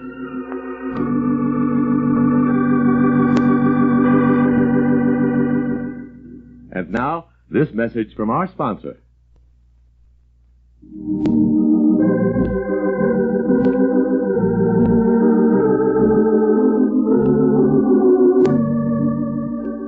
Listen tomorrow on this station to Big Sister. This has been a production of Nana Radio. Howard Petrie speaking.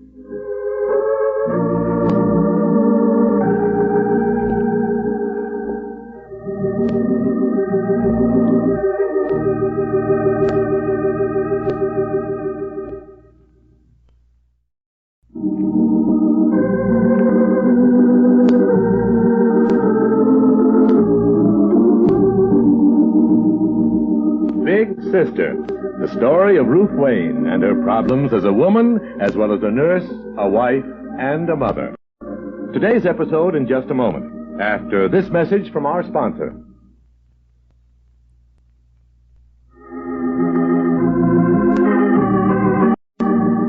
Noon of a full and busy day, the day after Big Sister's return from New York. Thinking back over the morning, Ruth realizes with a sense of gratitude and relief that since office hours began, she hasn't once had a chance to think about herself and her problems, about John or Diane or the future. Then, as she crosses the empty waiting room on her way to the door... Ruth? Oh, Ruth? Oh, hello, Reed. I thought you were at the hospital. Oh, I just got back. Where are you going? Home for lunch. Oh, well, I thought I might be able to persuade you to have a bite with me. Sorry, Reed, not today. I'm afraid I've got a previous engagement. Richard? Yes. Can I walk part of the way with you? I'd kind of like to stretch my legs. Well, surely. As a matter of fact, if you care to, I'm sure there'll be plenty for you, too. Well, thanks, Ruth, but, well, I think he should have a chance to be alone with you. Besides, he's probably had enough of me to hold him for a while. He told me that you'd taken him out several times while I was away to a ball game and fishing. It was awfully nice of you, Reed. Nonsense. I did it the first time because, well, I knew he was lonesome. He missed you. But after that, it was because I enjoyed it so much myself. He's a pretty swell kid. He thinks quite a lot of you, too. Reed, how much longer are you going to stay here in Glen Falls? Have you thought about it at all? In a general sort of way. Why? Well, I was just wondering how long a leave they'd given you from the medical center. Oh. Strange you're bringing that up. I got a letter from the center asking me when I was coming back. I still haven't answered them. Don't you want to go back? In a way. And in a way, I'd like to stay here. In Glen Falls? But why? It's hard to say. I suppose partly because I like the life, the people here. And partly because, well, Dr. Carbo called it an exaggerated sense of the importance of direct contact with the patients. I think that's true, Reed. We couldn't possibly get along without the doctor in general practice. He's the backbone of medicine. But where would he be without the trained researcher? The man who makes the discoveries he uses in his practice. Et tu, Brute? Or did Dr. Carbo coach you? Oh, is that what he said? Pretty much. Well, I think he's right. I don't think I've ever told you in so many words how very much I appreciate your coming here in the first place, helping us out while John was away. I don't think I can tell you even now. I know how long you waited to get that post at the center, and I know what important work you were doing there. I think you're the one who's exaggerating now. Exaggerating the importance of what I was doing. No, I don't think I am, Reed. In fact, I know I'm not. You helped us out in a very real emergency. But I really think you should go back to the medical center. Well, thinking isn't always the whole answer, Ruth. Do you want me to go back? Well, what difference does that make, Reed? Why should that enter into it? It just does. Then, yes, Reed. I do want you to go back. Oh. Well, in that case, I guess it's something I ought to consider.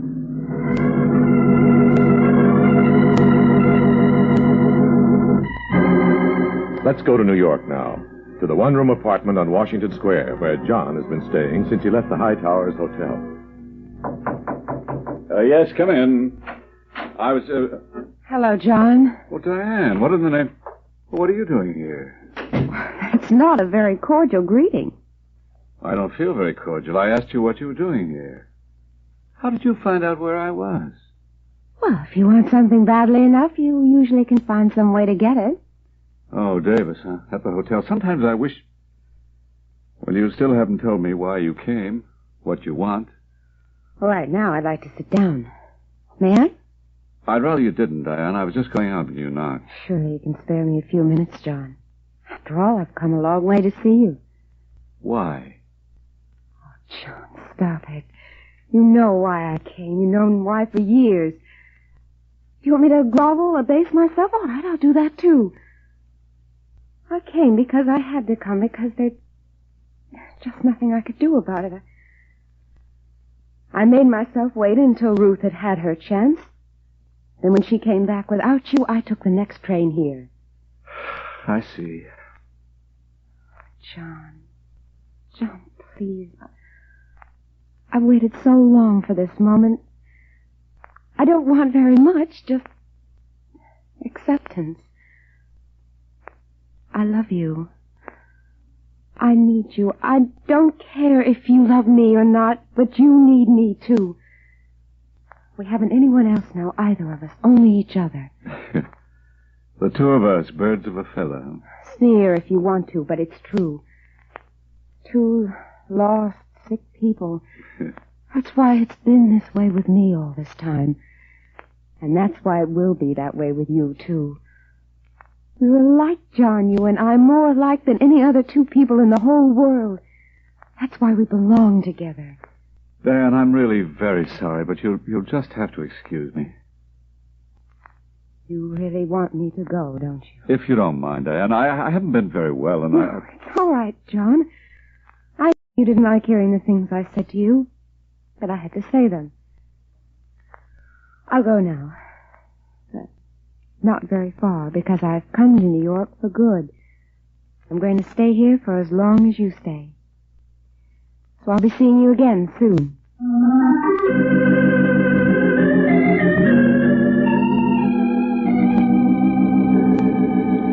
We return to the story of Big Sister after this message from our sponsor.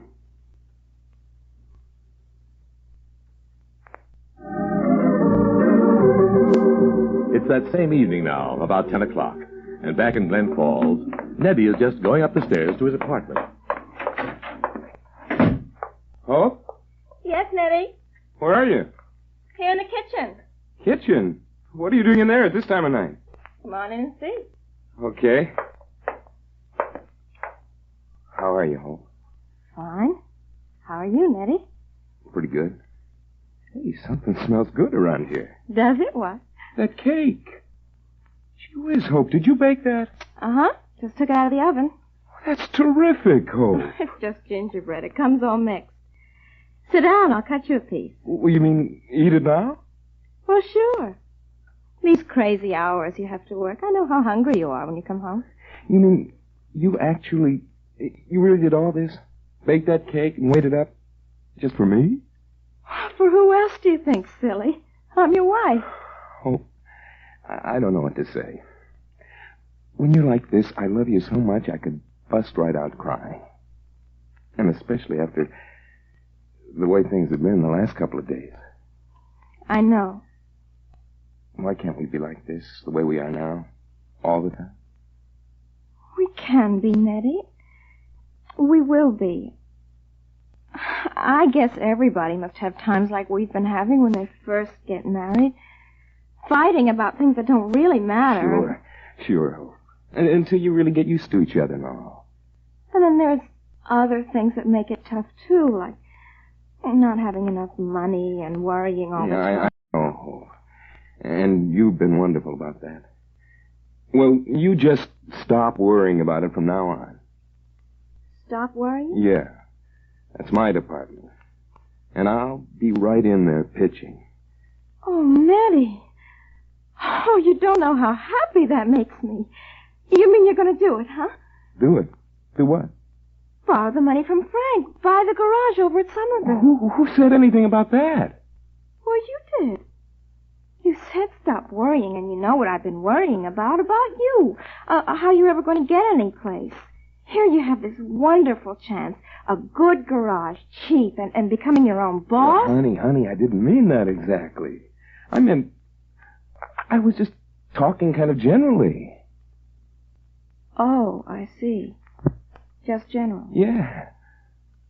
Gee whiz, Hope. We've been over that a dozen times before. And you know how I feel about it. I think it's a pretty good proposition, sure. We haven't got the dough for it. And the only place we could possibly get it would be from Frank. Well? Well, I just don't want to borrow from him. I don't trust him. Oh, you don't trust him.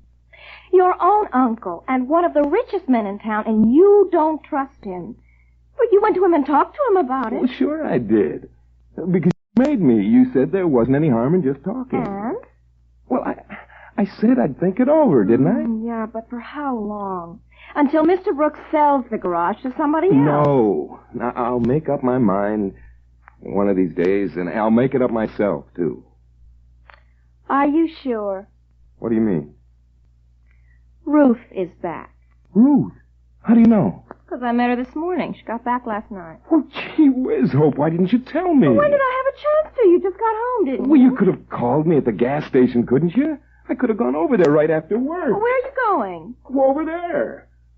Gee whiz, she's been gone an awful long time, Hope. I want to know what's happened with her and John. Everything. Oh, of course. And you're also going to make up your own mind about the gas station and Frank. Well, don't let me stop you. I'm only your wife. Go ahead. Go run into your big sister. Oh. Go ahead, I tell you. Go ahead.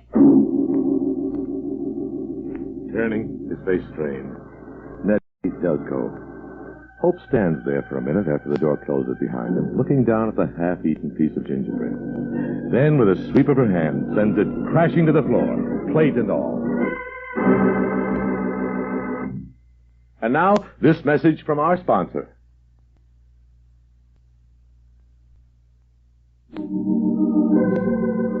Listen tomorrow on this station to Big Sister.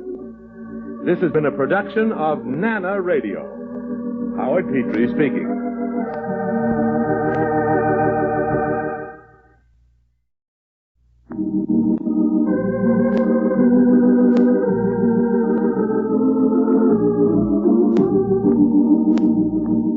Big Sister, the story of Ruth Wayne and her problems as a woman, as well as a nurse, a wife, and a mother.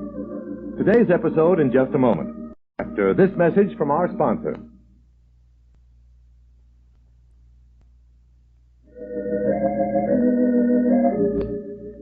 Evening in Falls. Ruth Wayne, Big Sister, has been sitting in the living room for some time. And now she realizes that subconsciously she's been waiting for a footstep on the porch. Waiting as if John were just away on a late call and not hundreds of miles away in New York. With a tired sigh, she gets up and then... Just a minute. Nettie! Oh. Gee whiz, Ruth, it's awful good to see you. It's wonderful to see you again, Nettie. Come on in, come on. Well, are you sure? I mean, it's pretty late. I wasn't even sure you'd still be up. Well, of course I'm sure. Come on into the living room. I was going to call you at the gas station, but I met Hope this morning, and she said that she'd tell you I was back. Well, she just did a couple of minutes ago, as soon as I got home. I came right over. What happened, Ruth? I mean, did you see John? Yes, I saw him. We talked about a lot of things that perhaps we should have talked about before. And then I came home. Well, he's still there? Didn't come back with you? No. Well, is he coming back? Well, not right away. Oh, what the dickens is the matter with him, anyway? Does there have to be something the matter with him? After he's gone off like this, run out on you and Richard, left the two of you alone. After you've been married... Well, you mean it might be your fault? You never know in cases like this, Nettie. But it's possible. Oh, the heck it is. I know. Not just because you're my sister, either. But there's no one could have done more for him, or stood for more. I'm sorry, Ruth. guess I shouldn't sound off that way, but I've been awful worried about you. I know you have, Nettie, and I appreciate it, but really there's nothing to worry about. But what are you going to do, Ruth? About what? About everything. I don't know exactly what you mean, Nettie, but my life isn't over just because John's not here, and neither is his. If he'll only realize that and make the same adjustment that I've already made, well, we'll see. Oh, gee, Ruth, if you only knew how much better that makes me feel. You're talking this way. Well, how else could I talk? How else could I take it and still feel that I was an adult? Well, now, tell me about you, Nettie. Hope told me that something very interesting had come up while I was away, that you might be going into business for yourself. Oh, that's just a lot of talk. What do you mean? Well, it could be something if everything was different. It's a garage over at Somerville. Belongs to Mr. Brooks. He's sick and wants to sell out. Hope heard about it, and she's been after me to buy it. Ooh, that sounds as if it might have possibilities. Is there much money involved? And how? $9,000. $9,000? Ooh, that is a lot of money. If it was just one or two, I might have been able to help you out. Oh, I wouldn't think of it, Ruth. Especially the way things are now, with John away. Where did Hope think you were going to get the money? From Frank Wayne. Oh, I see. She even got me to go to his office and talk to him. And he did offer it. Said he'd be glad to give it to me. But, Ruth, it's been awful. Terrible. Since the whole thing first came up, we've been fighting back and forth, and what do you think I ought to do? Why are you hesitating about borrowing the money from Frank? Why? Well, you know why. Because I don't trust him, that's all. Why not, Nettie? Gee whiz, don't we all know him? All the slimy things that he's done before this? Well, he was doing a lot of talking about how nobody understands him and he only wants to help out. He's got something up his sleeve. Some angle that I haven't got yet. I just don't trust him. Then, isn't that your answer, Nettie? What? Oh, yeah. Yeah, I suppose that is. It's just that it could be such a good deal if it worked out. And Hope's got her heart so set on it. And we could be wrong about Frank. He could have turned over a new leaf. Gee whiz, Ruth, I wish you'd tell me what to do. Oh, I'm sorry, Nettie. I wish I could, too, but I'm afraid that's something you'll have to make up your own mind about.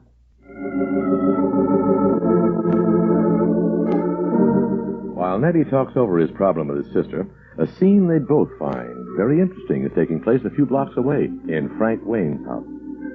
Wearing a dressing gown and slippers, Frank is stretched out on the living room couch, dozing, when there's a knock on the door. Waking with a start, he glances at his watch, shuffles to the door, opens it. Hello, Frank. Oh, what are you doing here? I came to see you. Here at this hour? Is anything the matter? No, nothing special. I just wanted to talk to you. Can't I come in? Well, I don't know. I suppose it's better than standing out here. All right, come in. Thanks, Frank. Gee, this is swell. Big hall and no stairs and... is that the living room in there? Yes. Hope, what was it you wanted to talk to me about? You're certainly acting funny, Frank. As if you're sorry I came. If you want me to go... Certainly not. It's just that... Well, you really ought to be more discreet. Discreet? Mm-hmm. Coming here alone at this time of night. What would people say if they saw you? Nobody saw me. I was careful. And besides, what do we care what anyone thinks? We know there's nothing wrong between us, don't we? Of course. After all, I'm old enough to be your father. But just the same... Oh, I don't think you're so old, Frank. Especially the way you look now with that dressing gown and all. You look kind of like, well, a movie star. You know, Hope, you're one of the most curious creatures I've ever known. You think so, Frank? Why? That mixture of sophistication and simplicity, of naivete and shrewdness, it is both intriguing and a little frightening. Frightening? And just what do you mean by that? Are you frightened by poor little me or by yourself? To tell you the truth, I don't always know. Now, what was it that you wanted to talk to me about? Can't we go inside and sit down? No, Hope. I don't think we'd better. Okay. Well, it was just about Nettie, that money you offered to lend him. I've been after him, talking to him, and I think he's coming around. I'm glad to hear that, Hope. Very glad. I'm very anxious to do something for you, for both of you. That's what I keep telling Nettie.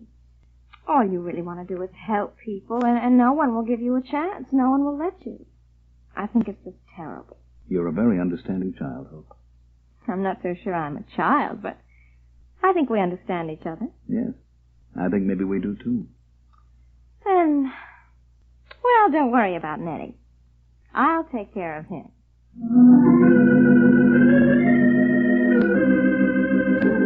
We return to the story of Big Sister after this message from our sponsor.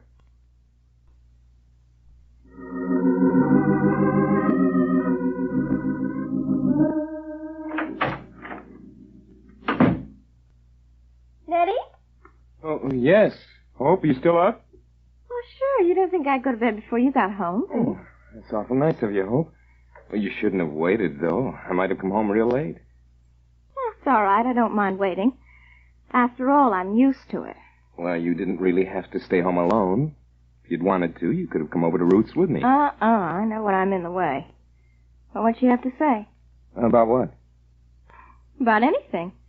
John, what she's going to be doing. Oh, well, he's still in New York. She doesn't know when he's coming back. Oh, gee, she was swell. Wouldn't let me say a word against John. And she's just going to keep right on going as if nothing happened. Wonderful. What else? What do you mean? Well, didn't you talk to her about the garage and borrowing money from Frank? Oh, yes. Yes, I did. And what did she say about that? Well, she didn't say anything. Just that it was something I had to decide for myself. And she's right. Well, of course she's right. I did some more thinking about it on the way back here, and, Hope, I made up my mind. I don't like Frank, I don't trust him, and I don't want to have anything to do with him. I'm not going to borrow the money from him. So. Well, now we know, don't we? Know what? Just exactly where we stand. You and I and Ruth.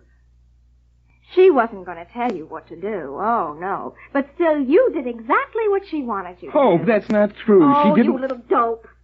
She's got you so tied in knots you don't even know it. You were going to think it over, weren't you? Well, it sure is awful funny that after thinking it over for almost a week, you only make up your mind after you have a talk with that big sister of yours. Well, what of it? I told you once before that I wasn't going to go on like this forever. At one of these days, you'd have to choose between that sister of yours and me. Well, I've had more than enough. It seems to me like you've made up your mind about more than just the money, so... Oh, Hope, now, wait a minute, will you? Don't get sore. I'm telling you, she really didn't say anything. And as far as choosing between you and her or anything like that... Hope, what are you doing in there? What do you think I'm doing? I'm taking my bags down. Your bag? Yes, my bag. Do you think I'm going to stick around here after this? I am packing and getting out of here just as fast as I can.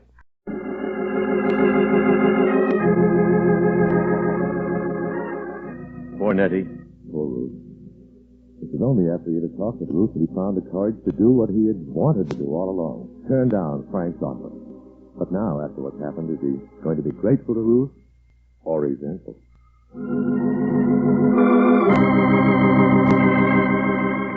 And now, this message from our sponsor.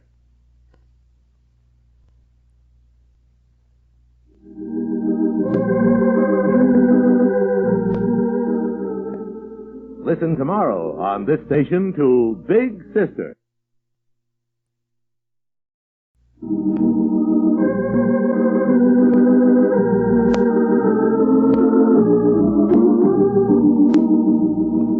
Big Sister, the story of Ruth Wayne and her problems as a woman, as well as a nurse, a wife, and a mother. Today's episode in just a moment, after this message from our sponsor.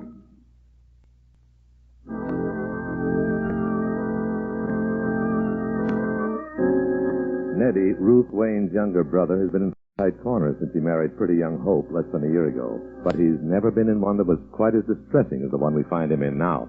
For just a moment ago, we heard Hope say, I told you once before that one of these days you'd have to choose between that big sister of yours and me. And it seems you've done it. That you've made up your mind about more than just the money. So... Hope, where are you going? What are you doing? What do you think I'm doing? I'm taking my bags down. Your bag? Yes, my bag. Think I'm going to stick around here after this? I'm getting out this as fast as I can pack. What? No, you don't mean that, Hope. Oh, just watch me. You can't, Hope. Look, I couldn't stand it if anything happened without... Please don't go, Hope. Please, I'll do anything you want. You will? Well, you know I will. Anything within reason. Now, can't we just talk the whole thing over quietly? It is within reason, and it's for your own good. Will you do it? Do what? I don't even know what we're talking about Don't anymore. give me that. Of course you know. We're talking about that garage over at Somerville and borrowing the money from Frank Wayne to buy it. Are you going to do it or not? Oh, well, I'm not sure. I mean... Oh, you're not sure. You'll do anything in the world for me. Anything except what I want you to do. I hope that's not true. I would do anything. I'd cut my right arm off up there. But when are you going to grow up, Nettie? When are you going to start acting like a man instead of a kid tied to his sister's apron strings? Don't you think I'm interested in seeing you get ahead, too? More than your sister is? Don't you realize what a break this is? The break we've been waiting for. A chance anybody else would jump at. Sure I do, honey, but... Gee, Hope, it's not as simple as that. It's an awful lot of money to borrow, and... Well, you know how I feel about Frank. I don't trust him. He's got some angle. Oh, you don't trust him, your own uncle. You'd borrow the money from a bank, but not from him. Just because Ruth is on the outs with him, you have to play right along. Hope. Well, let me tell you something. I think he is worth 10 of your sister. Hope. He's one of the finest, most generous men I've ever met. Come along now the way you've all treated him and be willing to give you Stop that it. money. Now, stop it, do you hear? Stop it. What? I said stop it. I'm sick of this. I'm sick to death of Frank. It's all you've been talking about for weeks now. Frank and the garage and how all you want is to help me get ahead. Get ahead. The way you've been after me, nagging me day and night, it's a wonder I haven't gone crazy. You say you're through and you want to get out? Well, okay, go ahead. But you don't have to worry about packing your things. Because I'm going. Right now. You'll have plenty of time. The door slams shut behind Nettie, and Hope stares after him thoughtfully, and with just a touch of concern on her pretty face.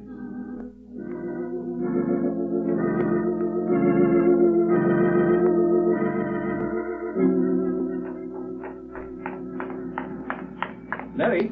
Oh, Nettie. What? Oh, hello, Dr. Bannister. Oh, I wasn't sure it was you. How are you? Oh, I'm fine. She's swell. That's good. And Hope? Oh, she's wonderful. Glad to hear it. Out for your evening constitutional? What? If you are just taking a walk, I mean, I'll come along with you. It's the first chance I've had to stretch my legs all day. Sure. For a way, anyway, I was going over to Ruth's. There was something I wanted to talk to her about, something important. Oh. Well, in that case, perhaps you'd better go on alone, Nettie. No, it's all right. No, you go ahead, Nettie. We'll make it another time. Well, if you're sure you don't mind. Okay. So long, Dr. Bannister. Good night, Nettie. I wonder what it is this time. Hope? Probably. As if Ruth hasn't enough problems of her own already. Oh, Ruth, when are they going to let you alone? Let you think about yourself for a change? Isn't it about time someone stepped in, started helping you, protecting you? Someone? Who? Well, why not? She knows I love her. She must know. I've told it to her in every way I could without actually putting it into words. Oh, snap out of it, Bannister, and start walking. No, not toward Ruth's. Just walking.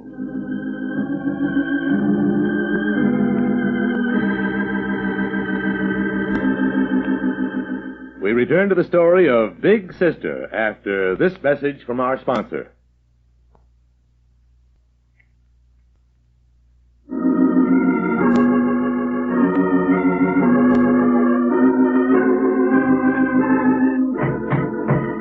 Just a second. Oh, Nettie. Hello, Ruth. Did I wake you? Oh, no, I was reading. Is anything the matter? Plenty. Can I come in? Of course, Nettie. Come on in here. What is it? I'll give you 3 guesses. You probably won't need more than one. Hope? Right. On the button. We're through. Washed up. Finished. Nettie, what are you saying? It's the truth. She was packing when I left. I told her to take her time, that I'd clear out. Oh, gee, Ruth. Now, Nettie, sit down. Now, sit down right over there. I'm okay. Just... Do you think maybe I could stay here overnight? Well, of course, you know you can. You feel like talking about it? Telling me what happened? Well, there's nothing to talk about. It just happened, that's all. I just couldn't stand it anymore. Stand what, Nettie? Oh, I've been going crazy for weeks now. Every day, every night, that garage over at Somerville. Why didn't I buy it? Why wouldn't I borrow the money from Frank? What was the matter with me anyway? Didn't I want to make something of myself? I kept telling her I wanted to think about it. She wouldn't stop. And tonight, I couldn't take it anymore. Nettie, that doesn't sound so serious. Not serious enough to break up a marriage. Serious? Anyway. Look, I'm telling you, I can't take it anymore. I'm not going to. There's just no living with her, running me down all the time. And you... Look, Ruth, you never said anything about what you thought about Hope, the way she's been acting for some time now. But I knew how you felt. Now, wait, Nettie. Let's not start that. I was a little worried, upset at the way things were going between you and Hope, but that's all. Of course, that's all. That's what I meant. Did you ever try and interfere or anything like that? No. But she... Who's that? I don't know. I'll see. Hello, Ruth. I'm awfully sorry to come bothering you this time of night. Oh! What are you doing here? Looking for you, Nettie. I thought I'd find you here. Just what did you mean by that? Oh, nothing, Nettie. I certainly didn't mean there was anything wrong in it. After all, Ruth's your sister. Won't you come in, Hope? If you're sure I'm not disturbing you. Of course not. I was just going upstairs to bed. Nothing doing, Ruth. If Hope's got anything to say, she can say it right here in front of you. Oh, certainly, Nettie. I wouldn't be ashamed to say anything in front of Ruth. Oh, I've been in an awful state. I couldn't imagine where you'd gone. And then I thought I'd die here. Oh, it must be a wonderful thing to have someone you can always come to. A friend or a relative. I wish I had somebody. Anybody. You still haven't said what you wanted, Hope. Oh, I wish you wouldn't make it so hard for me, Nettie. Not that I blame you, but you just never gave me a chance to explain. Explain? What was there to explain? Were you packing to get out or not? Oh, Nettie. Do you really honestly think I would have done that? Just walked out on you? It sure looked like it. Well, if you really thought that, then you certainly had a right to do what you did. Walk out on me. And I guess you wouldn't be interested in what I was going to say to you. Well, let's hear it anyway. It's not important, Nettie. Not now, anyway. I just wanted to apologize to you, that's all. Apologize? Yes. To tell you I was wrong and you were right. After all, you're the man of the family. That's one of the reasons I married you. Because I knew I could rely on you. And if you don't want that old garage, or don't think buying it's a good idea, well, I guess you ought to know more about it than me. Do you mean that, Hope? Honest and true? Oh, of course I mean it. Would I have come all the way over here and said so in front of Ruth if I didn't? I can see that it's too late. It isn't, Hope. It isn't. Can't you see how this makes everything different? I mean, not just that you're going to leave it up to me, but you were willing to admit maybe you were wrong. That shows you're a pretty big person, Hope.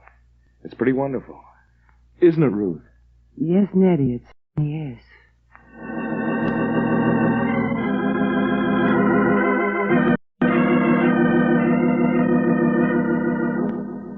But even as she says this, looking at Hope's pretty but impassive face, Ruth wonders what's going on in that queer little mind.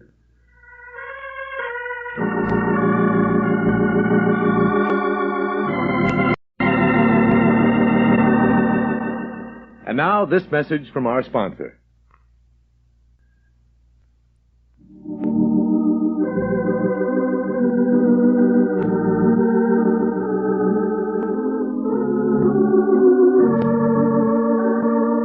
Listen Monday on this station to Big Sister.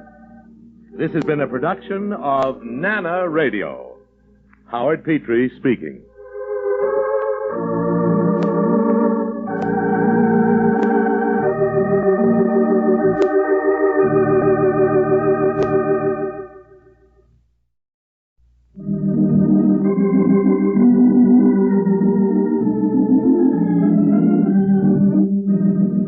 Big Sister, the story of Ruth Wayne and her problems as a woman, as well as a nurse, a wife, and a mother. Today's episode in just a moment after this message from our sponsor.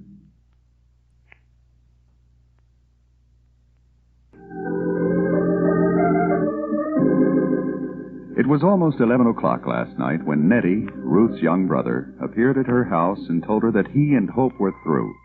It was even later when Hope came after him, mysteriously subdued and apologetic. And it was almost 12 when the young couple left and Ruth finally got to bed. So it's no wonder that she's just a little tired this morning as she walks to Dr. Carville's office. She's just crossing the main street when...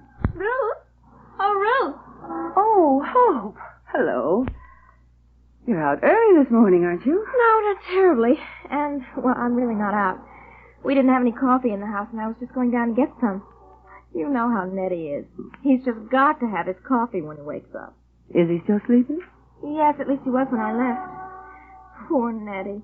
He was all worn out from what happened last night. Yes, I imagine he was. Did anything happen after you got home? Why, no, Ruth. I mean, well, what could happen? We said everything there was to say right there at your house. I apologized, and I told him if he wasn't interested in the garage, it was all right with me, and, well, that was that. Oh, I'm glad, Hope, that you didn't do any more talking about it. I mean, somehow when you go beyond a certain point, try and discuss something when you're overtired, well, it does more harm than good. Oh, sure. Anyway, I'm dropping the whole thing. If Nettie is scared of the responsibility of running a business of his own, well, I'm certainly not going to force him. Now, that isn't quite the reason he hesitated, is it, Hope? Huh? Oh, you mean Frank. I didn't think there was anything wrong in letting his own uncle help him. After all, it was a business proposition.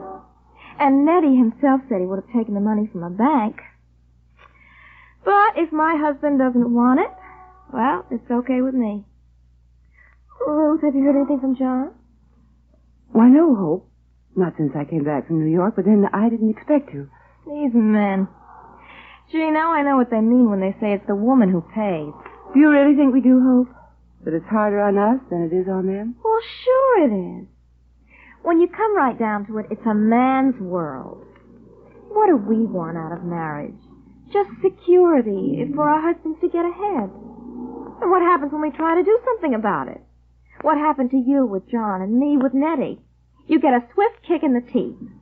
I'm afraid that's not a very good parallel. Well, I know, Ruth. That's not the reason John left you, I mean.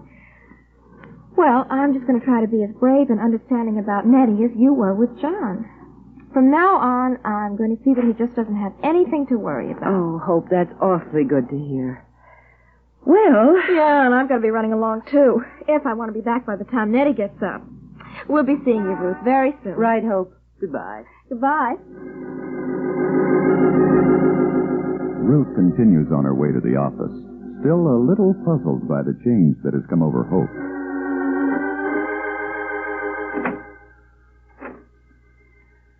Ruth, is that you?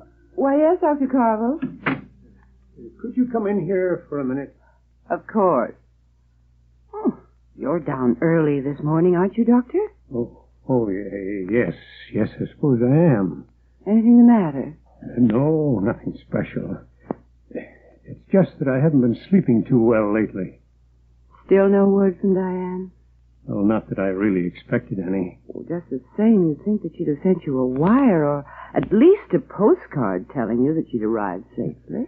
You don't count on anything of that sort with Diane. The thing I don't like is not knowing where she is, or where she can be reached, or what she's doing. It gives me the feeling that she's really dropped out of my life. I can imagine. But John? John? If she went to New York to see him, he'd know where to reach her. Yes, Ruth. And as a matter of fact, I put in a call for him a little while ago. To John? Yes. Oh, I'll take it. Hello? Yes? Hello, John. How are you? Dr. Carmel. Pretty good, thanks. They just told me it was a call from Glen Falls. They didn't say who. Disappointed? Why, no. No, I'm always happy to talk to you, Dr. Carmel. You know that. Is anything the matter? Oh, no, John. It's just that, well, I've been a little concerned about Diane. Haven't heard from her since she left here. Oh, I see. Have you seen her? Yes, just once, right after she got here. Oh, good. Well, how can I get in touch with her? Do you know? No, I'm afraid I don't. I don't know where she's staying, but, well, I have a feeling that I'll be seeing her again soon. When I do, I'll tell her to call you. Oh, fine, John. Thank you. Everything all right in Glen Falls? Ruth? Richard? Why, yes, John. As a matter of fact, Ruth's right here. Do you want to talk to her? No, Dr. Cobb, I don't think so. That is, I don't really have anything to say. Oh, all right, John. Well, thanks again. Goodbye.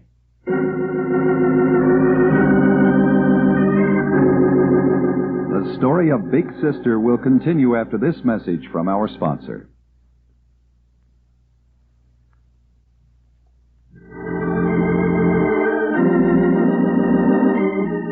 It's late that same afternoon now, and Ruth is on her way to the corner to mail some letters when she sees a familiar figure coming toward her. Nettie? Oh, Nettie! Hello, Ruth. I was hoping I'd bump into you. That's why I came this way, past the Oh, office. I'm awfully glad you did, Nettie. Are you on your way to work? Yeah, I got a couple of minutes, though. Oh, good. You can walk me to the corner. I've got some office mail to get out. Okay. Sleep well last night? What? Oh, yes. Better than I have in quite a while, Ruth. I'm glad, Nettie. I saw Hope this morning. I know, she told me. She, well, it was pretty swell.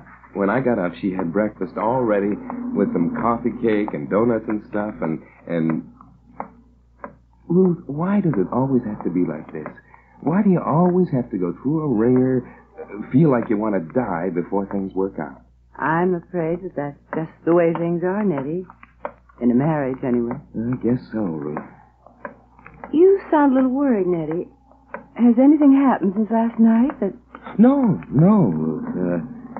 Not as far as Hope and me are concerned, anyway. It's just, I heard something a little while ago that had me a little bothered. What's that, Nettie?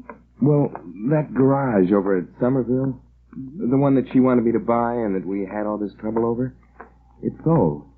Oh. And you're wondering what she'll say when she hears that. Yeah. She was kind of counting on it. Quite a lot. Said it was our big chance to get someplace. But what about the things she said last night, Nettie? That you were the man of the family, and that if you felt that buying the garage wasn't a good idea, she was willing to abide by your decision. What about it? Do you think she meant it? Well, sure she did. Well, didn't she come all the way over to your house to apologize? And do it right in front of you? Well, then I don't see what you have to worry about. As a matter of fact, the way she takes the news will be proof of the fact that she did mean everything she said.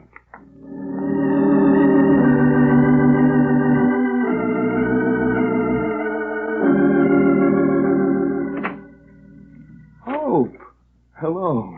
Nettie, gee, you're home early tonight. Oh, just a couple of minutes. I got a lift. You shouldn't have waited up for me. Not after we were up till all hours last night.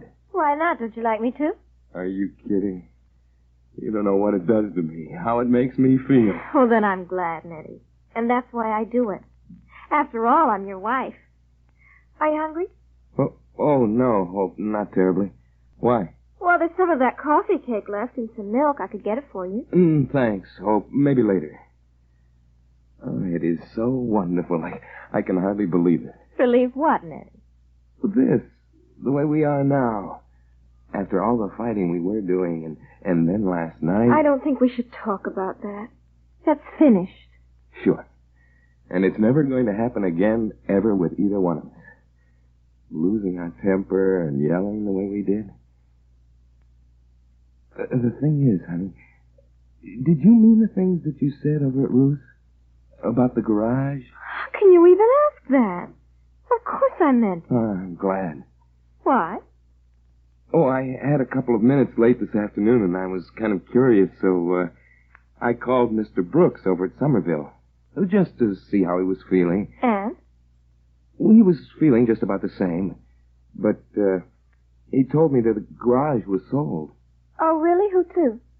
I don't know. I didn't ask him. Oh. Well, in a way, that's good, isn't it? Good?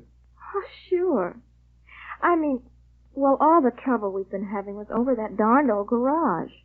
And now that we know it's gone and there's nothing we can do about it, well, we don't ever have to talk about it or think about it again. Do you mean that, Hope? Honest, you're not upset? Do I look upset? No, you don't. You look wonderful. Just wonderful. And I love you like... Oh, gee, Hope. Reaching out eagerly, Nettie puts his arms around Hope, pulls her close to him. Slowly, Hope lets her head sink down onto his shoulder, rest there lightly, while she smiles with cool detachment.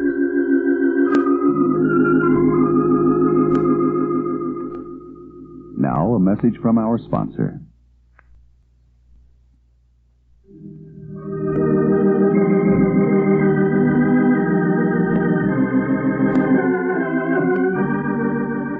Join us tomorrow on Big Sister.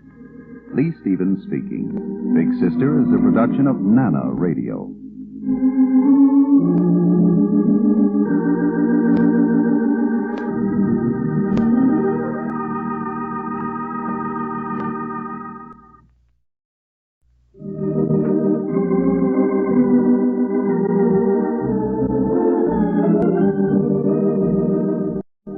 Sister, the story of Ruth Wayne and her problems as a woman, as well as a nurse, a wife, and a mother.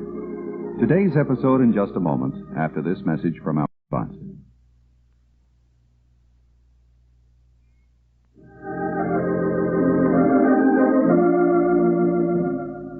It's about 8 o'clock in the evening now.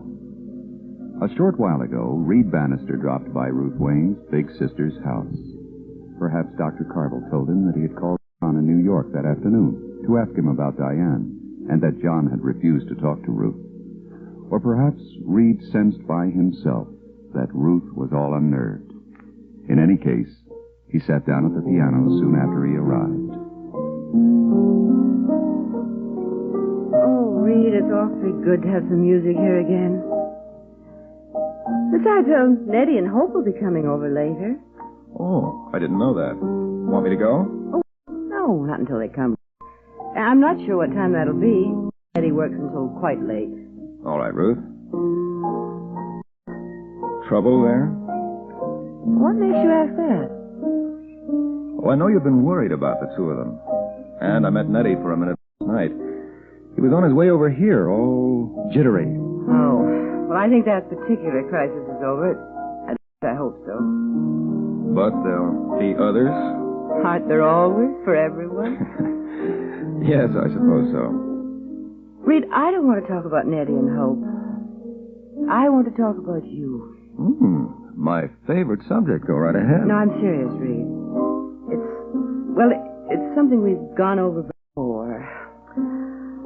How much longer you're going to stay on here in Glen Falls? When you're going back to the medical center? Why are you so interested, Ruth? Why do you want to know? Why? You know very well why. Because I feel a great sense of responsibility. It was out of loyalty to John, affection to Mr. Carville, that you came here in the first place. And do you have to assume responsibility for that? Yes. Because In a way, I know you came here because of me, too. That's right. Well, I don't feel right about it. It's bothered me all along, and it's been bothering me even more lately. I think you should go back. And as soon as possible. I'm afraid it's too late. What do you mean? I've already made up my mind. Decided I'm not going back to the medical center. That I'm going to stay on here in Glen Falls. But why, Reed? Because I want to stay. Because I like it here. And for Dr. Carville's sake, for your sake, and for my own, principally my own, I'm going to stay. Do you think that's reason enough? Yes, Reed, I suppose it is. I suppose it is. The story of Big Sister will continue after this message from our sponsor.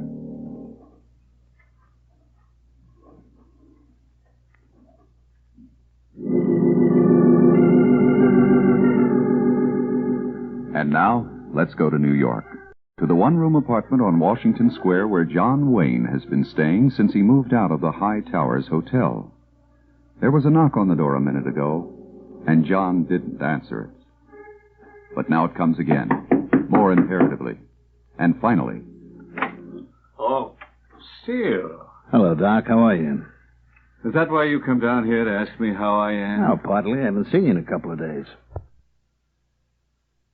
Can I come in? Oh, I suppose so. Thanks. Ah, pretty nice place you got here. A little small, but nice. Not quite like your penthouse. No. How'd you know I had a penthouse? I didn't, just had a feeling that you would have. Mm-hmm. Duplex, 2 stories, over by the river. You'll have to come over sometime. Why? Because I think you'd like it. Because I want you to come. Like space, Doc. Lots of room. This place here give me the willies after a while. I guess it's all right for somebody who likes to be alone a lot. It is, except that an awful lot of people seem to drop in unexpectedly when they're not wanted. All right. Lay off, Doc. Will you stop riding me? You ought to know by now you can't get me mad. You can't get rid of me either. Till I'm good and ready to go. Then I suppose I might just as well make the best of this. Attaboy. You know, Doc, you don't look so good. Don't I? No. Green around the gills. You look tired.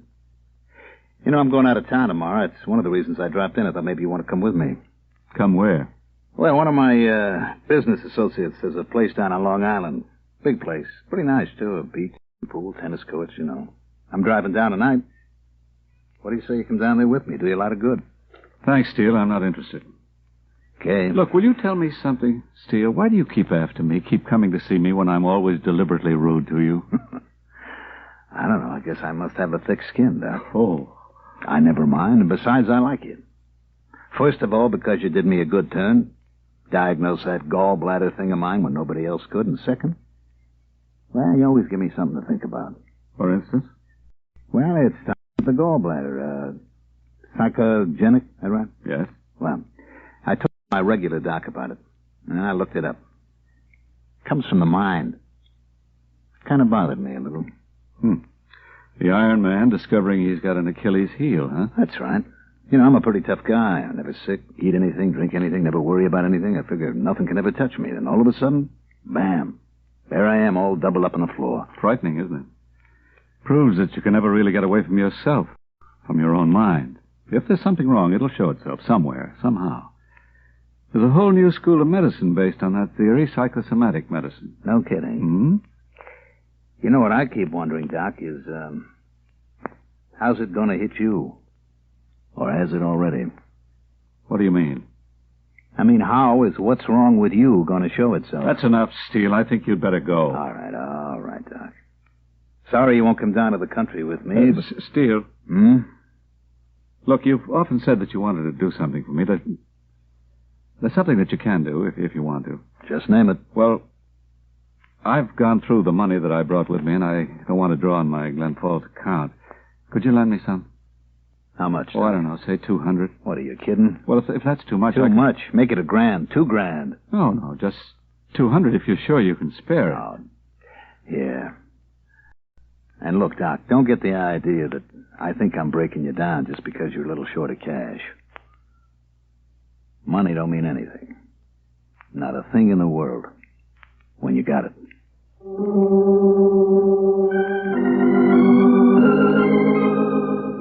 Back to Glen Falls, to Ruth Wayne, Big Sister's living room. Nettie came in just a few minutes ago, and now Reed Bannister is looking at his watch and saying, Later than I thought. Guess I'll be running along. Oh, Reed, you sure you don't want to stay just a little longer? Yeah, Hope will be along any minute now. As a matter of fact, I thought she'd be here before I was. Thanks, Nettie, but I gotta get up very early tomorrow. Besides, I've got a feeling you have family matters to talk over. No, we haven't, Dr. Bannister. Honest. Well, I think I'll run along anyway. Thanks for a very pleasant evening, Ruth. Thank you for coming, Reed. I'll see you in the morning. Right. My best to Hope, Nettie. Oh, thanks, Doctor. Good night. Good night. Gee, he's a swell guy. Why couldn't John have been like that? Nettie. Oh, I'm sorry, Ruth. It just kind of slipped out. What I meant was, I just never felt right when I was with John. I always felt he was kind of putting up with me because I was your brother. With Reed... You're only going to make it worse, Nettie. Somehow you and John just never got along. But he's gone now, and we don't have to worry about that anymore, so let's just forget it, eh? Okay, Ruth. What did he mean when he said that we probably had family matters to talk over? Reed? Oh, well, he met you last night when you were on your way over here, do you remember? And he noticed that you were pretty upset. Oh, that, yeah. Well, that's all over with. Finished for good. You remember what you said this afternoon when I met you? When I was kind of worried about telling Hope about the garage? That it was sold? Yes, Nettie, I remember. Well, it was just wonderful the way she took it. She said it was probably a good thing. That we've been doing all this fighting about the garage. Well, now that it's been sold, we could just forget about the whole thing. She meant it, too, Ruth.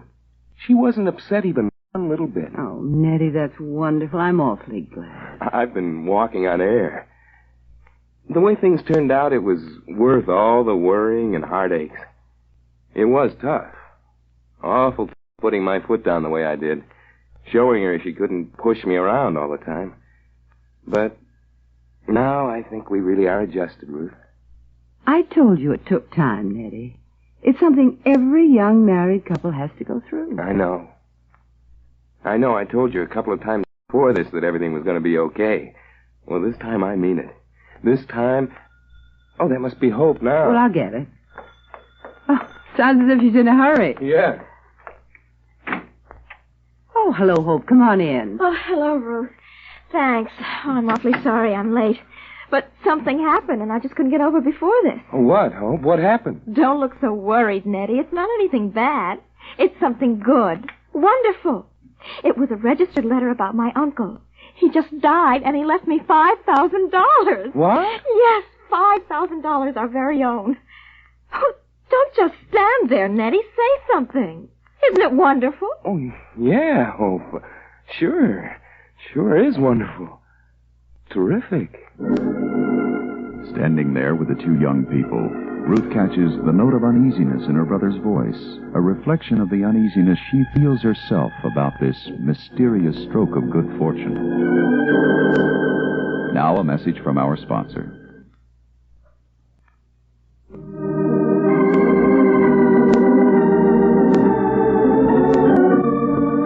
Join us tomorrow on Big Sister. Lee Stevens speaking. Big Sister is a production of Nana Radio.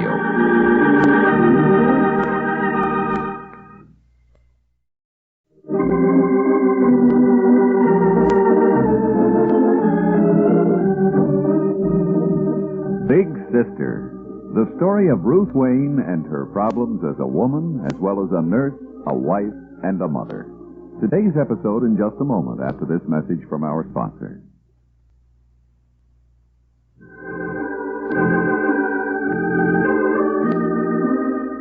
It's about 10:30 in the morning on Founders Day in Glen Falls.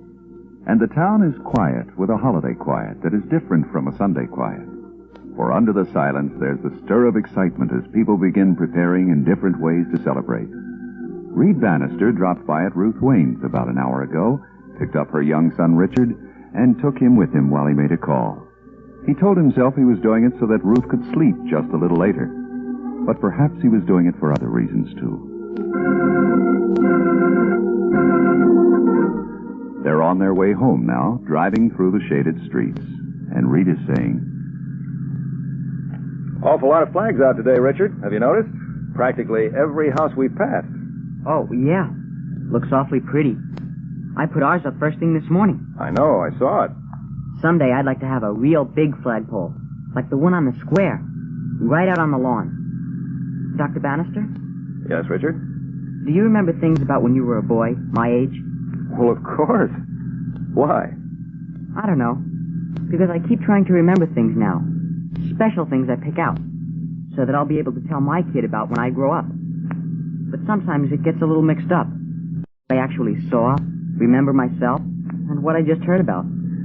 I know. It does get a little mixed up sometimes. For instance, like today, the Founders' Day. It wasn't always the way it is now, the way we celebrate now. Was it? No, Richard, it was very different when I was your age. Different? How? Do you remember, Dr. Bannister? Yes, indeed, I remember. Saving money for weeks before, buying firecrackers, salutes, rockets, sparklers, just like for the 4th of July. Getting up early in the morning to shoot them off, but saving some for the evening when you could see the flashes. Then the parades and the speeches, the big fireworks show. We still have them, the parades and speeches, but not the fireworks. But even they're different, I think. The things that are the same. Why, Dr. Bannister? Do you know? Well, I think so, Richard. I'm not sure, but everything's different now, the whole world, from what it was when I was a boy. We were just one country then, America, in a very big world. That's what all the speeches were about, America. How we became free and how we were always going to stay free. But now it's not such a big world anymore. It's a very small one, just a few hours by plane from anywhere to anywhere else. And we've also discovered that we can't think in terms of just one country any longer, our own. Yeah. You going to the parade, Dr. Bannister? Well, yes, Richard, I think so. Whoa! Almost went past your house. There's Mother. Hello, Mom. Hello, Richard. Hello, Reed. How about coming in and having brunch with us? Well, I don't know, Ruth. Come on, Dr. Bannister. Please. It'll be fun. All right, Richard. Then maybe I will.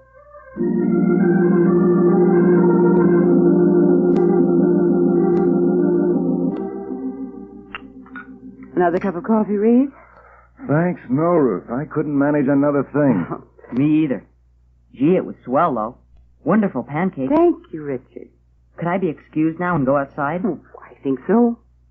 Is that all right? Yes, Richard. We'll see you in a little while. Swell. So long. Oh, my, I wish I could move as fast as that on a full stomach. You mind if I smoke, Ruth? Oh, no, of course not. I still haven't thanked you for taking him with you this morning. Nothing to thank me for. I enjoyed it. Did you get a chance to rest? For a while. And to do a lot of things around the house I haven't been able to do since I got back from New York. Good. Reed, how did he seem when he was with you? Richard? Well, fine, Ruth. Why? Well, I don't know. I've been a little worried about him. How he's taking all this. John's being away. I've spent all the time with him I possibly could, but I wonder if that's enough. But why, Ruth? Has he said anything? No. That's just it. He hasn't. He hasn't even mentioned John's name since the night I got back from New York. Oh, I see. Did he say anything about him to you while he was out with you this morning? No, not directly, but there was something. What, Reed? Well, he asked me if I could remember things that had happened when I was a boy his age. He said that he was trying to remember things that were happening now so that he could tell his sons about them when he grew up. And it seems to me, it was probably an attempt to establish some sort of continuity in his life, make himself feel that he was part of something that existed before he was born and that would continue to exist afterwards. Because he felt that the continuity had been broken. That something was missing. Possibly. I'm sure of it. The lack of security, fear, shows itself in different ways. In Richard's case, he's trying to compensate for it himself. Promise himself that what happened between his father and him won't happen as far as he and his children are concerned. It's incredible. And it's frightening. The things that go on in their heads? The things that they just seem to know, to sense, when no one's ever put them into words. Not just Richard, all children. A feeling of hostility between parents, even though they try and cover it up when the child is around. Somehow the child always knows it and reacts to it. It can show itself in any number of strange ways, and it may not show itself for years. But it's always there. I don't think you have to worry too much about Richard. He seems to be making the adjustment himself, if it's going to be a permanent one. How can anyone ever make the adjustment by himself, Reed? Especially a child. I'm going to have to be very careful from now on. Continue to spend all the time I possibly can with him. And try and give him everything that he would normally get from both a mother and a father. Do you have to do it all by yourself? Isn't there anyone who can help you? What do you mean, Reed? Who? I don't know, Ruth. I just... Never mind.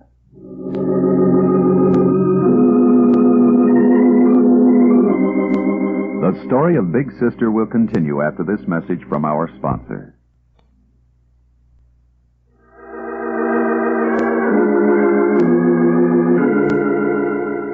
Let's go to New York now, to the one-room apartment on Washington Square where John Wayne is just opening the door. Good morning, John. May I come in? Why, Diane? Because I'd like to. Because I haven't really seen anyone, talked to anyone in days. Well, I don't suppose I... All right, Diane, come in. Thanks. Had breakfast yet? No? Neither have I. Couldn't we have it together? There are a couple of outdoor cafes just up from the square. Oh, I don't think so, Diane. I don't feel very much like it. I'm not hungry. Oh. Well, all right. Maybe you will be later. I doubt it. Diane, you been in touch with anyone in Glen Falls since you came here? No. Why should I? Who, for instance? Dr. Carvel. After all, you are fairly close to him. He called here yesterday. Dad? What did he want? He wanted to know if I'd seen you, how you were, where you were staying. What did you say? Well, I told him I'd seen you once, but that if I saw you again, I'd tell you to call him. Oh. I suppose I should call him one of these days. Where are you staying, by the way? At Riverside Hospital. Riverside Hospital? Yes. I couldn't seem to find a room, and I needed a job anyway, so I went there. Huh. They were short of trained personnel, and now I'm working there, living there. Well, that's fine, Diane. That's well. Helps fill up the time, working. Hmm. Are you sure you won't change your mind and come out and have breakfast with me? No, I don't think so, Diane. I just don't feel like it. I'm sorry, John. I know I shouldn't keep after you, but, well, somehow I feel more restless and jittery than usual today. Why? I don't know. Yes, I do. It's the city. Being here now. It seems filled with people who have no place to go. You can see it in their faces. They know that they're the ones who are unloved, unwanted, and they resent it. Unloved and unwanted. Rather fitting that the two of us should be here, then. But does it have to be, John? What do you mean? Do we always have to be shoved around, put into pigeonholes, filed in the dead letter office? After all, there are two of us, both in the same boat. Can't we fight against it? Make our own kind of life, in spite of the rest of the world? Fighting? I'm tired of fighting, Diane. For what? Oh, I'm not asking for your love, John, not now. And I'm not asking for anything for myself. It's for both of us. Just to show them that they can't go on doing this to us. That we don't need them, need anyone. Because we've got ourselves and each other. Show them. That we, the dispossessed, the pariah, show them that we're still people. Oh, I don't know, Diane. I don't... All right. We will show them. Come on. Where are we going? I don't know. Out somewhere, anywhere. We'll show them. And so, out of loneliness, John Wayne makes his first gesture towards Diane. A gesture that will be only the first of many, and that will lead to a disastrous climax. Now a message from our sponsor.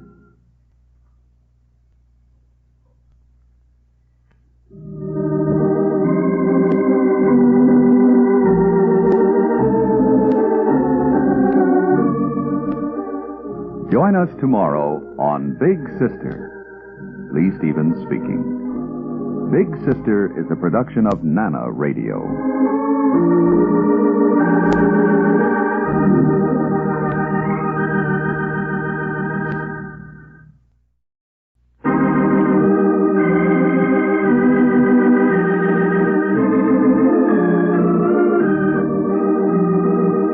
Big Sister. The story of Ruth Wayne and her problems as a woman, as well as a nurse, a wife, and a mother.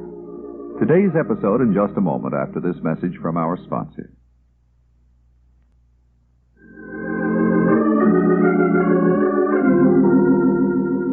It's about 8 o'clock at night, almost the end of evening office hours at Dr. Carville's. Mrs. Platt is here, Dr. Carville. Oh, yes. Come in, Mrs. Platt. Thank you. Sit down, please. I'd like you to stay too, Ruth. Take notes. Certainly, Dr. Carville. This is awfully nice of you, Dr. Carville. I know that you don't see many patients these days, and waiting so late for me. Nonsense. Why are you so nervous, Mrs. Platt? Because, Dr. Carville, I haven't been able to think of anything, do anything, since I was here this afternoon. Please tell me the truth right now. Will an operation help Alan? Or is he just going to be deaf? Mrs. Platt, Dr. Bannister examined your boy, and so did I.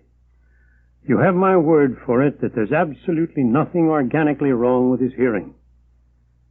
I asked you to come back tonight because I needed to ask you some questions. How long have you been married? Why, almost 8 years. What does your husband do? He's with the telephone company, a repairman. He was at one of the missile monitoring stations until about a year ago. You said this afternoon that you first started noticing something wrong with your son's hearing about a year ago, too. That was after your husband got back? Why, yes, a couple of months after. You're getting all this, Ruth? Yes, Dr. Carville. Just how have things been between you and your husband since he got back, Mrs. Platt? Why, what do you mean, Dr. Carville? Well, has everything been going well, or have you been having more quarrels than usual? That's a kind of funny question. As a matter of fact, things haven't been going too well. When he came back, everything was fine, for a while. And then we started this fighting. Dr. Carville, you mean that has something to do with Alan's hearing? The fact that my husband and I have been fighting? I told you that there was nothing organically wrong with him. If there's not, then we have to look somewhere else for the cause. How old is your boy? 7? Oh, that's pretty young, but he's still old enough to be aware of a lot of things. It must have been pretty hard on him when his father went away. Then, when his father came back, what happened? Instead of completing the family group, that return split the group apart because there was open conflict between you and your husband. You mean the fact that we were fighting all the time, that he knew it? You've heard of closing your mind to something, haven't you? Well, what your boy was doing was closing his ears.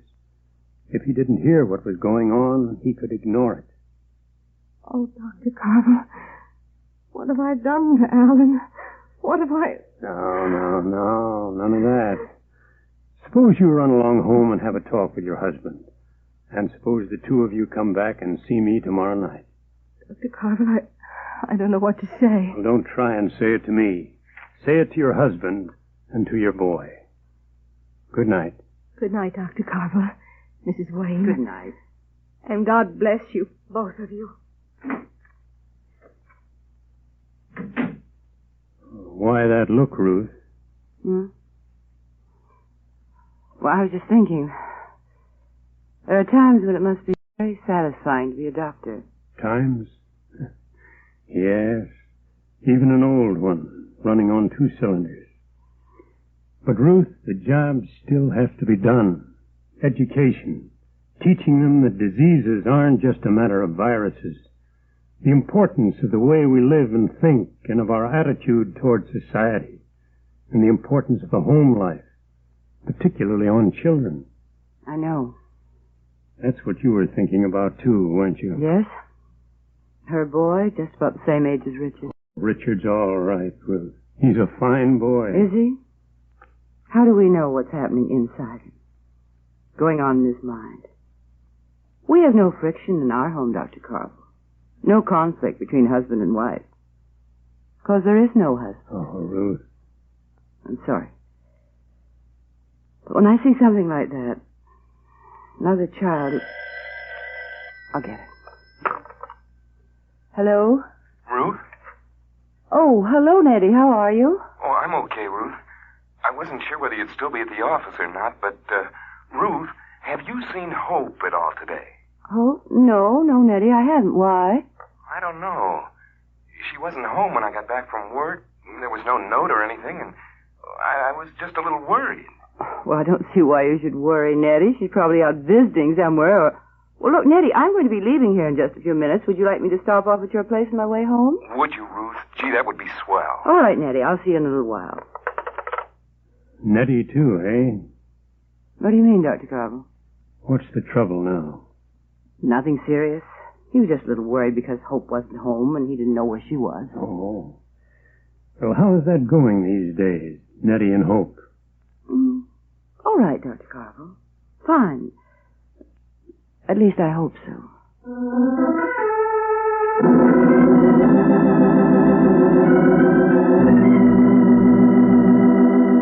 The story of Big Sister will continue after this message from our sponsor.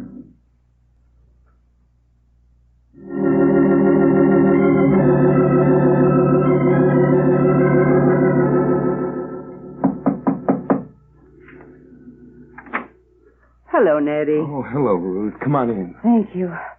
Any word from Hope yet? No, not yet. I've been phoning around all the places she might be. I suppose you think I'm kind of a dope to get so upset about this, just because she isn't I home. don't at all, Nettie. I think it's perfectly natural. Ordinarily, I wouldn't even think about it. But everything's been so kind of strange since the other night. You know, when she told us about that money she inherited? Strange how? I don't know. She just didn't seem to want to talk about it. I didn't even know she had an uncle, much less one that could leave her $5,000. But, well, after all, it is her money. Hope! Oh, hello, Nettie. Hello, Ruth. How are you, Hope? Oh, I'm just swell. Well, where have you been, anyway? I was starting to get worried about you. Worried? Why? Coming home and not finding you here and not knowing where you were or anything. Oh, I'm sorry, Nettie. I suppose I should have called you, but I left the house in such a hurry and I've been so busy. Well, doing what? Well, mostly trying to fix up a surprise for you. A present. A present? What kind of a present? If you had your choice, what would you want most, Nettie? More than anything in the world. I don't know, Hope. Nothing special. Oh, no? What about that garage over at Somerville? Garage? What about it? Well, it's yours, Nettie. It's all yours. What? Oh, it can't be. Well, how, Hope? Gee, isn't that just like a man, Ruth? You break your neck to get him something you know he wants, and then instead of even saying thank you, he starts asking you questions. Well, I think he's just a little surprised, Hope. I know I am. I thought the garage had been sold. I know it was sold. I spoke to Mr. Brooks myself, and he said it was. Well, so now it's been sold again. To us. You mean you bought the garage? Oh, sure. Gee, Nettie, why do you think I was so excited when I came over to Ruth's the other night and told you about the money I'd inherited? Do you think I cared anything about the money for myself, that it meant anything to me? The reason I was so excited was, well, because I knew I'd be able to do something for you with it and help you get somewhere in the world. And I have. Hope, I don't know what to say. I think it's wonderful, Hope. Really wonderful. Wonderful? I think it's But what I don't get is how you were able to do it. I mean, all by yourself like that, finding out who bought it and getting them to sell. I never said I did it all by myself, Nettie. I had help. Oh, you mean a lawyer, something? No, someone better than a lawyer. Frank Wayne. Frank? Mm-hmm. And you should just know the trouble he went to. On the phone all day, getting hold of the new owner, talking to him, arranging things.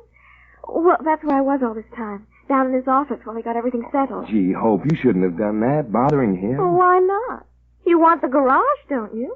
Yes, I suppose so. Well, I said we dropped the whole thing when it was a matter of borrowing money from him.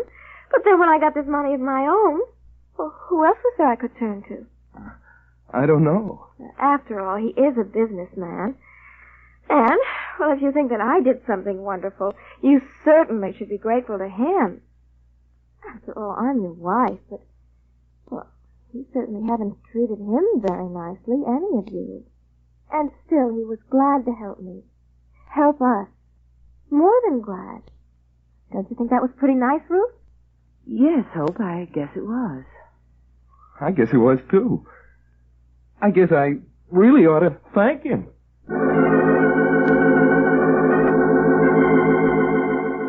First, a mysterious stroke of good fortune, the money Hope inherited. And now, Frank Wayne. Somehow, neither Ruth nor Nettie seems as happy about the purchase of the garage as they might be. And perhaps there's good reason for them to feel uneasy.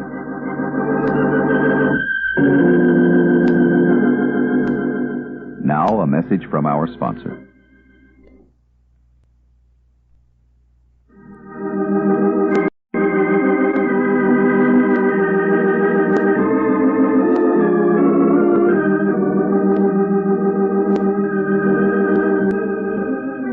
Join us tomorrow on Big Sister.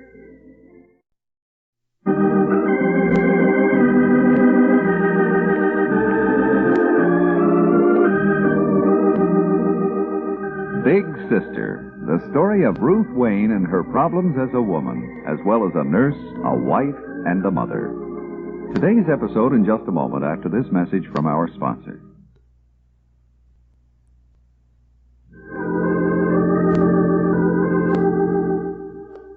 You know the old saying about not looking a gift horse in the mouth.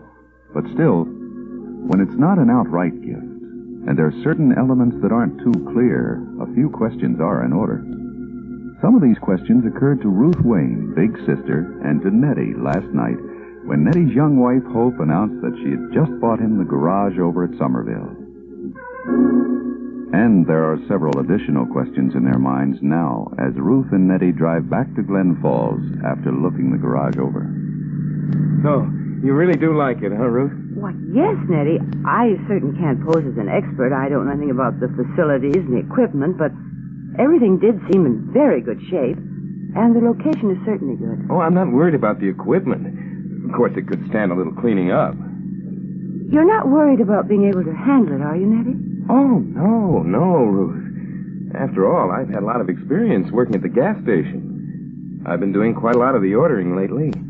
I can handle most of the minor repairs. No, I'm not worried about that end of it, being on my own. In fact, I'm kind of excited about it. But you are a little worried about something. Well, not worried exactly, but there are a couple of things that have been bothering me just a little. Like how Hope was able to swing the deal, and where the money came from. But you know where it came from, Nettie. Hope told you she inherited it. Yes, I know, but well, it just all worked out so kind of funny. Getting the money from an uncle I never heard of, right when we thought the whole thing was finished, when we'd heard that the garage had been sold. And another thing, the amount of the money. She said she'd inherited $5,000. Well, Brooks wanted $9,000 for the garage. Maybe Frank was able to arrange something there, Nettie. $5,000 down and the rest to be paid off. Yeah. I guess I ought to ask him about it. Just what the terms are. I guess that's what's really bothering me, Ruth.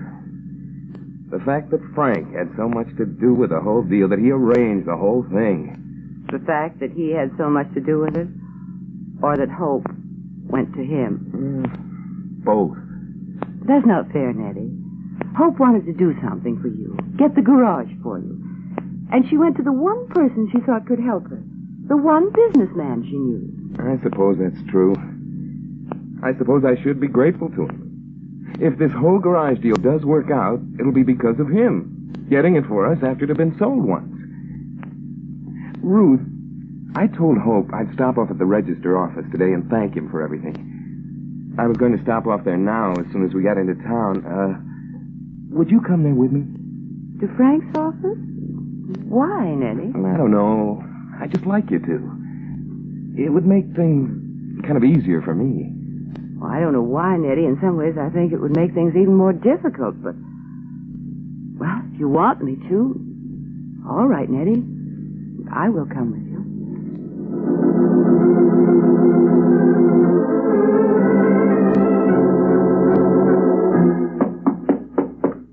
Come in.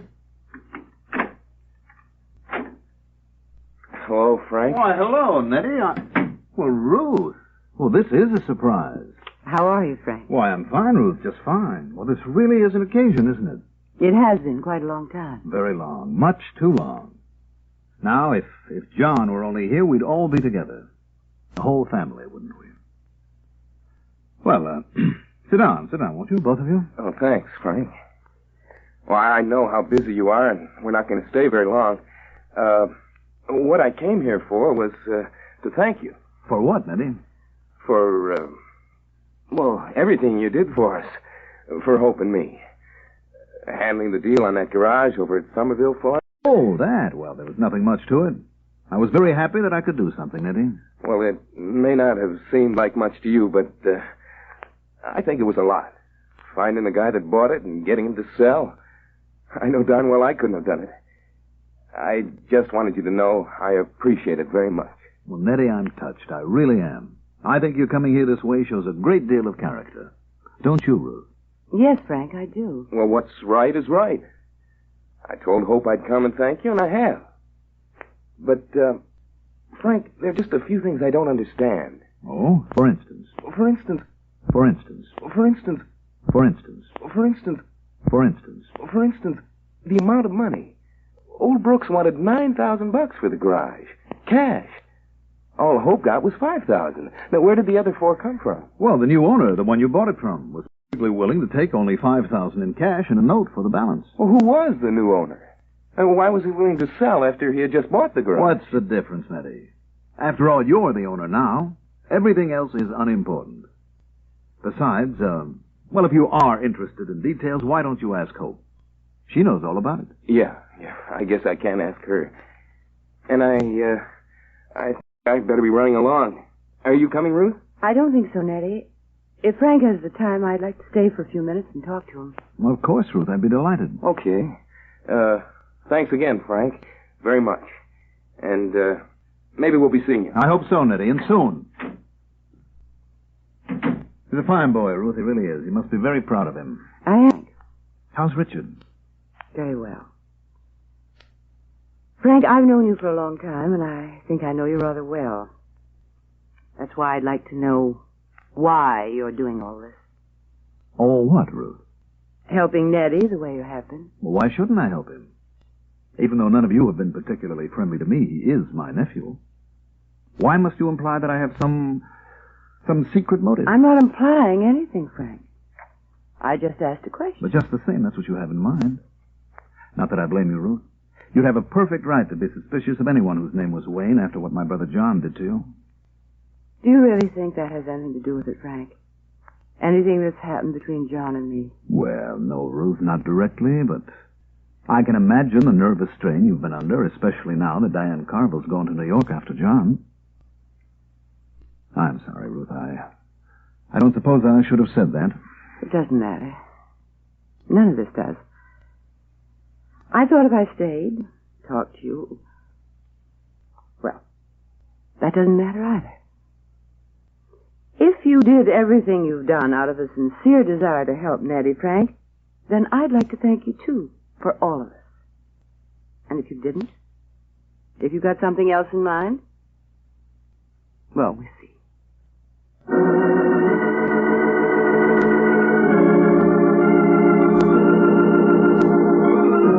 The story of Big Sister will continue after this message from our sponsor.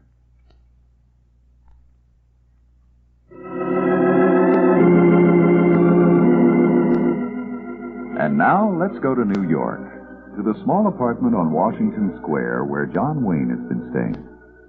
Fred Davis, John's young friend, has just left the apartment and is walking across the park when he sees Diane coming towards him. Miss Carvel. What? Miss Carvel. Oh, hello. Mr. Davis, isn't it? Yes. I'm surprised you remember me. Surprised and pleased. After all, we only met once, that day at the hotel when you were looking for Dr. Wayne. Well, I don't know so many people in New York that I have trouble keeping track of them. Oh, yes. Well, I suppose you're on your way over to see the doctor now? Well, yes, I am. Well, I can save you a trip. He's not in. Oh? Are you sure? Yes, I was just there myself. But if you'd like to wait around down here, try again a little later. Well, there are a couple of pretty nice outdoor cafes just up Fifth Avenue. We could have a drink or something.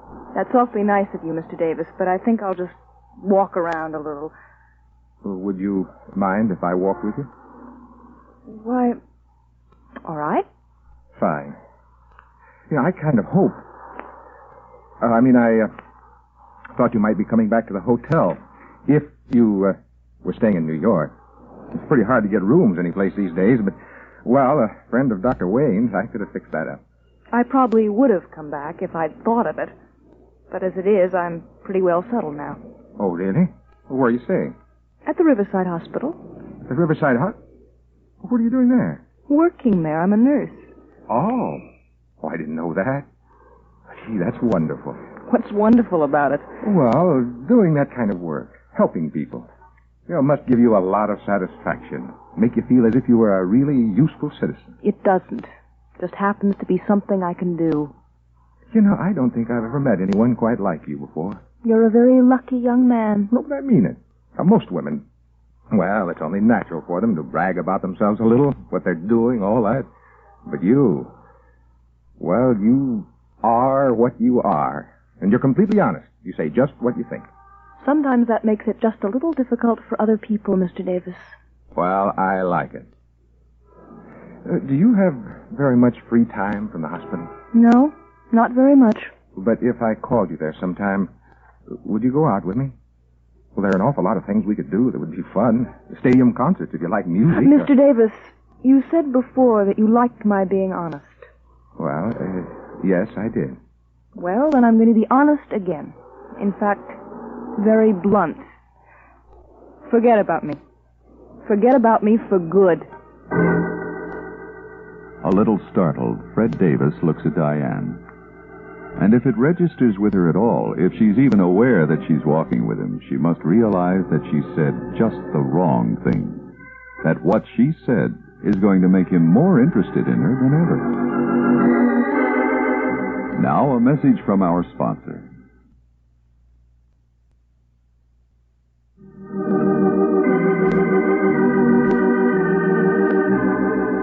Join us next week on Big Sister. Lee Stevens speaking. Big Sister is a production of Nana Radio.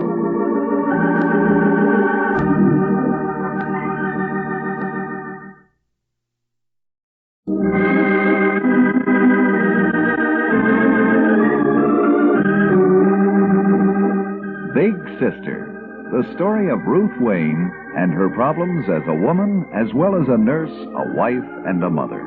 Today's episode in just a moment, after this message from our sponsor.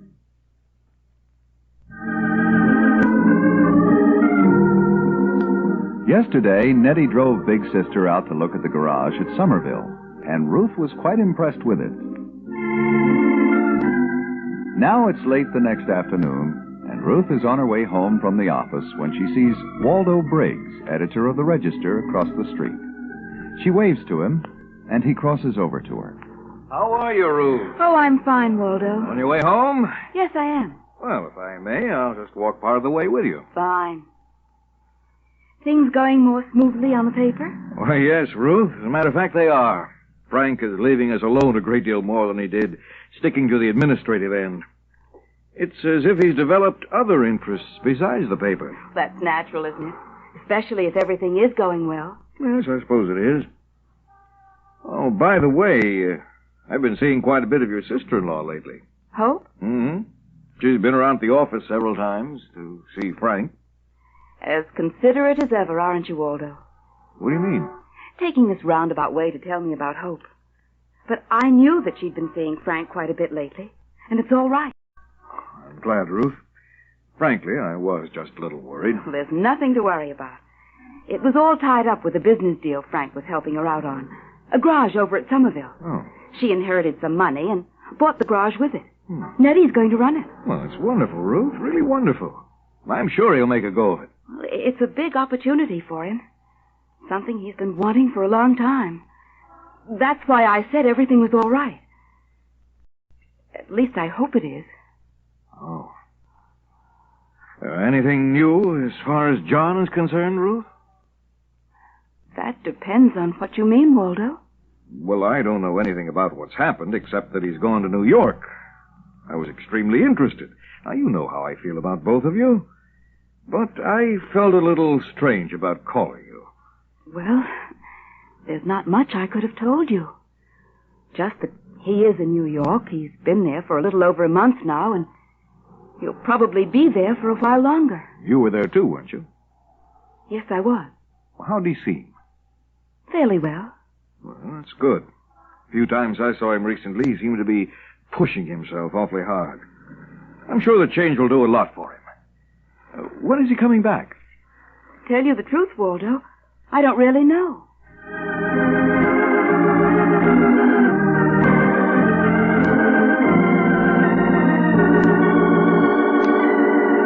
The story of Big Sister will continue after this message from our sponsor.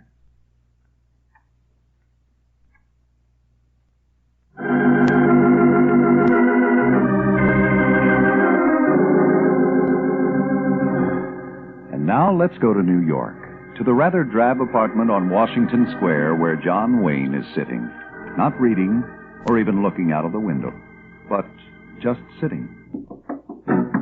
He stiffens a little when there's a knock on the door, but makes no move to answer it. Then, when it comes again... Dr. Wayne? Oh, Dr. Wayne.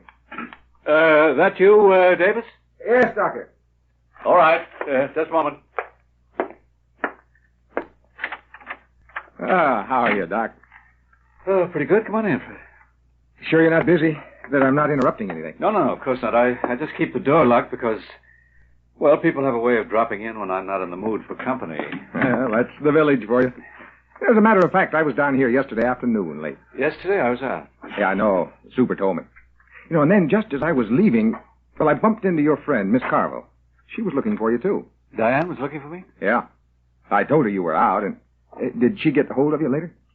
No, I didn't get home till after 12. Oh. Gee, she's a swell person. You like her, huh, Fred? Yeah, I guess I do. Oh, I don't know her very well. I only met her once at the hotel, and then again down here yesterday, but...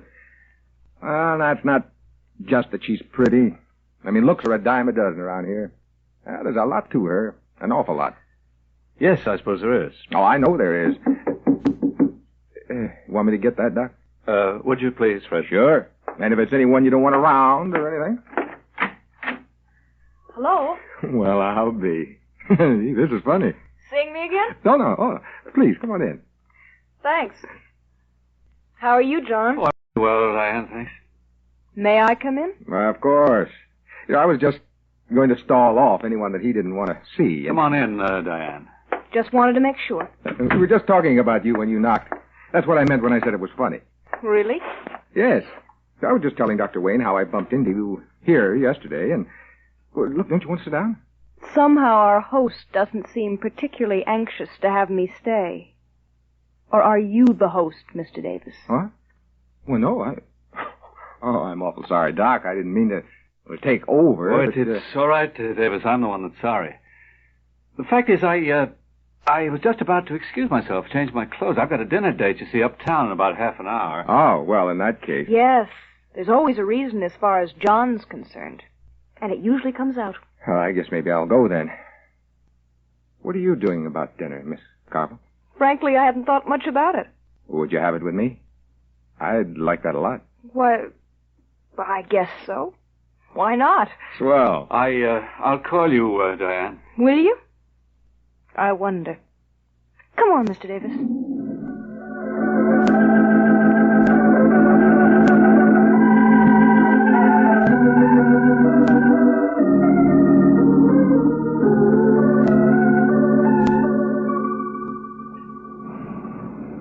Is this table here all right? Anyone. It doesn't matter. When I'm in a regular restaurant, I like to sit near a window. But in these outdoor cafes, I like to get as far away from the street as possible. Agoraphobia? Huh? What's that? Afraid of people watching you, staring at you. Oh, no. No, not people. Kids. Why? I don't know. Yes, I do. It's because, well, here, when kids stop and watch you while you're eating, it doesn't mean anything. Just curiosity. But, well, every time they do, they remind me of other kids. Overseas? Yes. If you've seen it once, you don't forget it in a hurry. And I've seen it a lot. You stop for chow, and up they come. Big eyes and big bellies, full of nothing. And nothing much else. They don't say anything, just stand there.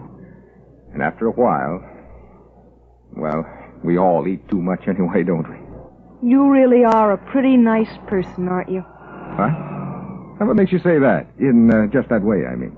I guess because I don't know many nice people. Generally speaking, I don't like them. Oh, stop ribbing me.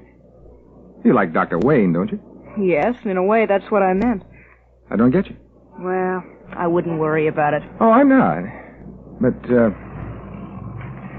well, there's such a lot I don't get. For instance? Well, you, mostly. Oh? And just yesterday you were saying that one of the things you liked about me was the fact that a man would always know exactly where he stood with me. Well, I'm changing my mind about that. Oh, not about liking you. Well, I got that pretty bad. I think you know that. I'd rather go out with you, be with you, than anyone I've met in a long time. But, please, Fred, well, now let me finish. The thing is, when I am with you, you're not with me. A lot of the time, you don't even seem to know I'm here. And, well, what I'd like to know is that because of me or someone else? I tried to warn you off yesterday. Yes. Yes, you did, but... But it didn't take. All right. I'll give it to you again and give it to you so there'll be no mistake about it. I'm in love with John Wayne. Oh, with Dr. Wayne? Yes. Really, completely in love with him. I've been in love with him for years, but this is the first time I was sure I was going to get him. Oh, I know what you thought, that I came to New York to try and patch things up between him and Ruth. That's why you put me in touch with him, but nothing could have been further from the truth. What I hope I can do is speed things up, get the whole thing over with as soon as possible so they can be mine, all mine. That's why I haven't been interested in you, nice as you are, and that's why I never will be. Now, does that clear things up for you? Yes, I guess it does. It sure does.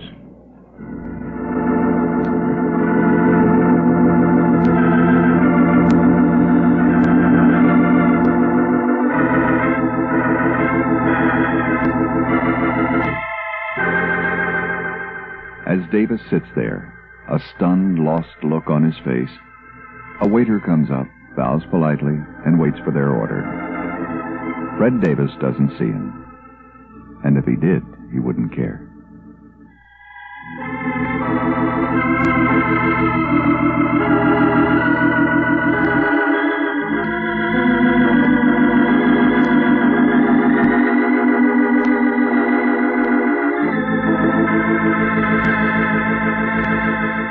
And now, a message from our sponsor.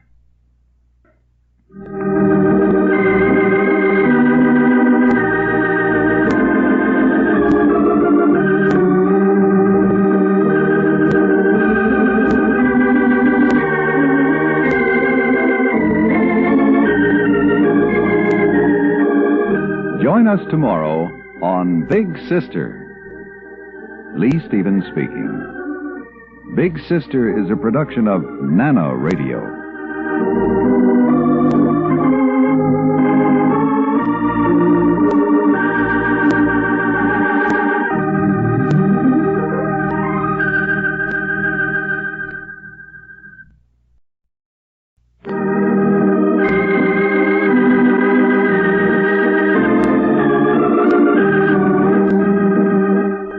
Sister, the story of Ruth Wayne and her problems as a woman, as well as a nurse, a wife, and a mother. Today's episode in just a moment, after this message from our sponsor.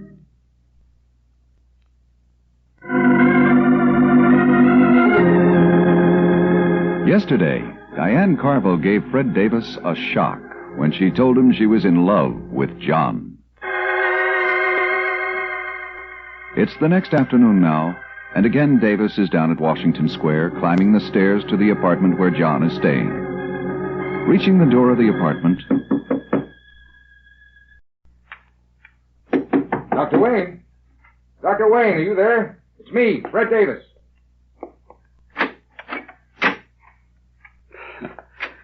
Hello, Davis. On to my little tricks by now, aren't you? Yeah. I may not be terribly bright, but I get on to most things after a while. Come on in. Thanks. Seems a little strange to be inviting you into your own apartment. Yeah, a little. Yes. Well, what did you and Diane do last night? Oh, we went out to dinner. That French place up the street. Then I took her back to the hospital. How was your dinner date? Oh, all right. You didn't really have one, did you? What makes you say that? Well, like I said, I may not get things right off, but I do catch on after a while. Oh, I was having a fine time kidding myself. Until yesterday. Look, Davis, ever since you came in here, you've had a chip on your shoulder. Just what's wrong? All right, I'll give it to you straight. Now, we're pretty good friends. You've done a lot for me. In the Army, then here in New York, helping me out with Pete Steele. Well, I've done a couple of things for you, too. You certainly have, and I appreciate it very much. Well, I figure that we're about all square now, and well, I'm getting sick and tired of living up at the hotel. I want this apartment back. Is that all, Fred? What do you mean? Well, I certainly have been giving you a pretty raw deal, moving in here supposedly for just a few days and then staying on. And of course I'll get out this afternoon. But I'd like to make sure that that's all that's bothering you. Okay. When Mrs. Wayne came here after you, I realized that the two of you were splitting up. And I figured that was just one of those things. And yesterday, when I was having dinner with Diane, she filled me in on the rest of the picture. Told me she was in love with you. Oh, so that's it. Did Diane say that I was in love with her? Huh? Well, no, not exactly. Now, as a matter of fact, she said that the reason she came to New York was to hurry things up so that she could get you. Fred, you're in love with Diane, aren't you? What? I don't know. I like her. I like her a lot. But I think she's getting a pretty raw deal, too. But... And I'm responsible for that, as well as all of Ruth's unhappiness. But the chief thing is that I'm standing in your way with Diane, so you project all your resentment on me. Well, it's true, isn't it? That you're responsible for what's happening to both your wife and Diane? Oh, absolutely, no question about it. Well, then. Oh, Doc, I'm sorry. I knew what I was saying didn't make sense even while I was saying it. Well, once I got started, it just had to come out. Now, first of all, saying that we were all square. All square. When you saved my life, and all I did was lend you this lousy apartment for a couple of days. Now, just a second, Fred. You know that's so, Doc. And then this business with Diane. Well, as if it was your fault that she was in love with you. As if she'd like me any better even if you weren't in the picture. Will you forgive me, Doc? Oh, of course, Fred. Don't you think I've done the same thing myself 100 times? Don't you think that everyone does? Well, I don't know, but... Doc, do me a favor. A big one. If I can. Stay on here. Here in this apartment. Well, frankly, Fred, I'd rather not. Please, Doc. Please, just to show me that you're not really sore. Well, if you put it that way. Thanks, Doc. I appreciate that. Really. Well, I guess I'd better go now. Oh, I almost forgot. I've got a letter here for you. A letter? Picked it up from the mailbox. Oh. But I had so much on my mind, I just didn't think about it. Here you are. Thanks, Fred. I'll give you a ring one of these days, when I'm back to normal, and well, maybe we can spend the evening together or something. Fine, Fred. I'd like that.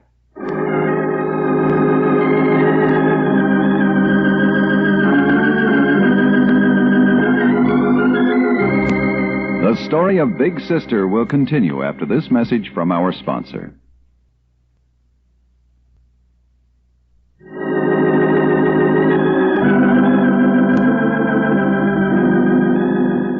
The door closes behind Fred Davis. John stands there, staring after him, a curious, bitter smile on his lips. Then he looks down at the letter, and the smile fades. It is postmarked Glen Falls, and it is addressed in Ruth's handwriting. Putting it down on a table, he takes out his pipe, fills it slowly and deliberately, and lights it. Then he picks up the letter again. And finally, he opens it, starts reading. Dear John, as you probably guessed from the stationery, I'm writing this in the office. It's been a fairly busy day, but things are very quiet now. And so for the first time since I got back to Glen Falls, I've had a chance to write to you. Richard is well, and now that school is over and he's outdoors a great deal of the time, he looks better than ever. It's amazing what a little son will do. I've been thinking about you a great deal, John. Thinking about you, not us. We're fine, Richard and I. Getting along quite well financially and every other way. But I've been very concerned about you. You were in a very bad way when I saw you last. Completely disorganized and completely disinterested in doing anything with yourself or about yourself. And it's not right, John. If nothing is done about an illness of this sort, it becomes progressively worse until nothing can be done. Will you do something about it? Not for my sake, but for your own. Will you go see Dr. Foster again, talk to him? And if not Dr. Foster, some other analyst. I hope that you'll take this in the spirit I intended.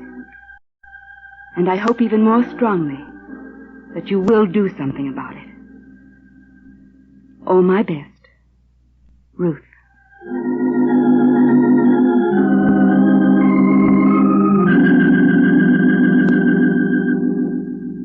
Come in, Dr. Wayne. Sit down. Oh, thank you, Dr. Foster. It's awfully nice of you to see me again at this hour. Not at all. That's part of our job, to see patients, talk to them at any time they need us. I know, but, well, it'd be a little hard to call me a patient, wouldn't it? After all, I was only here twice, and as a matter of fact, I flatly refused to have you treat me. That would make it more imperative that I see you. What have you been doing with yourself since you were here last? Nothing. Meaning? Just that. Absolutely nothing, Doctor. Not even thinking. Well, brooding, perhaps. There's a difference, isn't there? Yeah. Of course, thinking is creative, controlled, directed toward a specific end. Brooding is, well, just letting things well up into your mind from your unconscious toward no particular end, for no particular purpose. That's what I've been doing. Mm-hmm. What made you decide to come see me this evening? Oh, I've been thinking about it, Doctor, on and off for some time now. Thinking that I really should do something about something. And then this afternoon I got a letter from my wife from Glen Falls. She suggested that I come see you again, too, so... Oh, I see. So she did go home, eh? Oh, yes, shortly after the last time I was here. Very smart of her, don't you think? Well, what I think isn't particularly important. Oh, that's right. Get it out of me, Doctor. Make me say it. All right, I think it was smart. Look, Doctor, when she left, she told me that I had to decide by myself what I wanted to do. Part of the reason she left was to force a decision. Unfortunately, I wasn't able to make that decision. Will you be honest with me, Doctor? Absolutely. What do you think my chances are of getting hold of myself, becoming a normal person again? A husband, a father, a doctor. Will a course of treatments with you help? As a doctor, you should know the answer to that as well as I do. We give no guarantees, promise no miracles, because we can't. Because the major portion of the cure isn't in our hands, but in yours.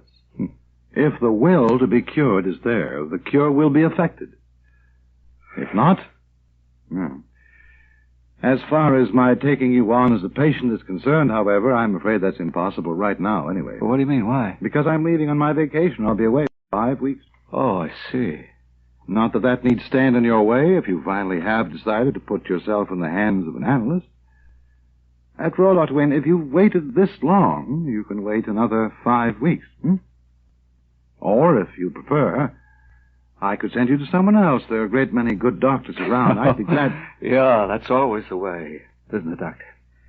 You wait and wait to make a decision, and then when you decide, you find it's meaningless. What do you want me to do, Dr. Wayne? Would you like me to give you the name of someone else? No, Doctor. Since I can't have you right now, let's just forget the whole thing.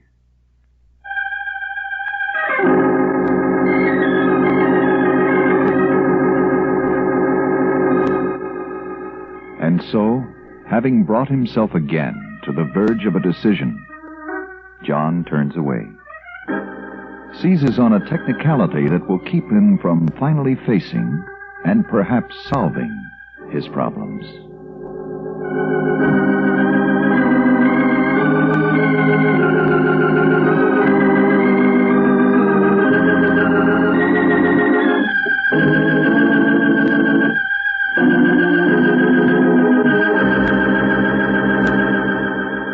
And now, a message from our sponsor.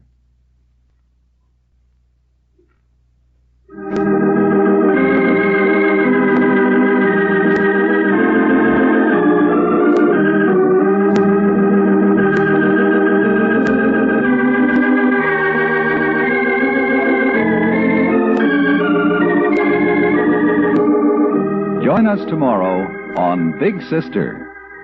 Lee Stevens speaking. Big Sister is a production of Nana Radio.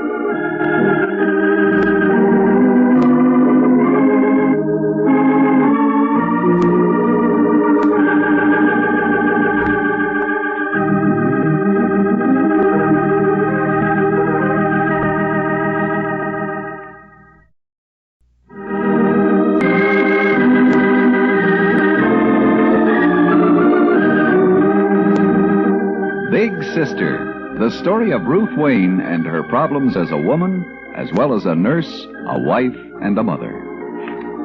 Today's episode in just a moment after this message from our sponsor.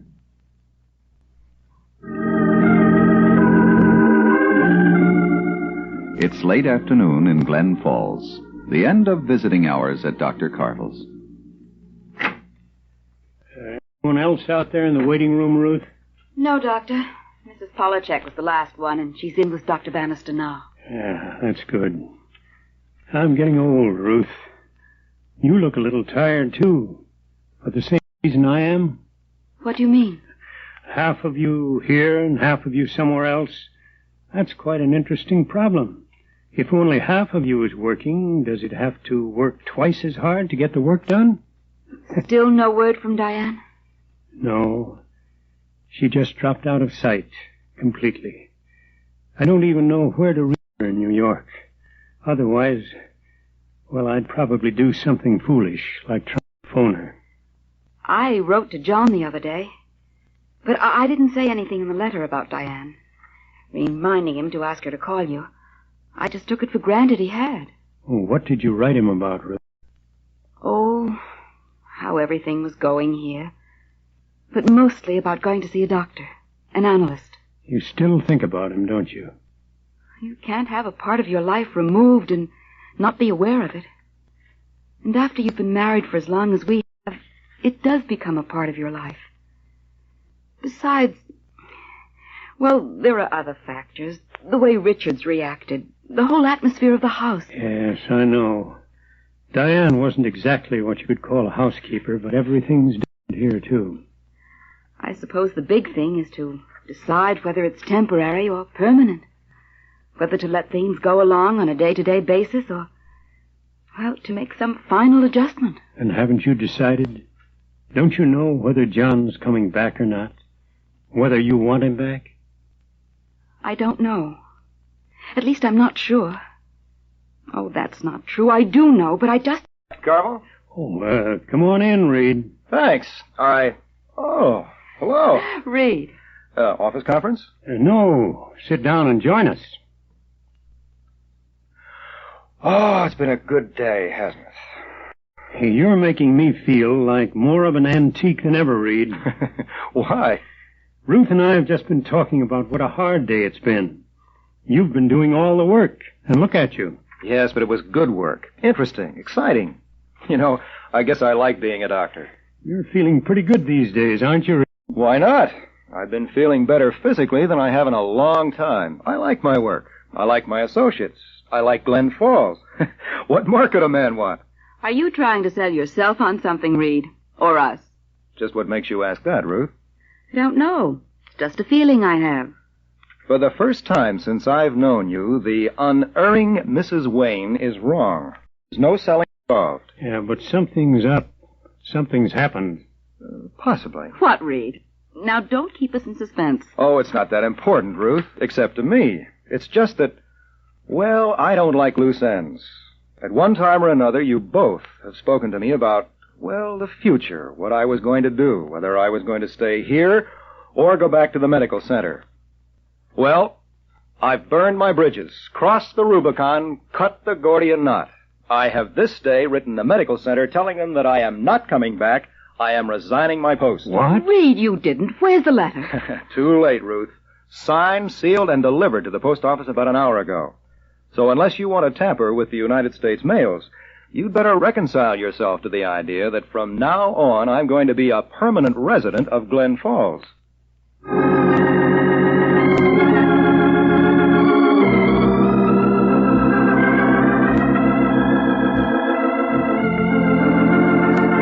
The story of Big Sister will continue after this message from our sponsor.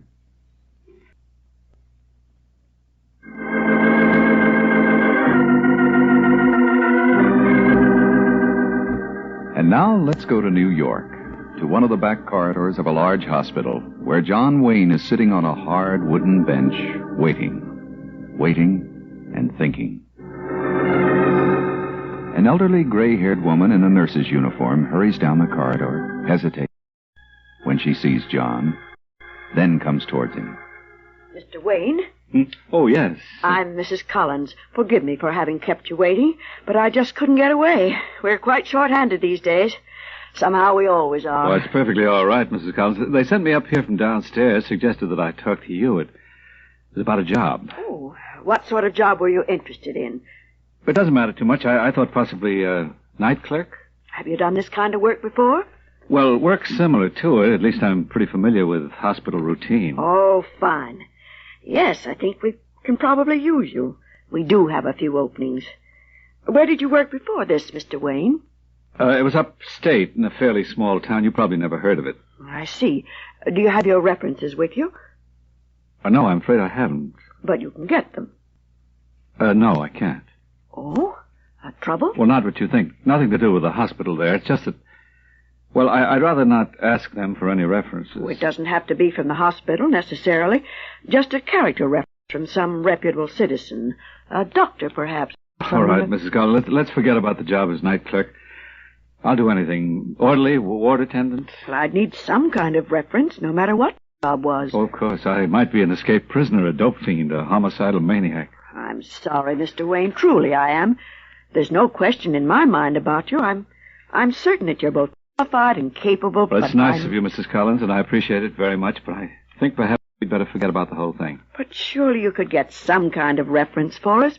No, I'm afraid I can't, and as I said, I think we'd better forget about it. Thank you very much. Bye.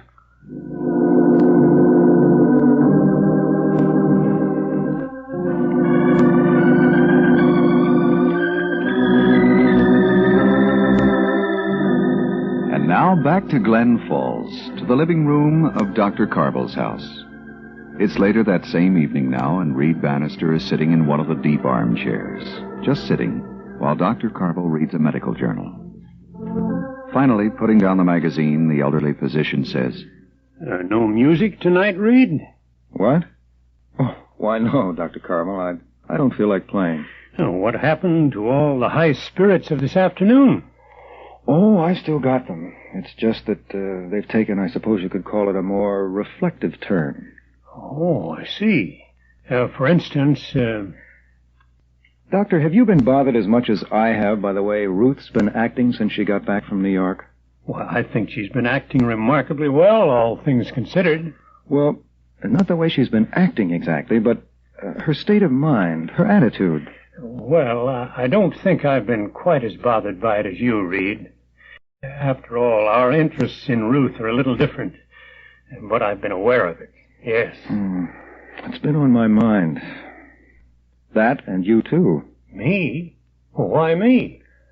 Well, you haven't been quite the same since Diane left. Well, I miss her. I worry about her. That's more than that. The whole feeling of the house has changed. Diane certainly wasn't any great shakes as a housekeeper, but she did sort of hold the place together. Strange you're mentioning that. I was talking to Ruth about it only this afternoon. Well, Doctor, I've got a suggestion to make. What would you think of Ruth and Richard's moving in here, coming here to live with you? Coming here? Why? Because it makes a lot of sense from everyone's point of view. Ruth needs companionship, someone she can talk to. Well, she'd have you. You need companionship, too, and someone to run the house for you. Well, you'd have what you need, and, well, everyone would have something. What about you, Reed? Me? Oh, I'd move out, I'd move into Ruth's house. I could get someone to come in and clean and... Well, that's not what I meant. I meant, what would you get out of it? Why are you being so altruistic? Oh, I'm not being altruistic at all. I'm being very selfish.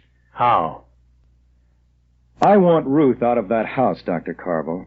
I want her out of there as fast as possible and away from all its associations with John. Ah, I see. At least I think I do. You evidently made up your mind about a lot more than not going back to the medical center during these last few days. That's right. I made up my mind that John's not coming back. That even if he does, well, there are some things that are more important than friendship, loyalties.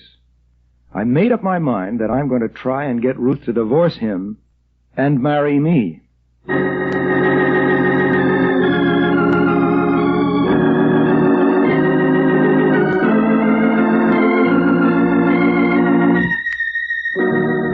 In New York, John Wayne discovers that he cannot get a job, either because he does not really want one, or because circumstances are too much for him. And in Glen Falls, Reed Bannister makes an announcement that promises a whole new series of complications for Ruth.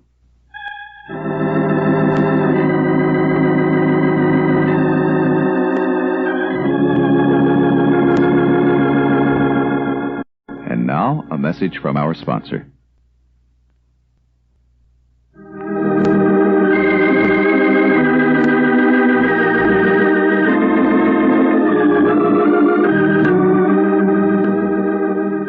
Join us tomorrow on Big Sister. Lee Stevens speaking.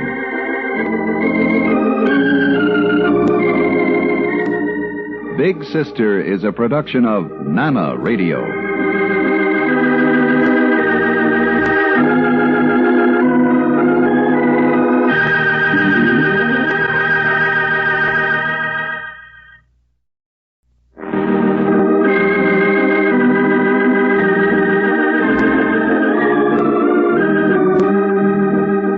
Big Sister, the story of Ruth Wayne and her problems as a woman, as well as a nurse, a wife, and a mother. Today's episode in just a moment, after this message from our...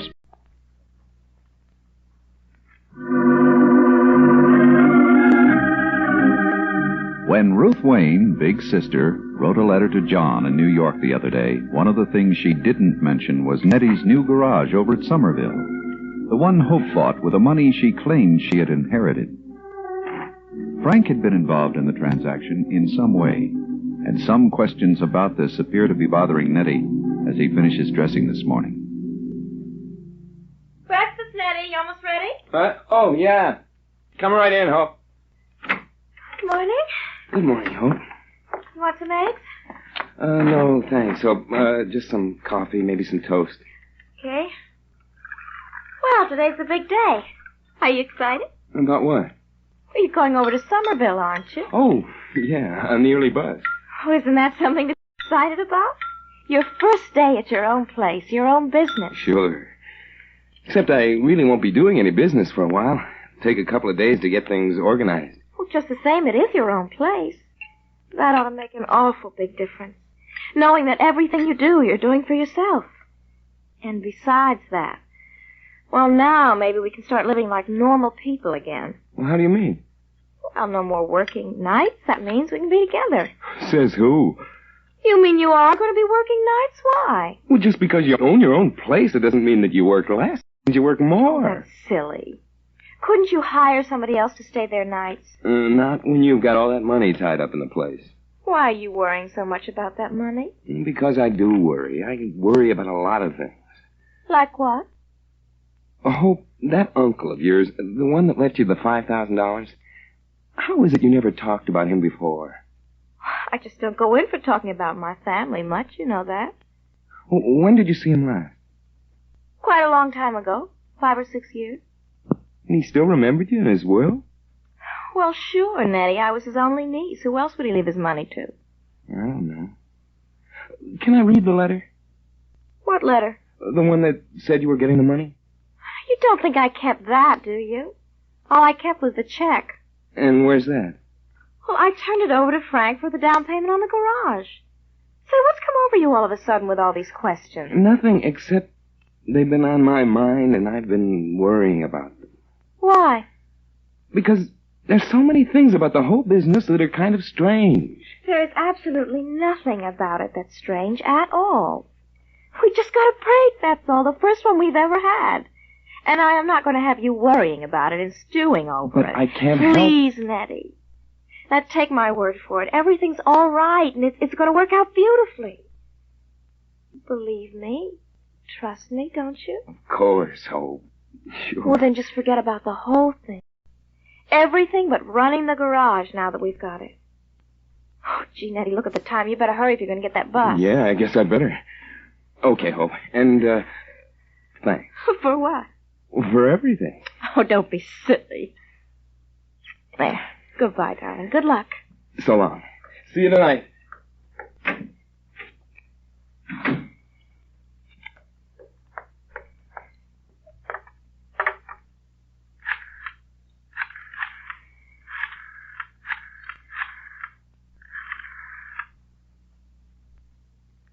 Frank.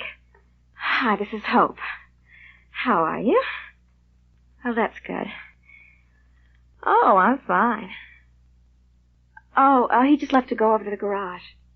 Yeah, I'll be gone all day. Oh, he's all right. That's one of the reasons I called. He did start to ask a couple of questions just this morning. Where was the letter that said I was getting the money, that kind of thing. I think everything's fine now. He swallowed the whole business. Don't worry about it. Everything's going to work out just right. Just the way we wanted it to.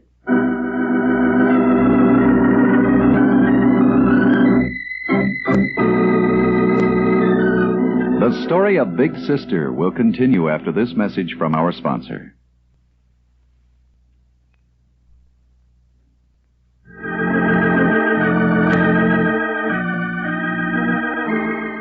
And now let's look in at Dr. Carville's office, where Big Sister is on the phone too, but making a very different kind of call. I wish you would. You know what linen costs these days. Right. Now, when will you be around here again? Monday at about 2. Fine. Thank you very much. Who is that, Ruth? Oh, hello, Dr. Carville. I was just calling the laundry for you. Laundry? Oh, so you're taking care of that for me, eh? Well, it's simple enough to do. You never did it when Diane was here. Ruth, how would you like to take me under your wing completely, on a permanent basis? What do you mean? Well, tell me, how are things at home? Doesn't the house feel a little strange, big and empty without John? Yes, I suppose it does. Suppose. You know it does. It must. I know how different everything is here without Diane. We were just talking about that yesterday. And I did some thinking about it afterwards, and, well, that's why I want to suggest something. Ruth, how would you feel about moving in here with me, you and Richard? Moving in here? Yes. Makes a lot of sense from a great many different points of view. From my point of view, well, the advantages are obvious. But I think there are a lot of advantages from your point of view, too. For instance? Well, first of all, you'd be better off financially. You wouldn't have to be paying rent on a much bigger place than you need. But there are a good many other factors, too. I think it would be a good idea for you to get away from a place that must be filled with memories and associations. And I think it might be very good for Richard, too. To have a man around the house again, you mean? Yes, I think that's important. Something he does need. Well, what do you say? It makes a lot of sense. Has a lot of advantages, there's no question about that. But I don't know, Dr. Carville. Why, Ruth?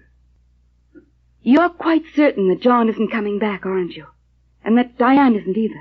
What makes you say that? Well, you must be, or you never would have suggested anything like this. After all, it would shut the door on them both pretty completely. Oh, that's not true at all. It needn't be a permanent arrangement.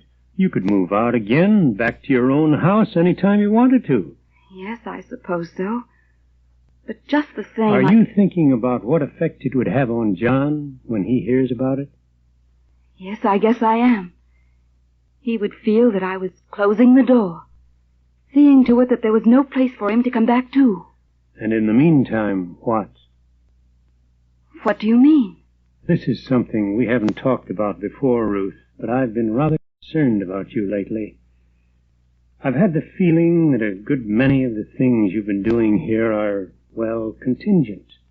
That you're still expecting to hear from John. Hear he's coming back. In a way, I suppose that's true. I do keep thinking I will hear from him. Not that he's coming back exactly, but you can't go on like this, Ruth. Not indefinitely, living in a kind of limbo. That's the chief reason I think it's such a good idea that you move in here. It will be a concrete step away from the past, away from everything it stood for. Yes, I can see that. The thing is that Shall I take it? Yes, please, Ruth. Dr. Carville's office. Hello, Ruth? This is Diane. Is Dad there? Diane. Yes, of course. Just a second. Diane. Give it to me. Diane. Hello, Dad. Well, where are you? Where are you calling from? Where? What? From New York, of course. Where did you think? Well, I didn't know. How are you? Oh, I'm fine. Wonderful. What about you? Oh, I'm fine, too. I was getting a little worried about you. And not a word from you since you left here. I know, and I'm sorry. Even though you should have expected it. Well, where are you staying, Diane? And what are you doing? Oh, I'm at the Riverside Hospital, working there and living there. Oh, I see. And what are your plans? Do you have any? No, except that I love New York. Everything about it. And I expect to stay here indefinitely. For as long as John does, anyway. Do you remember what you said to me the day I left? Oh, yes. Well, you were very wrong. I've been seeing him practically every day. Oh, I see. Well, it was awfully nice to talk to you, Diane. Write me when you get a chance, will you? Oh, yes, of course, Dad. And take care of yourself. And give my regards to Ruth. Yes, I will. Goodbye. Goodbye. What did Diane have to say, Dr. Carville? What? Oh, nothing very much. She's well, working at a hospital, and expects to stay on in New York. She's evidently seen John only once or twice. You shouldn't do that, Dr. Carville. Not to me. Do what? Lie to me. I heard every word she said. Dr. Carville looks at Ruth for a moment, and then down. And whether he believes what Diane said or not, he wonders what effect the statement she made will have on Ruth, how it will affect her thinking on all the things they were discussing before Diane's call. And now a message from our sponsor.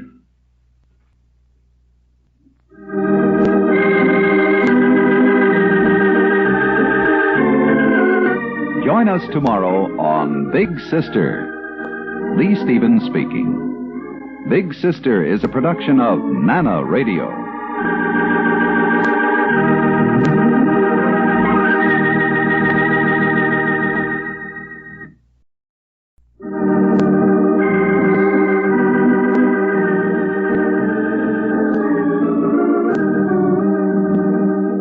Big Sister, the story of Ruth Wayne and her problems as a woman, as well as a nurse, a wife, and a mother.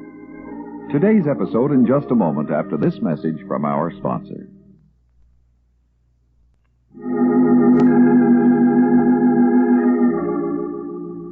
Earlier today, while Dr. Carville was trying to persuade Ruth Wayne, Big Sister, to move into his house with him, a phone call came through from New York.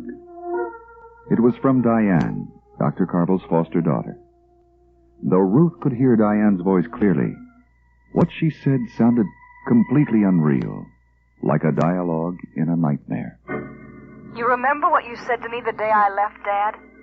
Telling me that I was a fool, that John wasn't interested in me, that he wouldn't even look at me? Well, you were so wrong. I've been seeing him practically every day. You might tell that to Ruth when you see her. And you might tell her that if she thinks John is ever coming home, back to her, she's in for an awful disappointment.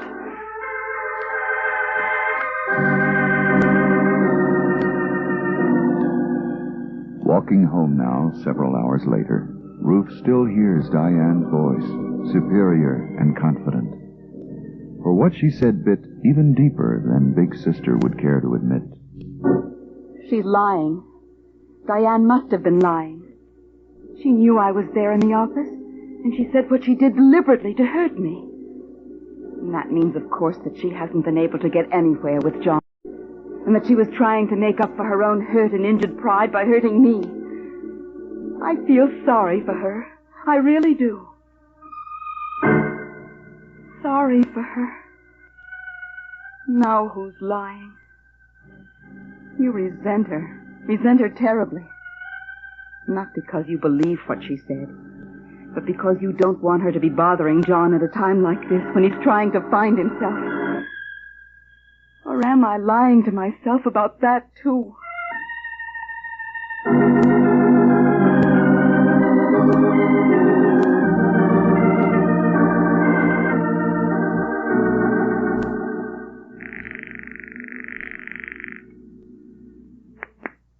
Hello? Dr. Foster, this is Ruth Wayne speaking from Glen Falls. I don't know whether you remember me. Why, of course. How are you, Mrs. Wayne? Fairly well, thank you. Still a little worried about my husband. I was wondering whether he'd been in to see you. As a matter of fact, he was in just last week. Oh, I'm glad. I wrote to him. Asked him if he wouldn't go to see you. Is he going to be coming regularly? I'm afraid not, Mrs. Wayne. At least not right now. Oh. Don't be too upset about this, Mrs. Wayne. It's not entirely his fault. You see, I'm going away for 5 weeks. Leaving in a few minutes, as a matter of fact. I told him I could send him to someone else, or if he preferred, he could wait until I came back. And? Well, he didn't commit himself. In the state he's in, he wouldn't, of course. He'd seize onto something like that to postpone making a decision. You still think there's hope? If there wasn't, how could we keep going? Any one of us? Yes, of course. And you think that by the time you come back that he'll... That he may have made up his mind. We'll just have to wait and see. You've really been very kind, Dr. Foster.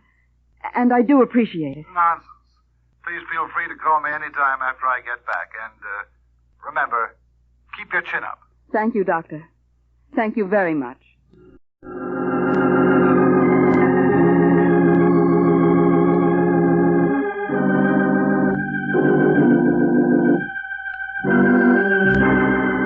The story of Big Sister will continue after this message from our sponsor.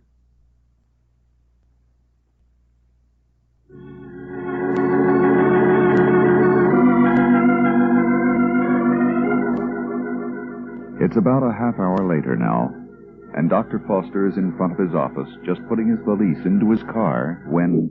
Oh, Dr. Foster. What? Why, hello, Dr. Wayne. Hi. You coming or going? Going, Dr. Wayne. Just leaving on my vacation. Vacation? Yes. I told you I was going last time I saw you. Don't you remember? Why, no, I'm afraid I don't, or else I misunderstood. Thought you were going in a few weeks. Oh, I'm awfully sorry. Oh, that's all right. It's not that important. I'm going downtown to the Holland Tunnel if I can drop you anywhere. Oh, that's awfully nice of you, Doctor. If you're sure that you don't mind. I'd be very glad to. Just get in. Oh, thank you. Ah.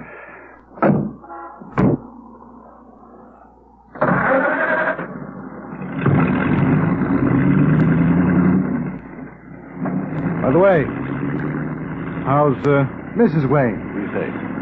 Well, I don't really know, Doctor. She's gone back to Glen Falls, you know. Oh, I see. Sorry? No, not really. After all, it seemed the only sensible thing to do, and we went over this whole thing before.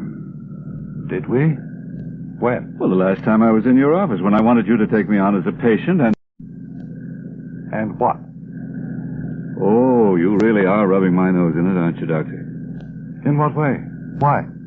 Proving to me that I did know that you were going away, that I was just, well, looking for another frustration. Dr. Wayne, do you really want to do anything about yourself? Yes. Well, I think I do. I told you I could send you to someone else, or if you want to, you can wait till I get back. Well, 5 weeks is an awfully long while. What would I do in the meantime? First, you want to get along completely without me. Then you want to know how you could get along for only 5 weeks. Well, you could always go back to Glen Falls, you know, to your wife. No, I couldn't do that. I guess, well, I'll just have to wait. And don't expect too much. As I told you before, we don't work miracles. All we do is help you to help yourself. But if you're willing to be honest, and if you can be patient, because it may take months before we get anywhere, well... I guess I can start practicing that, being patient right now. And then when you do get back, well, we'll see.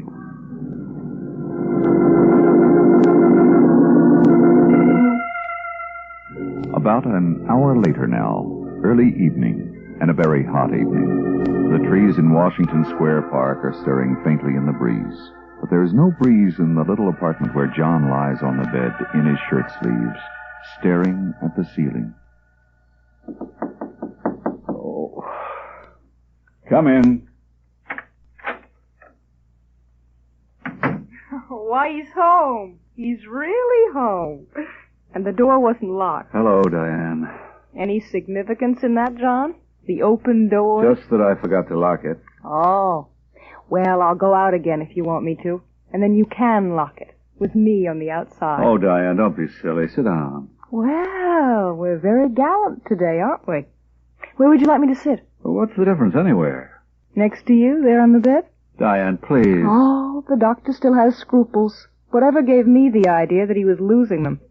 The young lovers, maybe. Sitting 2 by 2, holding hands out there in the park.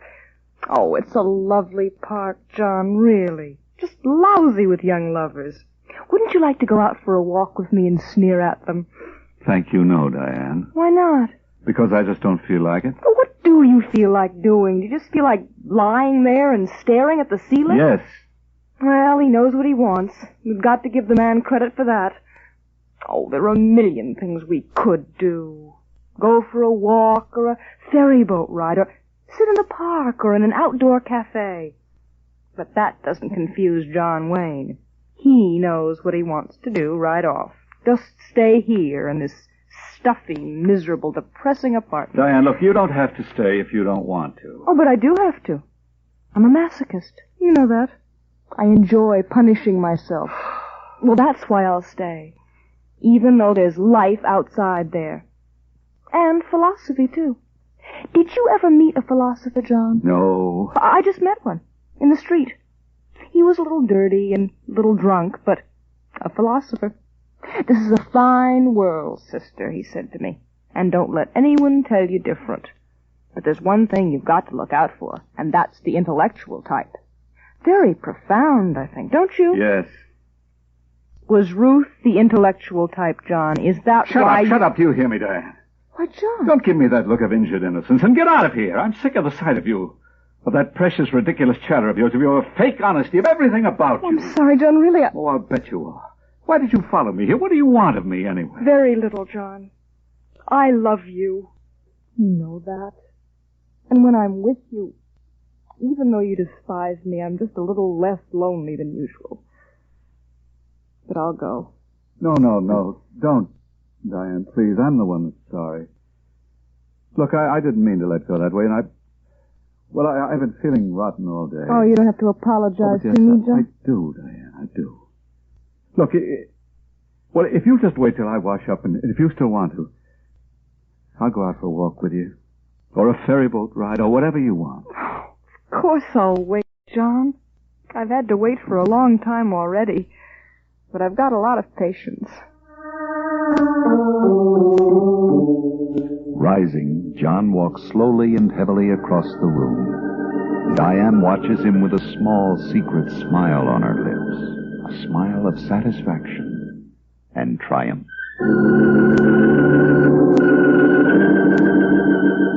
And now a message from our sponsor.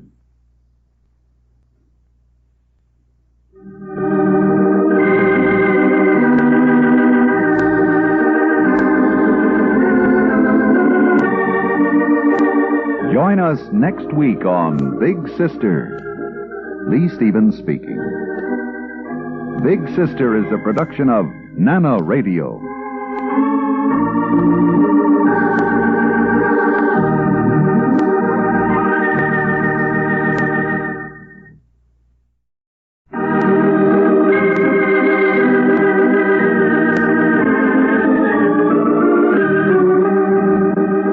Big Sister.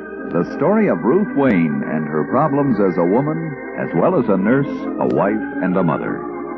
Today's episode in just a moment after this message from our sponsor.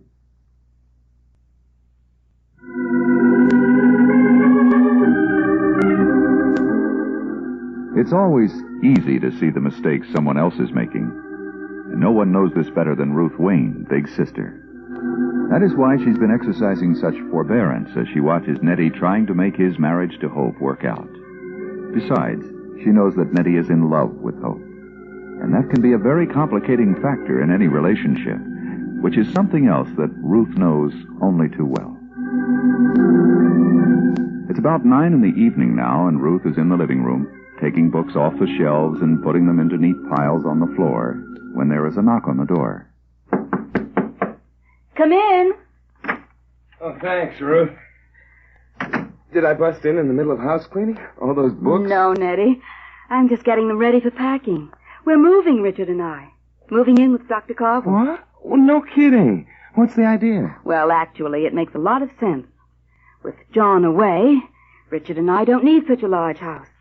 Moving in with Dr. Carver will cut down considerably on our expenses. Oh. And besides, well, the chief reason is that I think it'll be a very good thing for Richard. No matter how much time I spend with him, I can't take a father's place. He needs a man's companionship. Yeah, sure. I feel rotten about that, Ruth. I'm always wanting to come over and be with him. Nonsense. I know how busy you are, particularly now with the new garage. How's that going? Oh, pretty good. I just came back from there.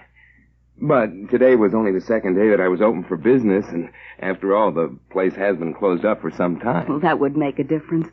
People get out of the habit of going to a place, and it takes them a while to get into it again. That's right. That's what I figured. Still, in some ways, it looks even better than I thought it would. And yet, I don't know, Ruth.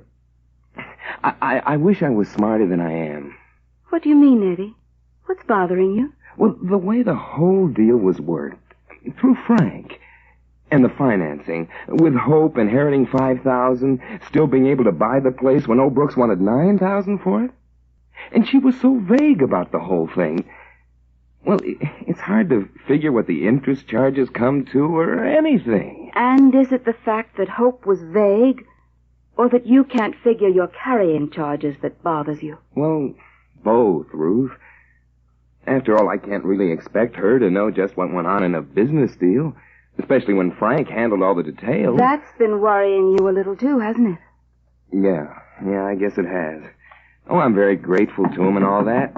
Oh, that must be Hope now. I phoned her and told her to meet me over here. Was that all right, Ruth? Why, of course, Nettie. Do you want to let her in? Sure, Ruth. Hello, Nettie. Hello, honey. How are you? Fine. That's good. Oh, Ruth is in the living room. Let's go right on in there. All right. Hello, Ruth. Hello, Hope. Nice to see you. Thanks. Well, how'd everything go today, Nettie? Swell. Even better than yesterday. But where were you all this time, Hope? I thought you'd be here by the time I got back from Somerville. I meant to be. I haven't had a visit with Ruth since I don't know when, but... Well, I got all tied up on the phone and I just couldn't get away. Oh, I see. I was talking to Frank and Frank? Uh-huh. You know what he's doing, Nettie? He's really being terribly sweet. He's giving us a party tomorrow night. What's the idea of that? Why, to celebrate. The new garage and the fact that you're in business for yourself, everything. Oh, Gee, Hope, I don't feel like any party. Now, Nettie, it's not a matter of feeling. We just gotta go, that's all. After all, he did us an awful big favor, and he's one of the few real friends we've got. We just have to go. That's all there is to it. Well... And when he heard I was coming over here, Ruth, he wanted to know if you'd come, too. He said he'd like that a lot. That's awfully nice of you, Hope. And to Frank, too, but I don't know that I can. It's awfully short notice to get anyone to stay with Richard. Oh, please try, Ruth. It'd make a lot of difference if you were there, too. Well, yes, Nettie, but I still don't... It's all right, Ruth. I understand. About that and, well, about how it would be kind of hard on you. In what way, Hope? Well, Frank is John's brother, and after the way John treated you going off that way... What's that got to do with it? Ruth felt the way she does about Frank while John was still here. As a matter of fact, John felt that way himself. I know. And in a way, it's kind of funny. I mean, well, there's Frank that nobody liked, doing all kinds of wonderful things for people. And on the other hand, there's John. Everybody thought was such a fine man. I guess it just goes to show you that you can't really tell about people, doesn't it? That's right, Hope. I guess it does. Gee whiz, look at the time, will you? We've got to be going, Hope. Oh, do you really? I was just going to fix some coffee. Thanks, Ruth, but not tonight. I've got to be up awful early tomorrow. Just as you say, Nettie. You will think about the party tomorrow night, though, won't you, Ruth? Try and make it. Why, yes, Hope. I'll think about it.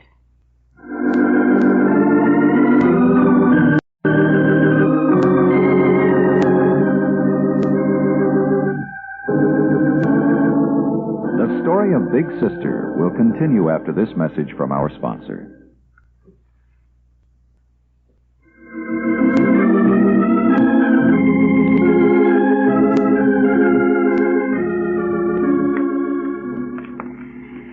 Gee, it's nice out tonight.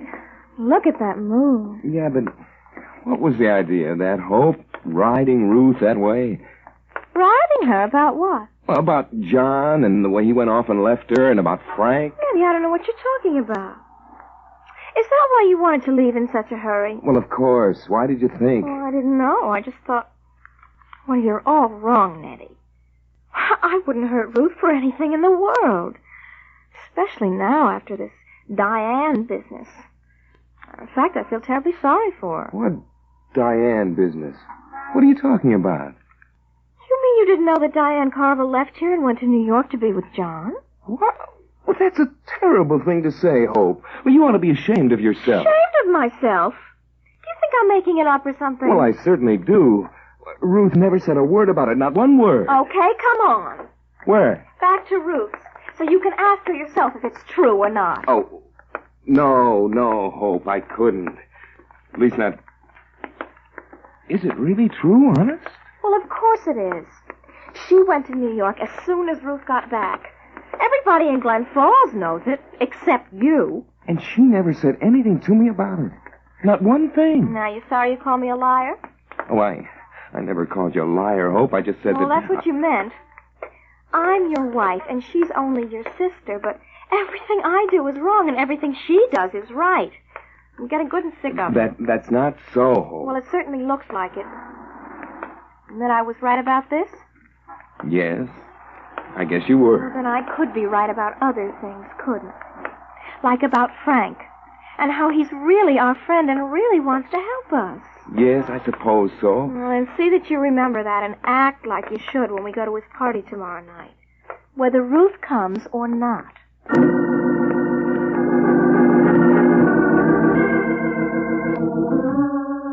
And now let's go to New York, to the apartment on the 3rd floor of the little building on Washington Square where John has been staying. Standing in the hallway, just outside the door, is Diane Carville. John? John, are you in there? John. Is he in there or not? No way of telling. He could be, lying there on the bed and just not answering. I've got to get a key, that's all. A key? Oh, Diane, you silly girl. Suppose you did have one and you went in and he was there. Then what? What good would that do you? Oh, you'd be surprised how little I'd settle for. Sometimes I'm surprised myself. Well, now what? Back to the hospital? To a movie? No. Downstairs, to the park. He might be there someplace. If not, well, it won't hurt to wait a while. He's bound to come home. Sometime. What do you want right now? More than anything else in the world? You know. You dreamed it 100 times, and not when you were sleeping either. Almost from the time you first met him. To come on him suddenly. To have him look up and really see you. The two of us alone in a world of strangers. The two of us who could make a world that no one has ever had before. Getting up without a word, holding his arms out to me, knowing that I know that no words were needed, and oh, what's the use? Choking back a sob, Diane Carville walks quickly out into the park towards Fifth Avenue. And the young couples on the benches are too busy with their own thoughts to notice. And even if they did, they would not understand. Because there's little bitterness in love to the young, and never any failure or despair. And now a message from our sponsor.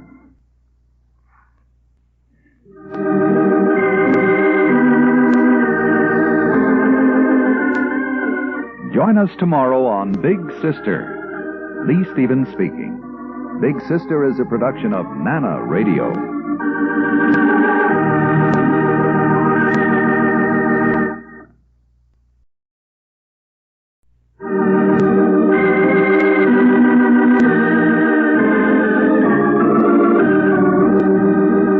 Big Sister, the story of Ruth Wayne and her problems as a woman, as well as a nurse, a wife, and a mother. Today's episode in just a moment, after this message from our sponsor.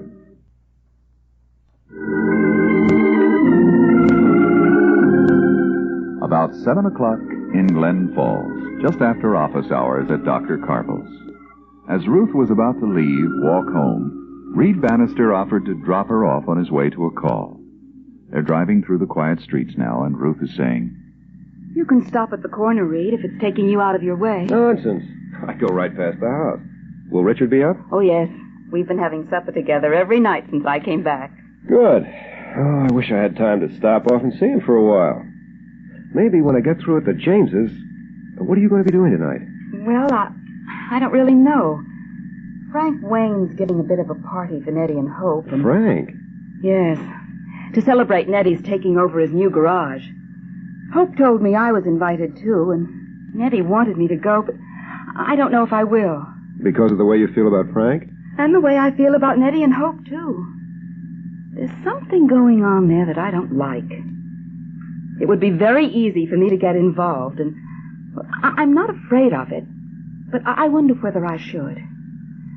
I have a feeling that this is something he should work out for himself by himself. Amen. Do you have time to come in for a few minutes? Oh, I'm afraid not. Perhaps I'll stop off on my way back, if Richard will still be up then. Oh, he might very well be. He's pretty excited right now about our moving over to Dr. Carville. Is there anything I can do to help? Well, thank you, Reed, but I don't think so. We're taking it in easy stages, packing a little at a time. I see. I didn't really have a chance to talk to Dr. Carville very much today.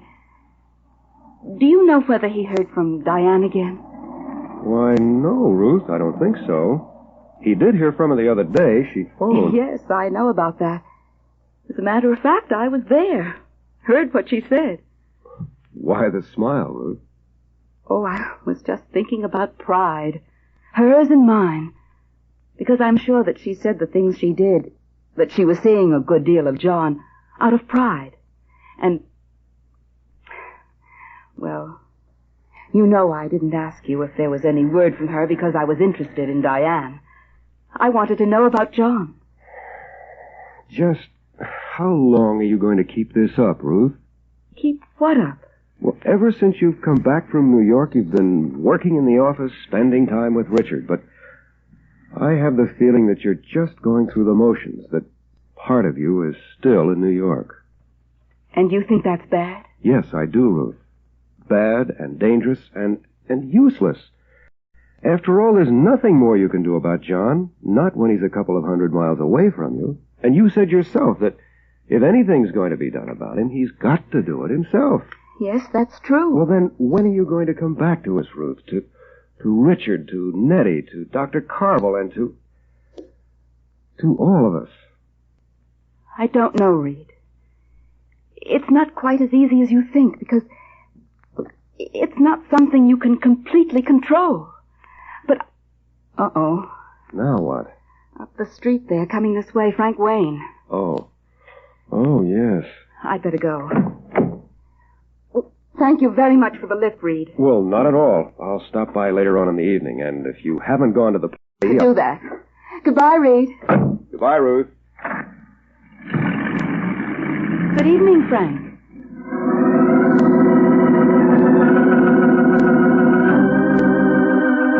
The story of Big Sister will continue after this message from our sponsor.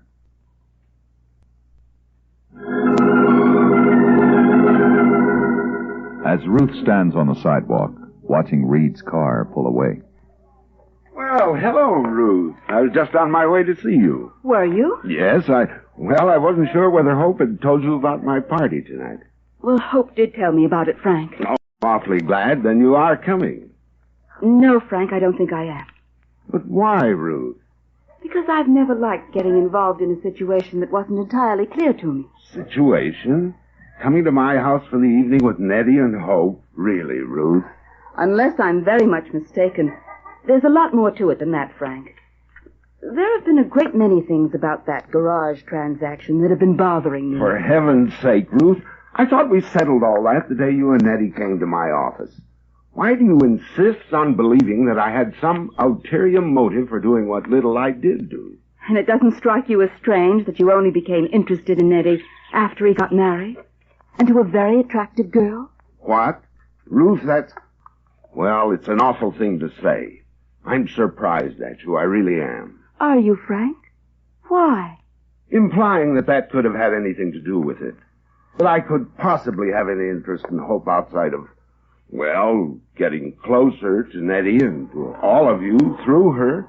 After all, I'm old enough to be your father. That's very true, Frank. And that's why...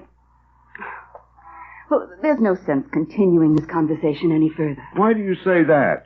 Because either you can't, or you won't be honest about this thing. Either with me or with yourself. Are you sure it's not the other way around, Ruth?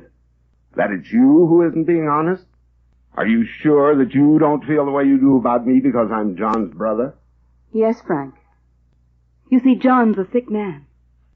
I've been trying very hard to get him to go to a psychiatrist, find out what's wrong. And if he ever does go, well, I wouldn't be at all surprised if we discover that your relationship with him, has a great deal to do with making him what he is today. You still love him, don't you? Even after everything that's happened. Of course. Funny, really funny. I've been a very successful man, and I've always wanted people to like me, but, well, one thing I've never had is the love and loyalty that you've given John. Under other circumstances, I'd say he was a very lucky man. But now, all I can say is that he's a fool.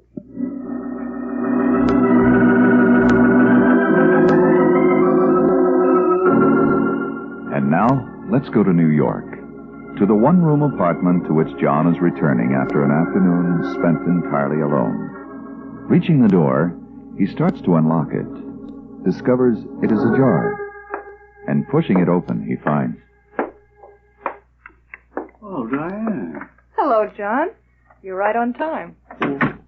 What do you mean? How did you get in here? Locked doors bother me. I've always wanted to know what's going on behind them. So I got myself a key. From Fred Davis? That's right. Because I knew you'd be simply furious, I came down a little early and fixed some supper for you. For both of us. Oh, Diane, you've done some very strange things in your time, but... Oh, no, John, don't take it that way. Quietly. Please. When you do, it always takes you so much longer to get over it. Wouldn't you rather kick the table over, throw the food around? No, I would like that key, though. Of course. Only it won't do you any good. I'll just get another one. Oh, I see. Well, in that case... Oh, no, John, please don't go. I'd rather you beat me, swore at me, anything but what you are doing. Retreating inside yourself and shutting the door on me. Oh, locked doors again, huh? What a fine time Dr. Foster would have with you. Dr. Foster? Who's he? Oh, he's a chap that I've been to see a couple of times. A psychiatrist. Psychiatrist? Mm-hmm. Are you an analysis? No. I would be if I could. But unfortunately, psychiatrists aren't like general practitioners. When they feel they need a vacation, they take one. Foster's away now. He'll be gone for 5 weeks. And when he comes back? Well, I don't know. I may go to him. On the other hand, Oh, you'll go. Of course you'll go. Then you don't approve of analysis, huh? No, I certainly do not. Easy. Everything has to be made easy for us.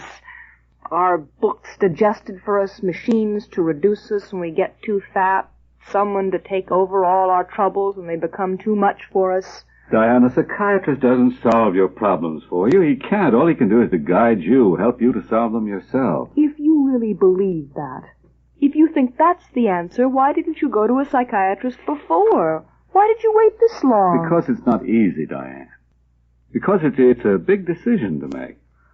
Because it means facing a lot of things that... Look, just why are you so opposed to it? Are you afraid that I'll find that the only reason I have anything at all to do with you is because we're both sick? Two sick people together? Possibly. Yes. What can analysis do but get you to make some kind of adjustment? Face life on some level? Well, all I'm trying to do is to get you to do that with me. Because we can have a life together. Oh, you know we can. Not an ideal existence, no, but a very different life from the kind you've had with Ruth.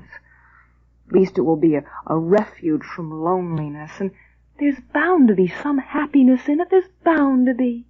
Doesn't that make sense? Doesn't it? I don't know, Diane. I don't know. Perhaps...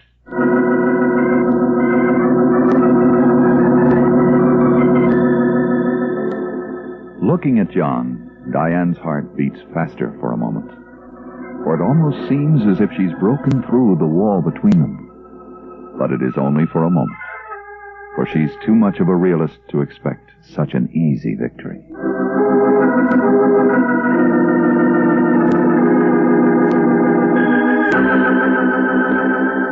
And now, a message from our sponsor.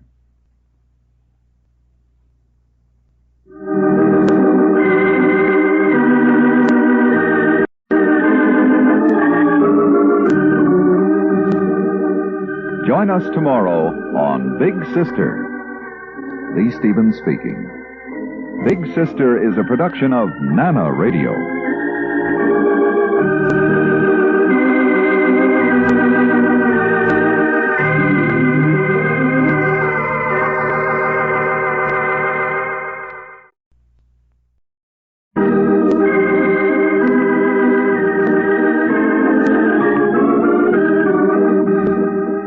Big Sister, the story of Ruth Wayne and her problems as a woman, as well as a nurse, a wife, and a mother. Today's episode in just a moment after this message from our sponsor.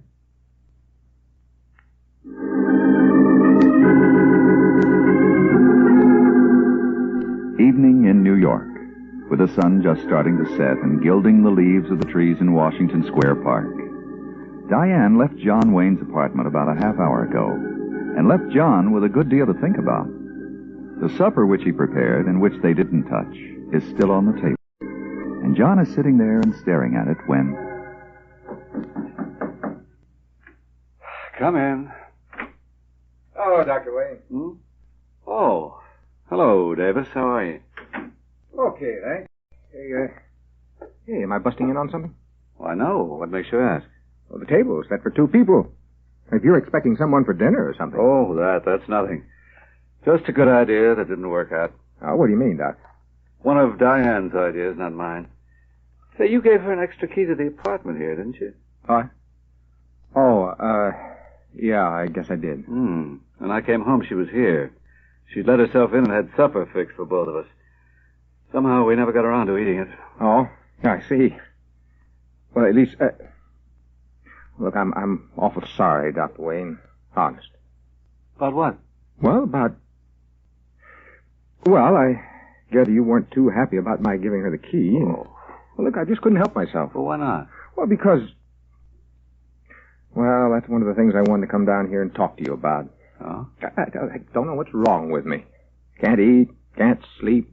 Nothing means anything to me anymore. Nothing. I find myself doing things that, well, I know I shouldn't do.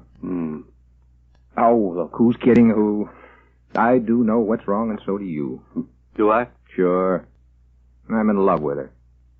So crazy, mad in love that I'd even do something I knew you'd hate. Even when I knew she doesn't give a hoot about me. Now, is that a laugh? I ask you, is that a laugh? No. It doesn't make me feel very much like laughing, Fred. Just the opposite. You're not in love with her, Doc. Honest? No, Fred. Honest. And shall I tell you why she's in love with me? Because we're both sick people, out of step with the rest of the world, with everything and everyone but each other. But you're not sick, Fred. And if by some tragic misfortune you ever did get tied up with Diane, well, it would be at the end of it. As far as you're concerned, she'd just be pure poison. You know, I suppose I could get mad at you, feeling the way I do. But I'm not. As a matter of fact, I may even think you're right. And still, even if I knew you were right, and I thought I had just a chance with her, I wouldn't hesitate for a minute. Do you mind if I do laugh a little now, Fred? Oh, not at you, but at... Oh, I don't know, 100 other things. Well, like what? Like myself, Diane, the way things are. I guess I really should be playing the Dutch uncle and telling you what a fool you are, that you've just got to forget her, but instead I can only keep thinking that this whole thing is so ironic that it's really beautiful. You in love with Diane when she doesn't love you. Diane in love with me when I don't love her. And I? Yeah? Well, we leave that one just the way it is. Come on, Fred. Let's go make believe that this is a man's world and that we like it that way.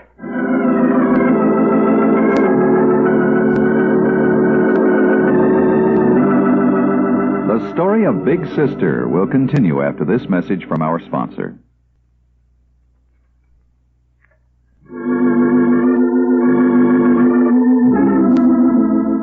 And now let's go to Glen Falls, to Nettie and Hope's apartment. Nettie, freshly shaved, is waiting a little moodily in the living room when Hope calls to him. Nettie? What, Hope? You want to see something? Sure, what? Come on in here, into the bedroom. Okay. What? Oh, that dress. I just got it today at Stanton's. It's an original model from New York. Do you like it? I like it. It's the greatest. The color and the way it fits. It didn't have to be altered one single bit. It was a little more than I thought I ought to spend. It's just terrific. I hope, honest, I've never seen you in anything like it. I never could afford anything like it. I always knew I could wear clothes if I had them. Come here. What for? Just so that I can... No, Nettie, don't. It took me half an hour to fix my hair and get me all mussed. Oh. Please, Nettie. Besides, we've got to be leaving soon. You really do like this dress, huh? Can't you tell? Oh, I'm glad. Then just see that you remember it later when we get to Frank's. Remember it? What do you mean?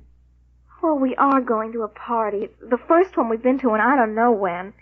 So don't get all sour and moody like you were starting to get at dinner. Now just remember that if it wasn't for Frank, I wouldn't be able to get a dress like this. Frank? What's he got to do with it? Did he buy it for you or something? Don't be silly, Nettie. Of course not. But if he hadn't helped us out the way he did, we never would have been able to get the garage. And we wouldn't have been able to afford the dress. So now I have to thank him for your clothes. What did he do that was so much? Give you the money for that dress? No, of course not. You know where the money came from. My uncle. Are you sure? What do you mean, am I sure? Are you calling me a liar, Nettie? No, not a liar. Well, you better stop it right now. I do not like the way you're talking to me. Oh, you don't? Well, there's a lot of things I don't like, and one of them's Frank Wayne. I never did like him, and I don't now. And I'm darned if I see why I should go to his party. Nettie! It's true. I didn't want to go in the first place. I didn't see why we should. Now, I'm darned if I will go. Okay, don't. Then I'll go alone. Jealous little dope. I ought to... No. No, I know what I'll do.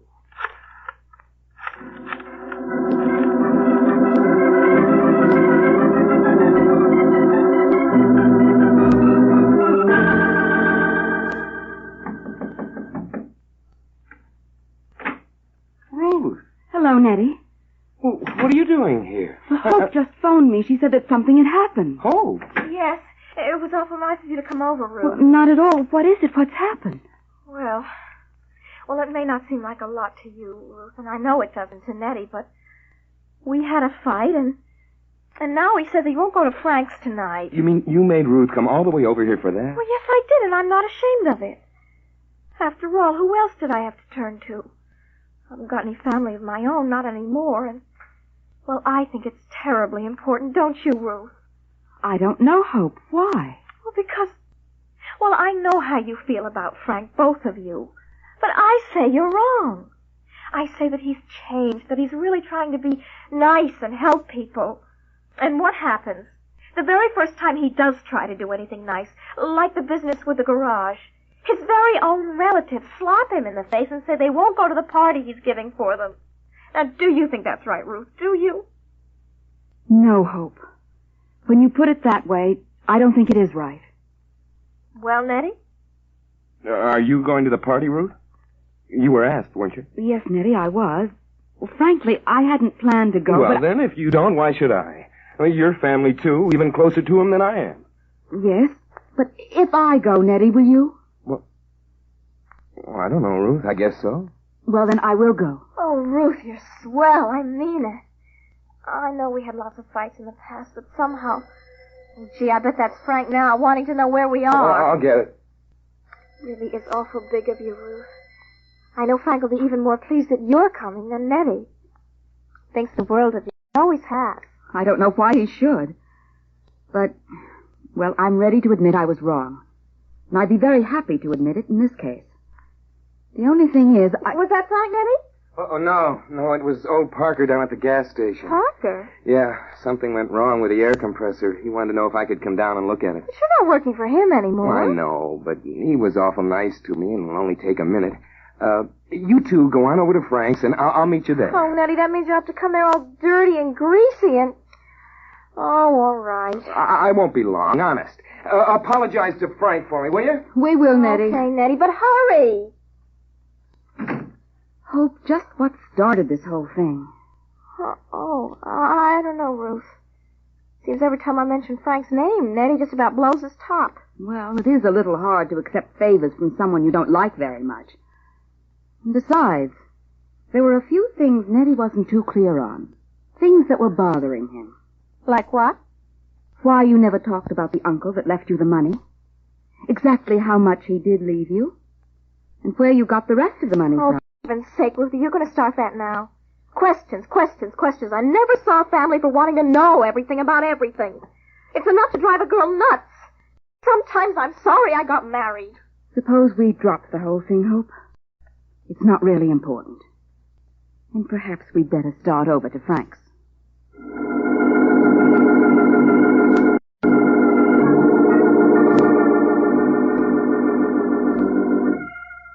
It is only with great effort that Big Sister keeps her voice level.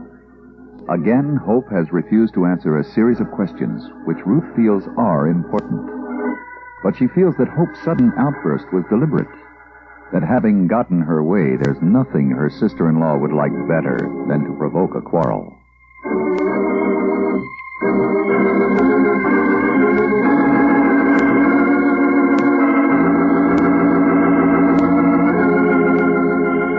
And now, a message from our sponsor.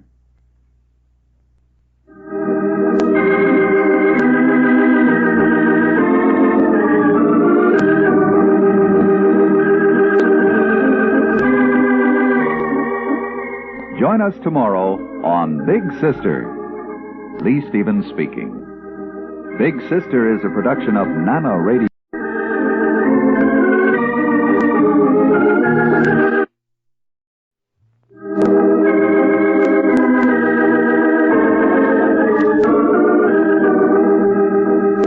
Big Sister, the story of Ruth Wayne and her problems as a woman, as well as a nurse, a wife, and a mother.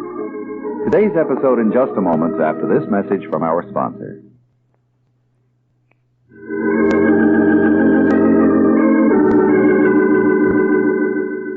When Fred Davis stopped to see John Wayne about an hour ago, John told him that Diane had been there earlier that evening, but that she had left and wasn't coming. Actually, John should have known better than to try and predict anything about Diane, for the two men had barely left the apartment when Diane did come back. She's standing in the middle of the room now, looking around. Hello. Who are you? What? Oh, that's a very good question. Who are you? My name's Steele, Pete Steele. I'm a friend of Dr. Wayne's. Steele? Oh, yes, I think I've heard him talk about you. I'm Diane Carville. Diane Carville, huh? I don't think I ever heard him talk about you. No, you probably didn't. After all, he is a gentleman. Ah, like that, huh? Like what? Look, suppose we just start all over again. Where is the doctor, you know? No, I don't. He was here about an hour ago. I had to go out for something, and when I came back, he was gone. Oh? Was he expecting somebody for supper? What makes you ask? That table set for two. Oh, that. Yes, he was supposed to have supper with me, but, Stood up, huh? Maybe, you and I ought to have a little talk. Why? Well, we're both friends of his. Both interested in him. All right. I'll just shut the door and, Well? So you had a fight, huh? Is it that obvious? Yeah, you said you were supposed to have supper with him. Then you went out, and when you came back, he was gone. Well, that doesn't mean we had a fight. Actually, it was... Well, it was an argument, and I left. So you've got trouble with him, too, huh? That's interesting. Why? I thought maybe it was just me. Now, why should anyone go for a guy that's always walking around with a chip on his shoulder, anyway? Are you asking me that or yourself? Both of us. You do like him, then? I like him a lot. Why? Maybe you sure can ask questions, can't you? You don't have to answer them. You're telling me. Yeah, but I don't mind. It's all on the level. He did something for me in the doctoring line. Something pretty big, even though he doesn't think it was. And he's never given me a chance to do anything for him. I'm not used to that. I don't like it. I don't like for anyone to owe me anything, and I don't like owing anyone else anything. So, well, I keep coming around to see if maybe he hasn't gotten into a jam or something I can help him out of. Or if maybe there isn't something else I can do for him. I see. Yes, it does sound on the level. I'm glad you think so. After all, it wouldn't do for us to be bad friends, would it? No. Now, just what did you have in mind when you said you could help him? Oh, any number of things. I've got dough and I've got influence. You can do quite a lot when you got both of them. Yes. If he wants to go into practice, open an office here, I'll back him. I'll get him the office, pay for the equipment, see that he gets more patients than he can handle.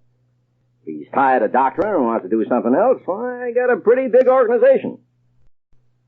Some of it I wouldn't let him touch, but a lot of it is as legit as a Sunday school. If he wanted to, he could come in on that. I see. Of course, it is a little hard to talk for John, especially right now, but there's a lot there that's worth thinking about.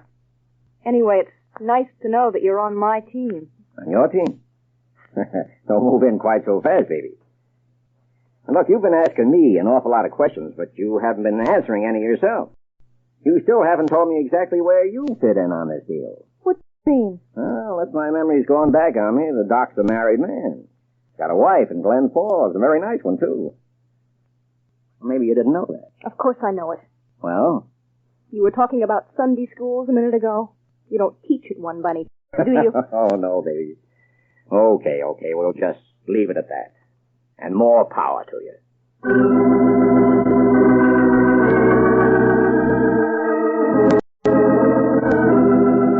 story of Big Sister will continue after this message from our sponsor.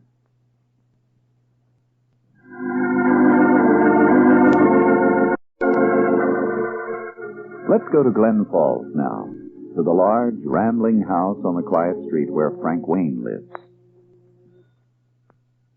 Do I look all right, Ruth? Very nice, I think. I spent so much time getting my hair up this way. Oh, hello, Frank. Hello, Hope. Ruth! How are you, Frank? I can't tell you how happy I am to see you, that you changed your mind and decided to come anyway. A woman's prerogative, you know. Well, I'm just delighted. But come in, won't you? Both of you. Thanks, Frank. I thought we'd sit in here in the living room. And where's Nettie? Oh, him. Well, he got a call from Mr. Parker just when we were ready to leave. You know, the gas station where he used to work? Something went wrong with a compressor or something. They wanted him to come down and look at it.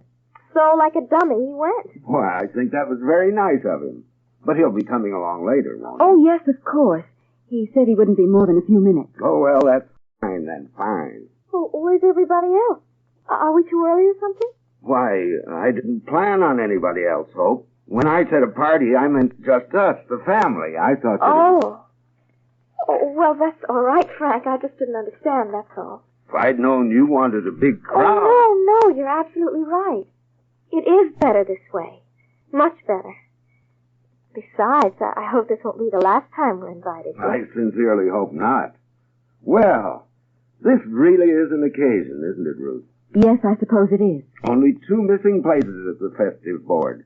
We had a festive board, Don and Richard. Wouldn't you know? You want me to answer it for you, Frank? Thanks, Hope, no. It's probably the call I've been expecting all afternoon, from Washington. Instead of boring you with a lot of dull talk, I'll take it upstairs. Will you excuse me? Oh, of course, Frank, sure. Gee, 2 phones. And a call from Washington. I guess he must be a pretty important guy. Gee, who do you suppose it is? A senator or a congressman or something? It's possible. After all, he does own a newspaper. And there's an election coming up fairly soon. Yeah. You still don't like him, do you? Frank? What makes you say that? I've got eyes in my head. You haven't hardly said a word to him the whole time you've been here. I'm sorry if I haven't been cordial enough to suit you, Hope. But I don't believe in hypocrisy.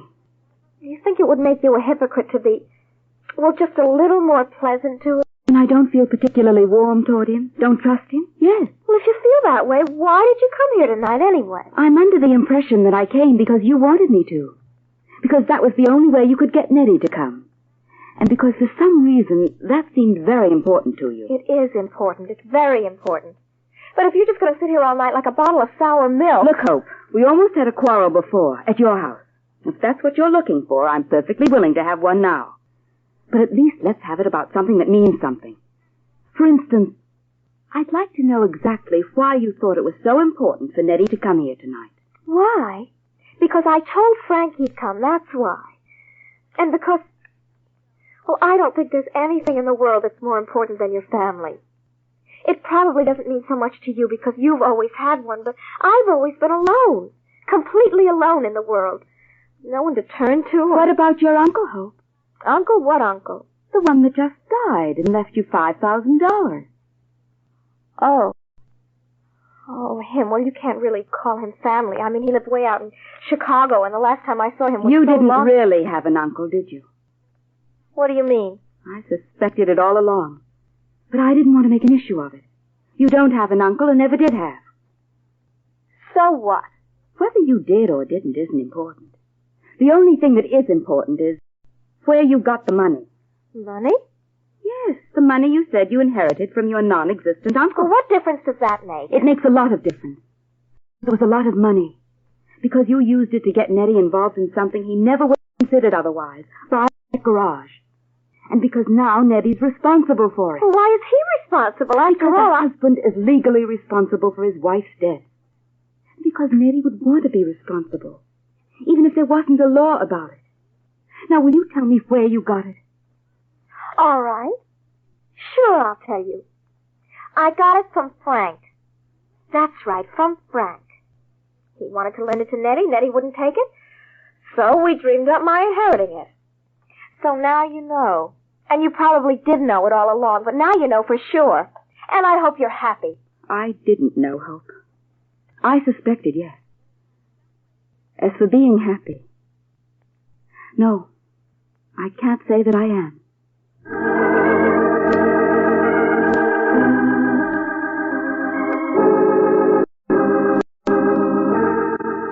Without anger, almost with compassion, Ruth looks at Hope, and Hope drops her eyes.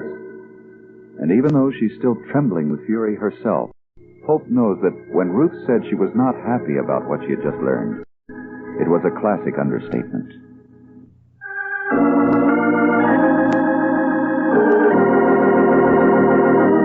And now a message from our sponsor.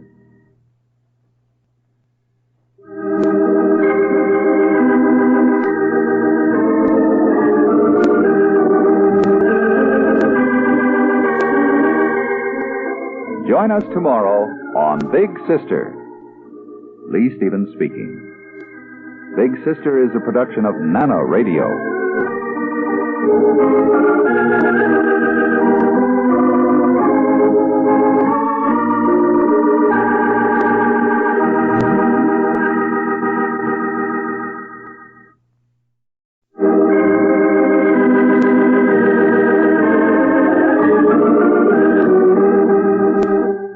Sister, the story of Ruth Wayne and her problems as a woman, as well as a nurse, a wife, and a mother. Today's episode in just a moment after this message from our sponsor.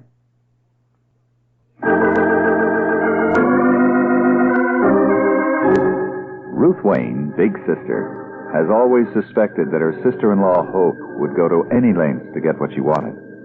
But suspicions are not facts. And it took the conflicts and tensions of the party at Frank Wayne's to bring out at least one set of facts, those concerning the garage she supposedly bought for Nettie. Quarreling with Ruth while Frank was talking on the phone, Hope said, All right. I'll tell you where I got the money. I'm not ashamed of it. I got it from Frank. Yes, from Frank. So now you know, and I hope you're happy. Yes, now I know. I had a feeling that that was where you got it, but I wasn't sure. And I can't say that I am happy about it. Why did you do it, Hope? Why did you lie that way to Nettie, to me? Why? Because I wanted to help him, that's why. Help him? Yes, help him. He wanted that garage, you know he did, but he'd never take the money to buy it from Frank.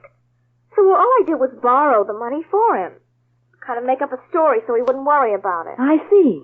Just make up a story. Oh, what's so terrible about that? I'm sorry, Hope, but if you don't realize what was wrong about it by yourself, it's going to be a little difficult for me to explain.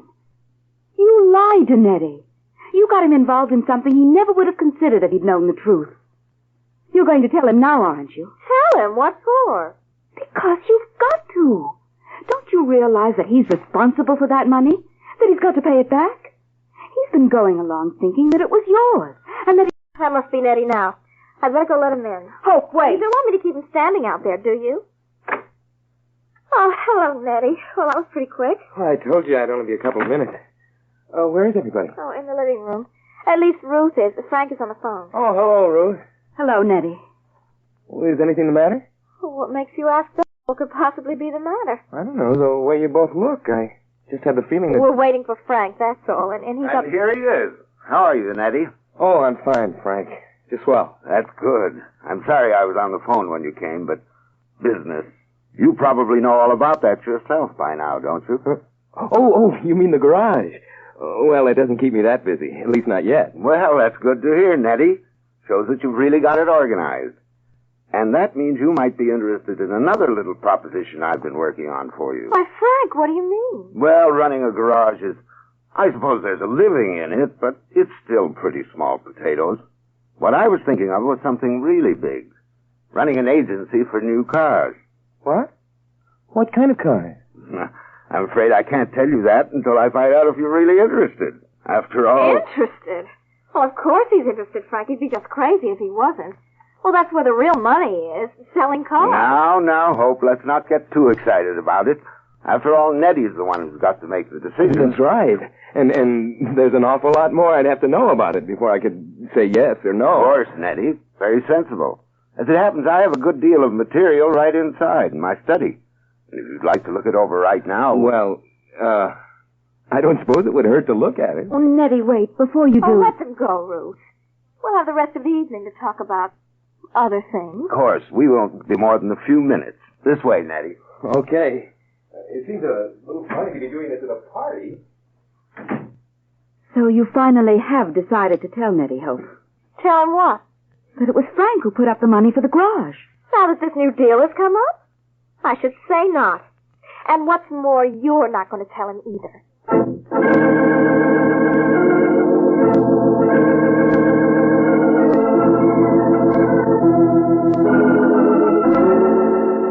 The story of Big Sister will continue after this message from our sponsor.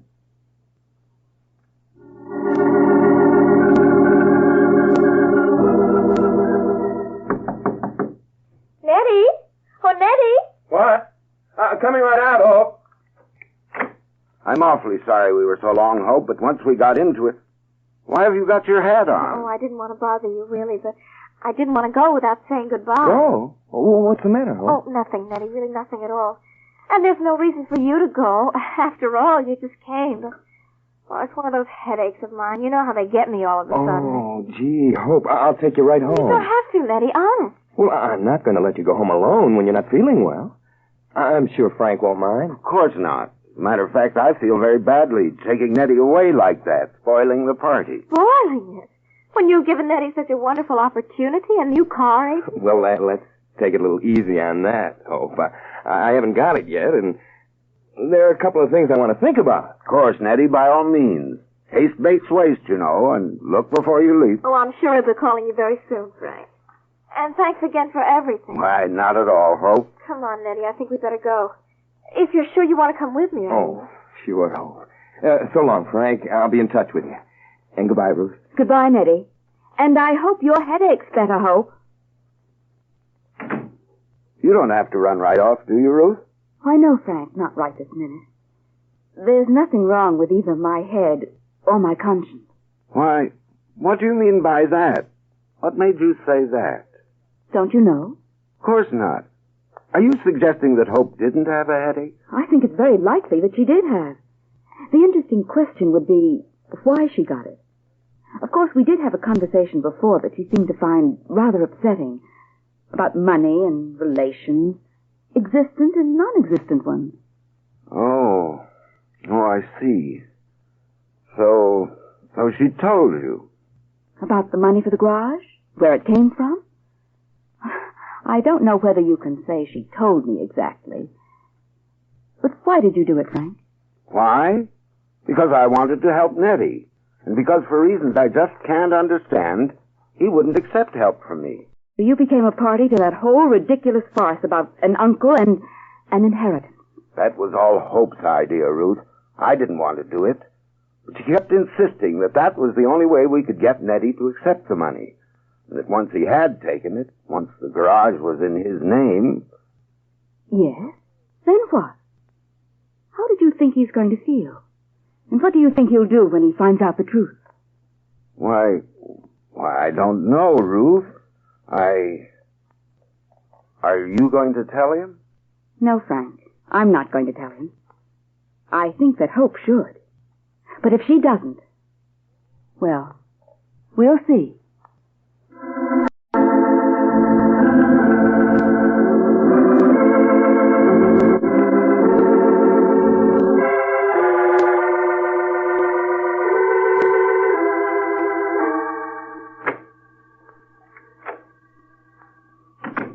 Just a second now while I get the light, Hope. There we are. Now, you sit right down there. I'll go in and turn down the bed. Turn down the bed? What for? Oh, don't you want to lie down? You know that always helps when you get a headache. Oh, that. Oh, that's really much better. The walk and the fresh air cleared it up. Well, maybe it was the good news. Good news? What good news? Well, what Frank was talking to you about, that new car. Oh. I just can't get over it. I mean, well, it's true what people always say, isn't it? It never rains, but it pours, and nothing succeeds like success. Wait a minute, Hope. Like I said before, let's not go rushing into this. There are a lot of things I want to think about. I mean, I haven't really started in with the garage yet. Now to For heaven's sake, Nettie, will you stop acting like a tired old man? Now, don't rush me. Let's wait and see. Look, if Frank Wayne thinks it's a good idea, that ought to be enough for you. After all, he's a businessman, and you're not. Well, if I'm not a businessman, then what makes you think I can run both a garage and a new car What agency? difference does it make what I think or what you think either? It's what Frank thinks that counts. Oh, what Frank thinks. So he's running our lives for us now. Oh, don't be silly, Nettie. Of course he's not. It's just that, well, when somebody's been so wonderful to you and done everything he's done already, and then he wants to do even more, well, I certainly think you owe him a little consideration. Consideration for everything he's done for me. Well, now we're getting to something I've been wanting to talk about for some time. What do you mean? This whole business of just what he did do. Look, I'm not saying that I'm not grateful, but I'm getting sick and tired of your acting like I ought to get down and kiss the ground every time I see him. There's an awful lot of people who like to walk around and play big shot just because they know somebody or know something. Just because they know something, huh? What else? What did he do on that garage business that was so much? Make a few phone calls or find out who the new owner was and get him to sell. Well, so what? So what? Why, you little dope, that was only the beginning, the smallest part. Well, what do you mean? Oh, don't give me that. You don't mean you really believe that story about my uncle, that I inherited that money.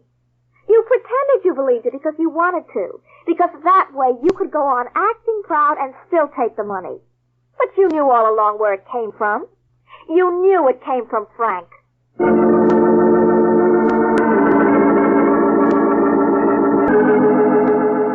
Forced into confession by the knowledge that Ruth now knows the truth, hope finally comes out into the open. But even here, she tries to twist the truth so as to put Nettie on the defensive. It is a desperate maneuver on her part, and one that is going to have dire consequences.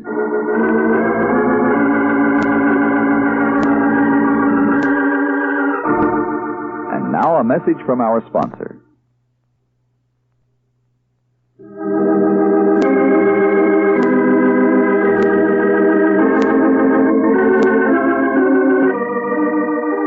Join us next week on Big Sister. Lee Stevens speaking. Big Sister is a production of Nano Radio.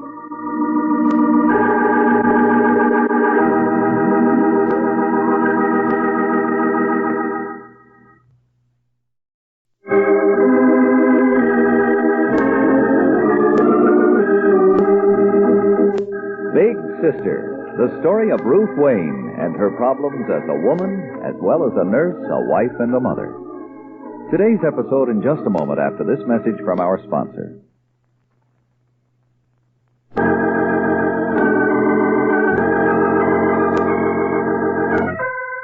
For some time now, Ruth Wayne, Big Sister, has been suspicious of the way in which Hope got the money to buy the garage over in Somerville. Finally, Hope made a slip, and Ruth got her to confess the truth, that Frank had given Hope the money.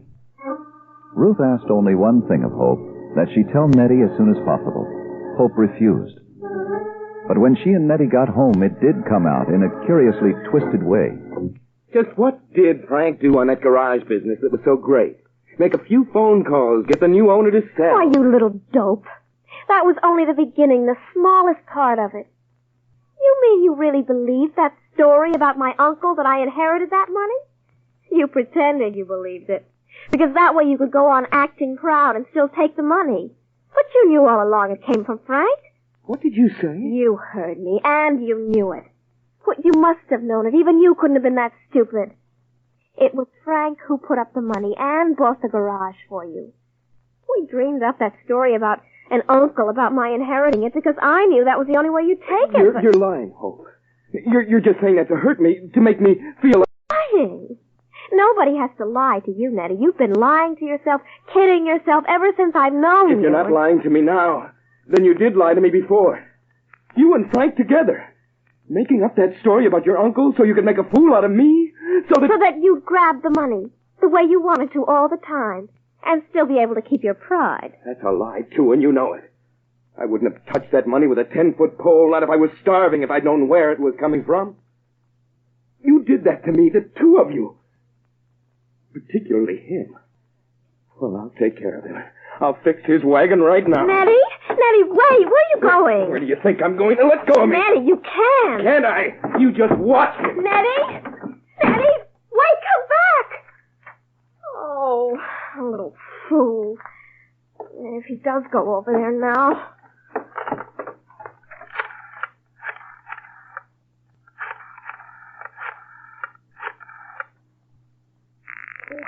Hurry up, will you? You gotta get somebody who can help me. Hello? Oh, Ruth? Oh, thank goodness you're home. I was afraid... What is it, Hope? What happened? It's Nettie. You wanted me to tell him about Frank, about the money. Well, I did, and... Well, he blew a stack. I tried to stop him, but I couldn't, and now he's on his way over there. To Frank? I'll go right over. Please, Ruth, please, and hurry.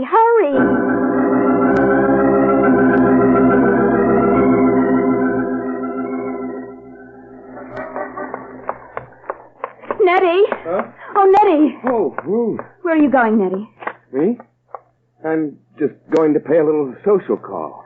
Well, what are you doing here? Hope called me. She said you were on your way over to Frank's and she was worried. Oh, she was, huh?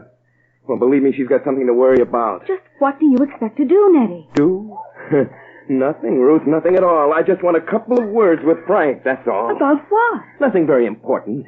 Just about how he made a fool out of me, he and Hope together. You mean about the money for the garage? You know about it, too, huh? Then why did you ask me what I wanted to see him about? Look, Nettie, I don't blame you for being upset and angry. I felt that way myself when I found out the truth. But somehow, you never think clearly when you're feeling this way. What's there to think about? Frank was behind it. The whole thing is his fault, isn't it? I'm not so sure. That's why I'd like to talk to you. Now, I'll walk back to your place with you, and we can discuss it there. Or if you prefer, you can come to my house with me. No, nothing doing, Ruth. I'm going to see Frank, and nothing is going to stop me, not even you. But, Nettie, why do you insist on blaming this whole thing on Frank? Don't you think Hope had something to do with it, too? Something to do with it, sure. But it was Frank's idea. I mean, it must have been, and it was his money. You're trying to switch me off to Hope because she's a woman. There's nothing I can do to her. Well, you're not going to. So why don't you go home? I'm still going to see Frank right now.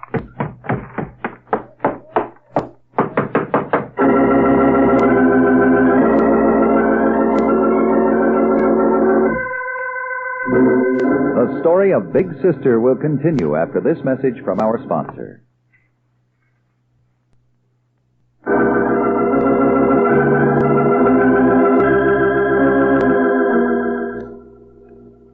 Nettie, please, I wish you'd listen to me. If you don't, you're going to feel awfully foolish about this tomorrow. And I wish you'd go home, Ruth, because this isn't going to be very pleasant. Open up there, do you hear? Just a second. Who's that? Who's there? No one very much, Frank, just a sucker. Someone you really took for a ride. Why, Nettie, something the matter? Yeah, I think there is. Nettie, won't you believe me when I tell you that this doesn't make sense? Oh, hello, Ruth. I didn't see you. Never mind about her.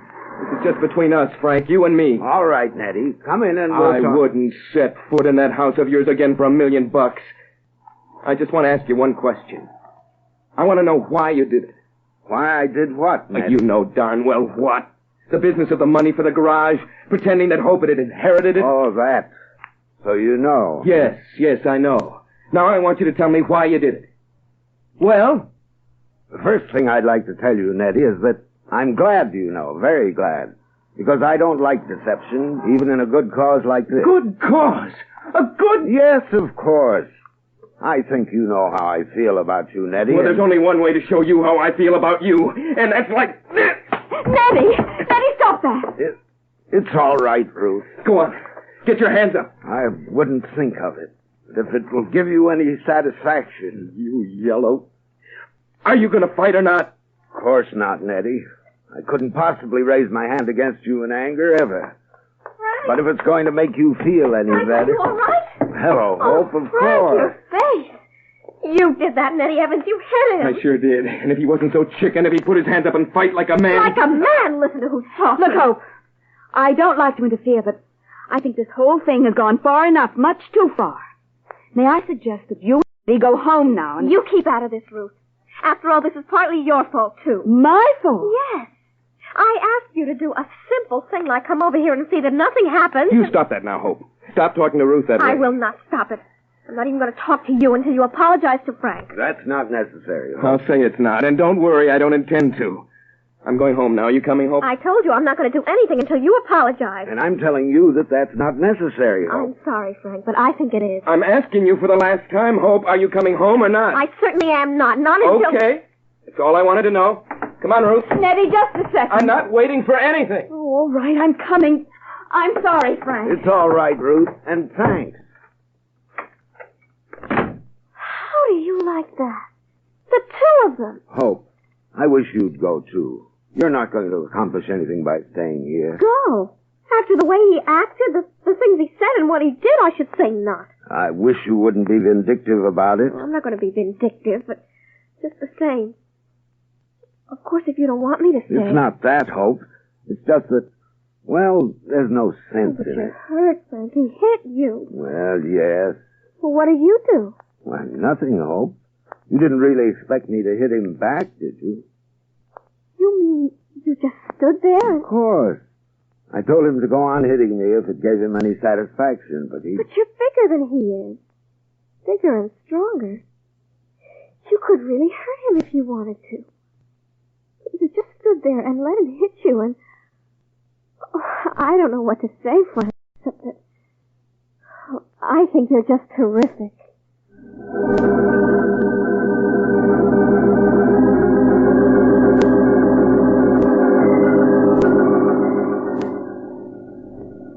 Nettie? Oh, Nettie. Ruth.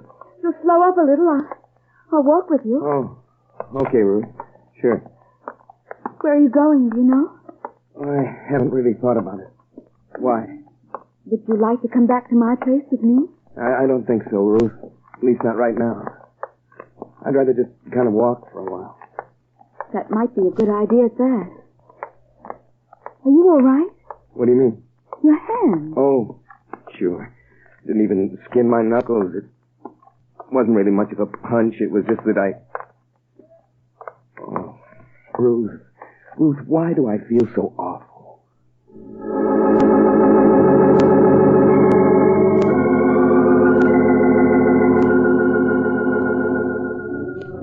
Looking at Nettie's face, contorted in an effort to hold back his grief, Big Sister wants desperately to put her arms around him, comfort him. But she knows that won't help.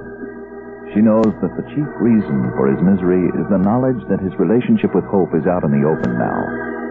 That he's got to decide once and for all just what he's going to do about it.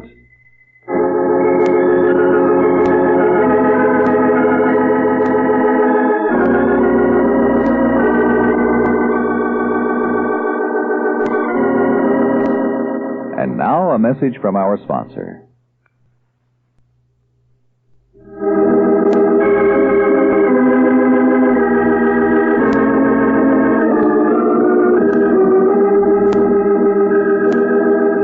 Ruth Wayne is played by Vivian Smolin, Hope by Lee Lawson. Join us tomorrow on Big Sister, Lee Stevens speaking. Big Sister is a production of Nana Radio.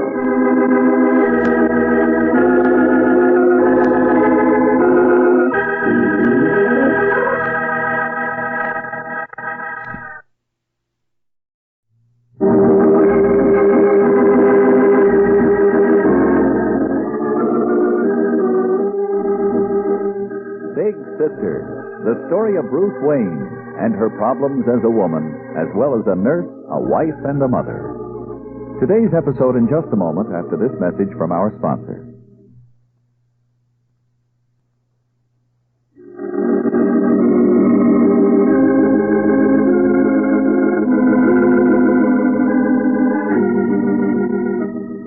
About 6 o'clock at Dr. Carville's. And Ruth Wayne, Big Sister, doesn't look nearly as trim as she did when she showed the last patient out about an hour ago. For today, along with her work in the office, she made the move into the old physician's house. She's in one of the upstairs rooms now, the one that's been turned over to Richard. Her hands dusty, her hair disarranged, and she's trying to move a chest of drawers when... Ruth? Oh, Ruth? Are you upstairs? Oh, yes, Reed, in here. Hello. How's it going? The movie? Oh, pretty well, thanks. Almost finished, I'd say. I'm sorry I had to be out so much of the time and couldn't help you more. Oh, nonsense, Reed. There wasn't so much to do. Rearranging furniture and putting clothes away, that's all. Well, what can I do? There must be something. No, I don't think so, Reed. Unless... Do you think you can move that chest of drawers into the corner? Oh, sure. All right, easy. There we are. Oh, that's fine.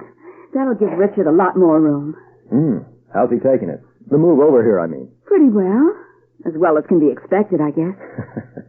You've had quite a day for yourself, haven't you? Trying to get settled without any help from anyone, along with your regular work at the office? It wasn't too bad, really. Besides, I like doing it myself. Then I know that everything's where I want it. I see. I didn't have a chance to ask you about the party last night. How did it go? The party?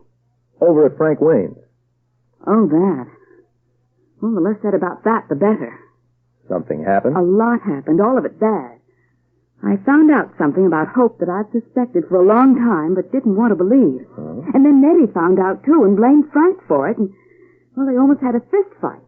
That really blew things up as far as Nettie and Hope were concerned, and now... Well, now I don't know what's going to happen. And I sometimes wonder if I care.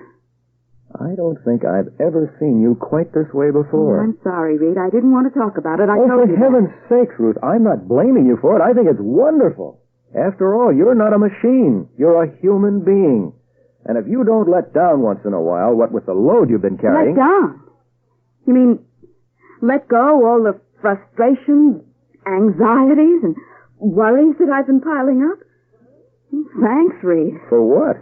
For reminding me that that's what I was doing. Just letting it all spill out. Because I can't do that. Not right now, anyway. Why not? Because Richard will be coming home soon, and I certainly don't want him to see me this way. This whole period has been hard enough on him. First having John go away, and then this move here. Losing what few roots he had. Now if he senses any change in me, he'll... Who's that at the door?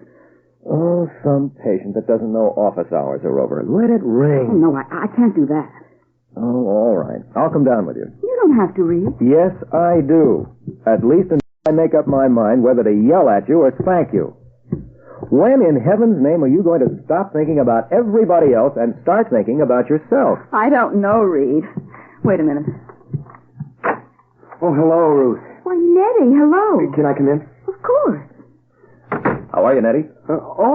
Pretty good, Dr. Bannister. I hoped I'd still find you here, Ruth. I stopped off at the house, and there wasn't anyone there. Have you forgotten, Nettie? Forgotten what? I told you last night, but I guess you weren't listening. Richard and I moved in here today. Oh, I did forget. Oh, that makes it tough. You see, I wanted to know if I could move in with you. But, of course, if you're over here at Dr. Carvel's now... Well, you could still move in if you'd like to, Nettie. I've taken over Ruth's house, and there's plenty of room. No, Reed. That wouldn't be right. I'm sure Dr. Carvel wouldn't mind if Nettie used Diane's room. Oh, thanks, Ruth. It won't be for very long because, I've pretty much made up my mind to leave town. Leave town? Yes. The way things are, what's there to keep me here? Plenty. I was under the impression that you were a property owner, Nettie. That you were in business for yourself. You mean the garage over at Somerville? Didn't you know that's not mine? It's Frank Wayne's. Frank? Didn't you tell him, Ruth? No, Nettie. Well, you could have. Everybody will know about it sooner or later. I'm the dope that got taken in by his own wife. What do you mean? That money that Hope was supposed to have inherited, that she bought the garage with, it came right from good old Frank. So it's his garage, and maybe you can guess what he can do with it. It's not that simple, Nettie. After all, Hope borrowed the money for you in your name. And I think you should keep on running the garage until we find some way of straightening the whole thing out. I wouldn't go near it again if I was starving. I didn't know anything at all about this, Nettie. But if money's the only problem, paying Frank off for what he put up, I'd be glad to help you out. Oh, no, Reed, no. Absolutely not. But why, Ruth? I've got the money and I don't need it. Because the whole situation's complicated enough as it is. And because... Well, I don't want you to. She's right, Dr. Bannister. But thanks a lot anyway. And you're sure now that I can move in here for a while, Ruth? Yes, Nettie. I'm certain Dr. Carver won't mind. Oh, good. Then I'll get my bag. I left it with Joe Williams at the gas station. I'll be seeing you. Right, Nettie. So long. So, now that's settled. What is? My little problem. what to do about you. Nettie came to you with his troubles the way he usually does. And for once, somebody else could have been of help, me. But no, you weren't having any. You wouldn't let me lend him any money because for some ridiculous reason you thought that would put you under obligation to me, too. Is that what you call thinking about yourself first, or not? No, Reed. That's not the reason I didn't want you to lend him the money. Are you sure? Of course I'm sure. At least... Perhaps you're right. Perhaps something is happening to me, and I am starting to think about myself. Oh, if I were sure, I'd go out and celebrate. It would be about time.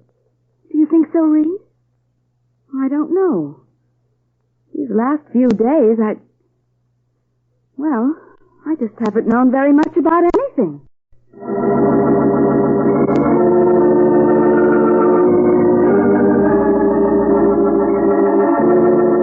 The story of Big Sister will continue after this message from our sponsor.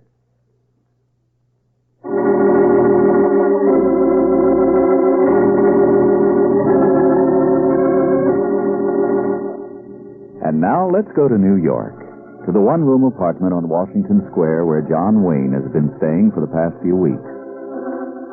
The room looks more untidy than usual this afternoon, and Diane, a worried frown on her face, is standing at the desk, going through some papers when... Come in.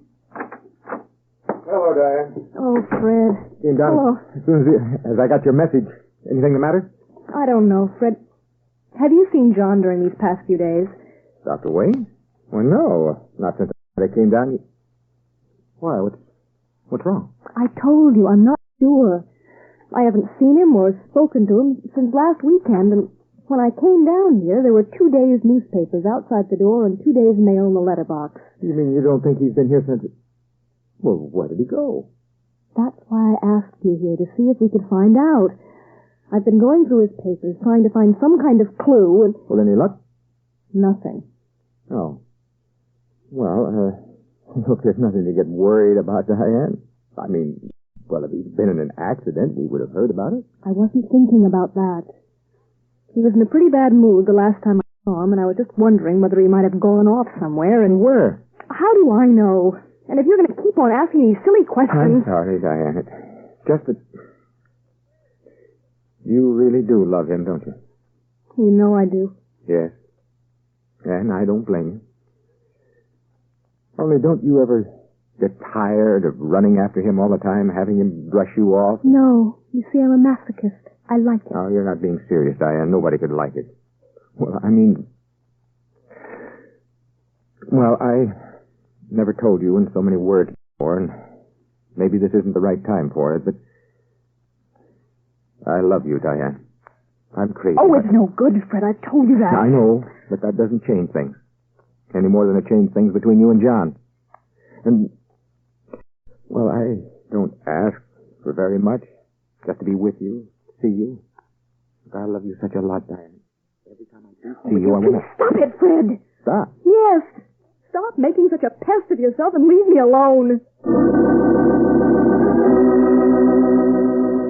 His face white, Fred Davis turns away with such a look of deep hurt in his eyes that for a moment it touches even Diane.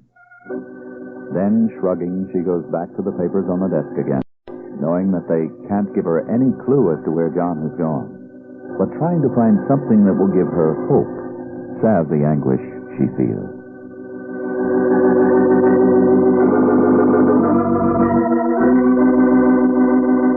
And now a message from our sponsor.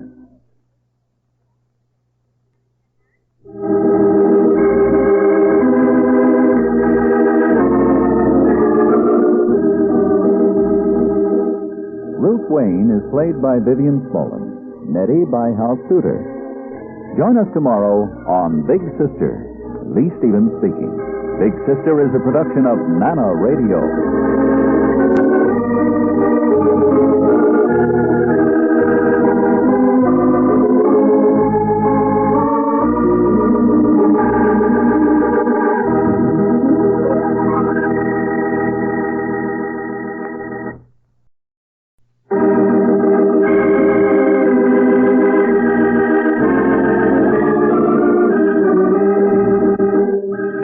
Sister, the story of Ruth Wayne and her problems as a woman, as well as a wife and a mother. Today's episode in just a moment after this message from our sponsor.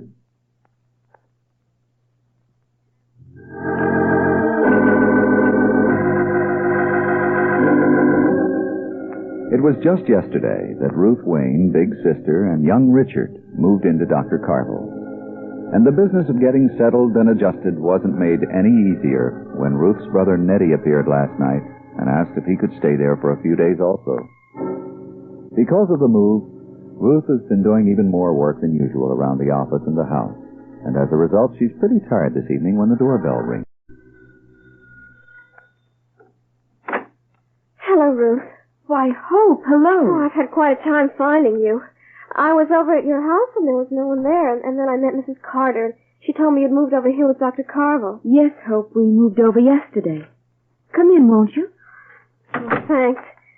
Rather sudden, wasn't it, the moving, I mean? No, not particularly. We'd been talking about it for some time, Dr. Carville and I. It made a lot of sense from both our points of view, with John and Diane away. Oh, what I wanted to talk to you about was, well, to ask you if you've seen Nettie. Why, yes, Hope. He went out about an hour ago. I'm not sure where. Went out? You mean he's staying too? Yes, he came over last night. I see. I suppose I should have known it, that this is where he'd come. I guess I did know, but... But what, Hope? Well, don't you think there's something a little strange in a husband walking out on his wife that way? I don't know. I think it would depend a good deal on why he walked out. Oh, you know very well why he did it. You were there. Just because I wouldn't come home with him when he wanted me to. Because I wanted him to apologize for acting the way he did, hitting Frank. Do you really think that's why he left, Hope? Well, why else? Oh, for heaven's sake, you don't mean that other business, do you? About getting the money for the garage from Frank? I think that may have had a little to do with it. He wanted the garage, Ruth, but he didn't want to borrow the money from Frank, so I borrowed it for him. So what? Was that so terrible? It wasn't as if I was stealing it or anything. No, Hope. But in a way, I think Nettie might have found it easier to forgive you if you had stolen it. Because... If I had stolen it? Because in some ways what you did was even worse than stealing. You lied to Nettie, got him to accept money under completely false pretenses. And when you love someone as much as he loved you, that's pretty hard to take. I'm sorry, Ruth, but I just don't understand. I really don't. Suggesting that it would have been better if I'd gone out and stolen the money. That's not what I suggested, Hope, and you know it. You're deliberately twisting what I said. I'm not twisting it at all. You did All say. right, Hope. I don't think we're going to get anywhere discussing that, so let's drop it. I said before that I thought the fact that you had lied to Nettie about the money had something to do with his moving over here with me. But there's something else, I think, that had even more to do with it. And that's your whole relationship with Frank. What do you mean? You're not a child, Hope. You're quite a mature young woman, and a very attractive one.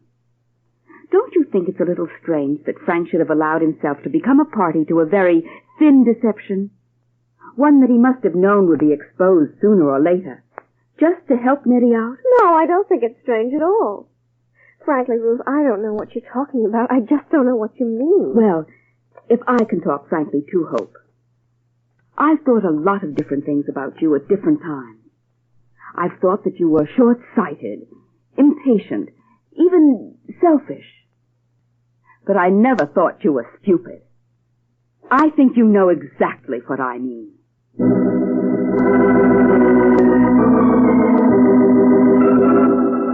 The story of Big Sister will continue after this message from our sponsor.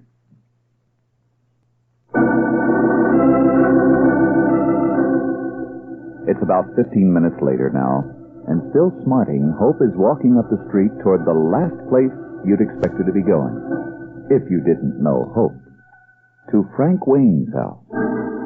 Hurrying up the steps, she knocks on the door. Why, Oh, Hope! Frank, you don't know how glad I am that you're home. I was afraid... Can I come in? Why, yes, Hope, of course. Is anything the matter? Anything, everything's the matter. First of all, Nettie's walked out on me, left me. Are you sure? He didn't come home that night. We were all over here at your party, but I didn't worry about it. Then he didn't come home last night either, and, well, I was just over to see that sister of his, and she said yes, that he'd moved in there and was staying with her. Oh, well, that doesn't sound too serious, Hope. All young couples have quarrels of that sort. But they can always be patched up. Yeah, sure, if they're only left alone. But there's not someone who's going out of their way to make things even worse. Who's trying to do that? Well, Ruth, of course. She's always hated me. And now making all those remarks and insinuations. Honestly, Frank, if I told you some of the things she said about us... About us? What did she say? That the only reason you've been so wonderful is because you're interested in me. Well, that's ridiculous. I told her so myself. But you've got to make allowances for Ruth right now, Hope. The strain she's under, John's leaving her, and the fact that he's my brother. You're always ready to forgive people, aren't you, Frank? I think that's wonderful. It's just a matter of trying to understand, that's all. But I do think it was, well, just a little indiscreet of you to come here. Indiscreet? Why? Because, well, if you are having difficulties with Nettie, don't you think it's going to make it even harder to straighten things out if he finds out about it? How's he going to find out? Besides, even if he does, well, it would serve him right. Oh, Frank, if you only knew how awful I feel about everything that's happened. The way he treated you, what he said, and hitting you like that. I know how lonely you've been anyway. After all that, well, that's why I just had to come here tonight. You're a very sweet child, Hope, and I can't tell you how much I appreciate it. But just the same... Well, look, Frank, you don't have to stand on ceremony or be polite with me. If you don't want me to stay... It's not that at all, Hope. It's just that... Oh, it's all right, Frank. Really it is. I mean, well, I suppose you can get used to anything. And that's the way it's always going to be for me. Not to be wanted by anyone. Husband, friend, no one to turn to. That's not true, Hope. Of course I want you to stay, very much. It's just that... Well, please do, Hope. For a while, anyway.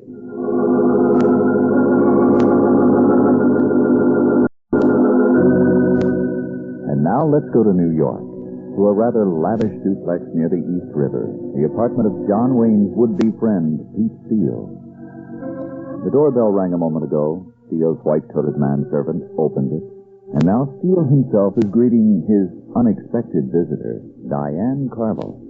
Well, this is certainly a surprise. A very pleasant one. Always the gentleman, aren't you, Mr. Steele? Not at all. I just finished the evening papers, did the crossword puzzle. If you hadn't showed up, I might have done something really rash, like reading a book. And now?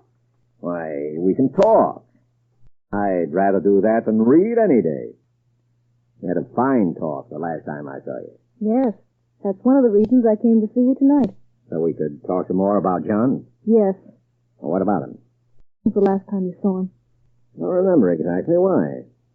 You know where he is now. You know, I never did meet anyone who could ask questions like you and never answer any. Oh. Relax, will you? Tell me what this is all about.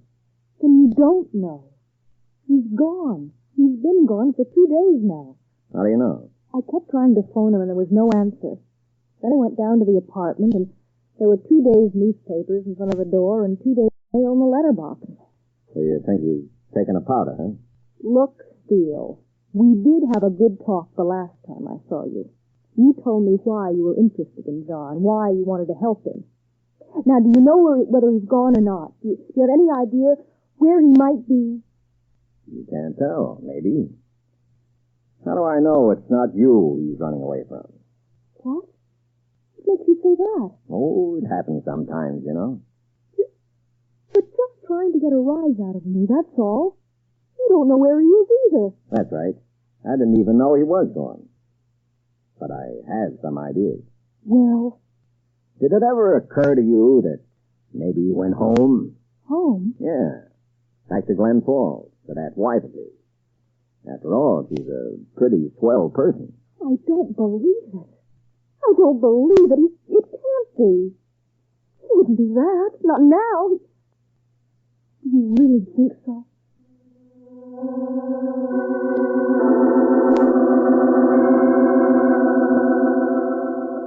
Doubt in Diane Carville's eyes. Doubt, and the beginning of such pain and fear that even hard-boiled beef steel feels a wave of sympathy for her sweep over him.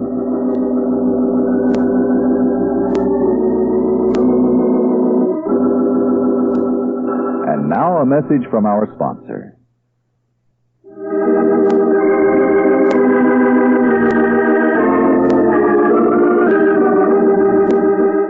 Ruth Wayne is Vivian Smolin. Diane Carville, Pat Bosworth. Join us tomorrow on Big Sister, Lee Stevens speaking. Big Sister is a production of Nana Radio.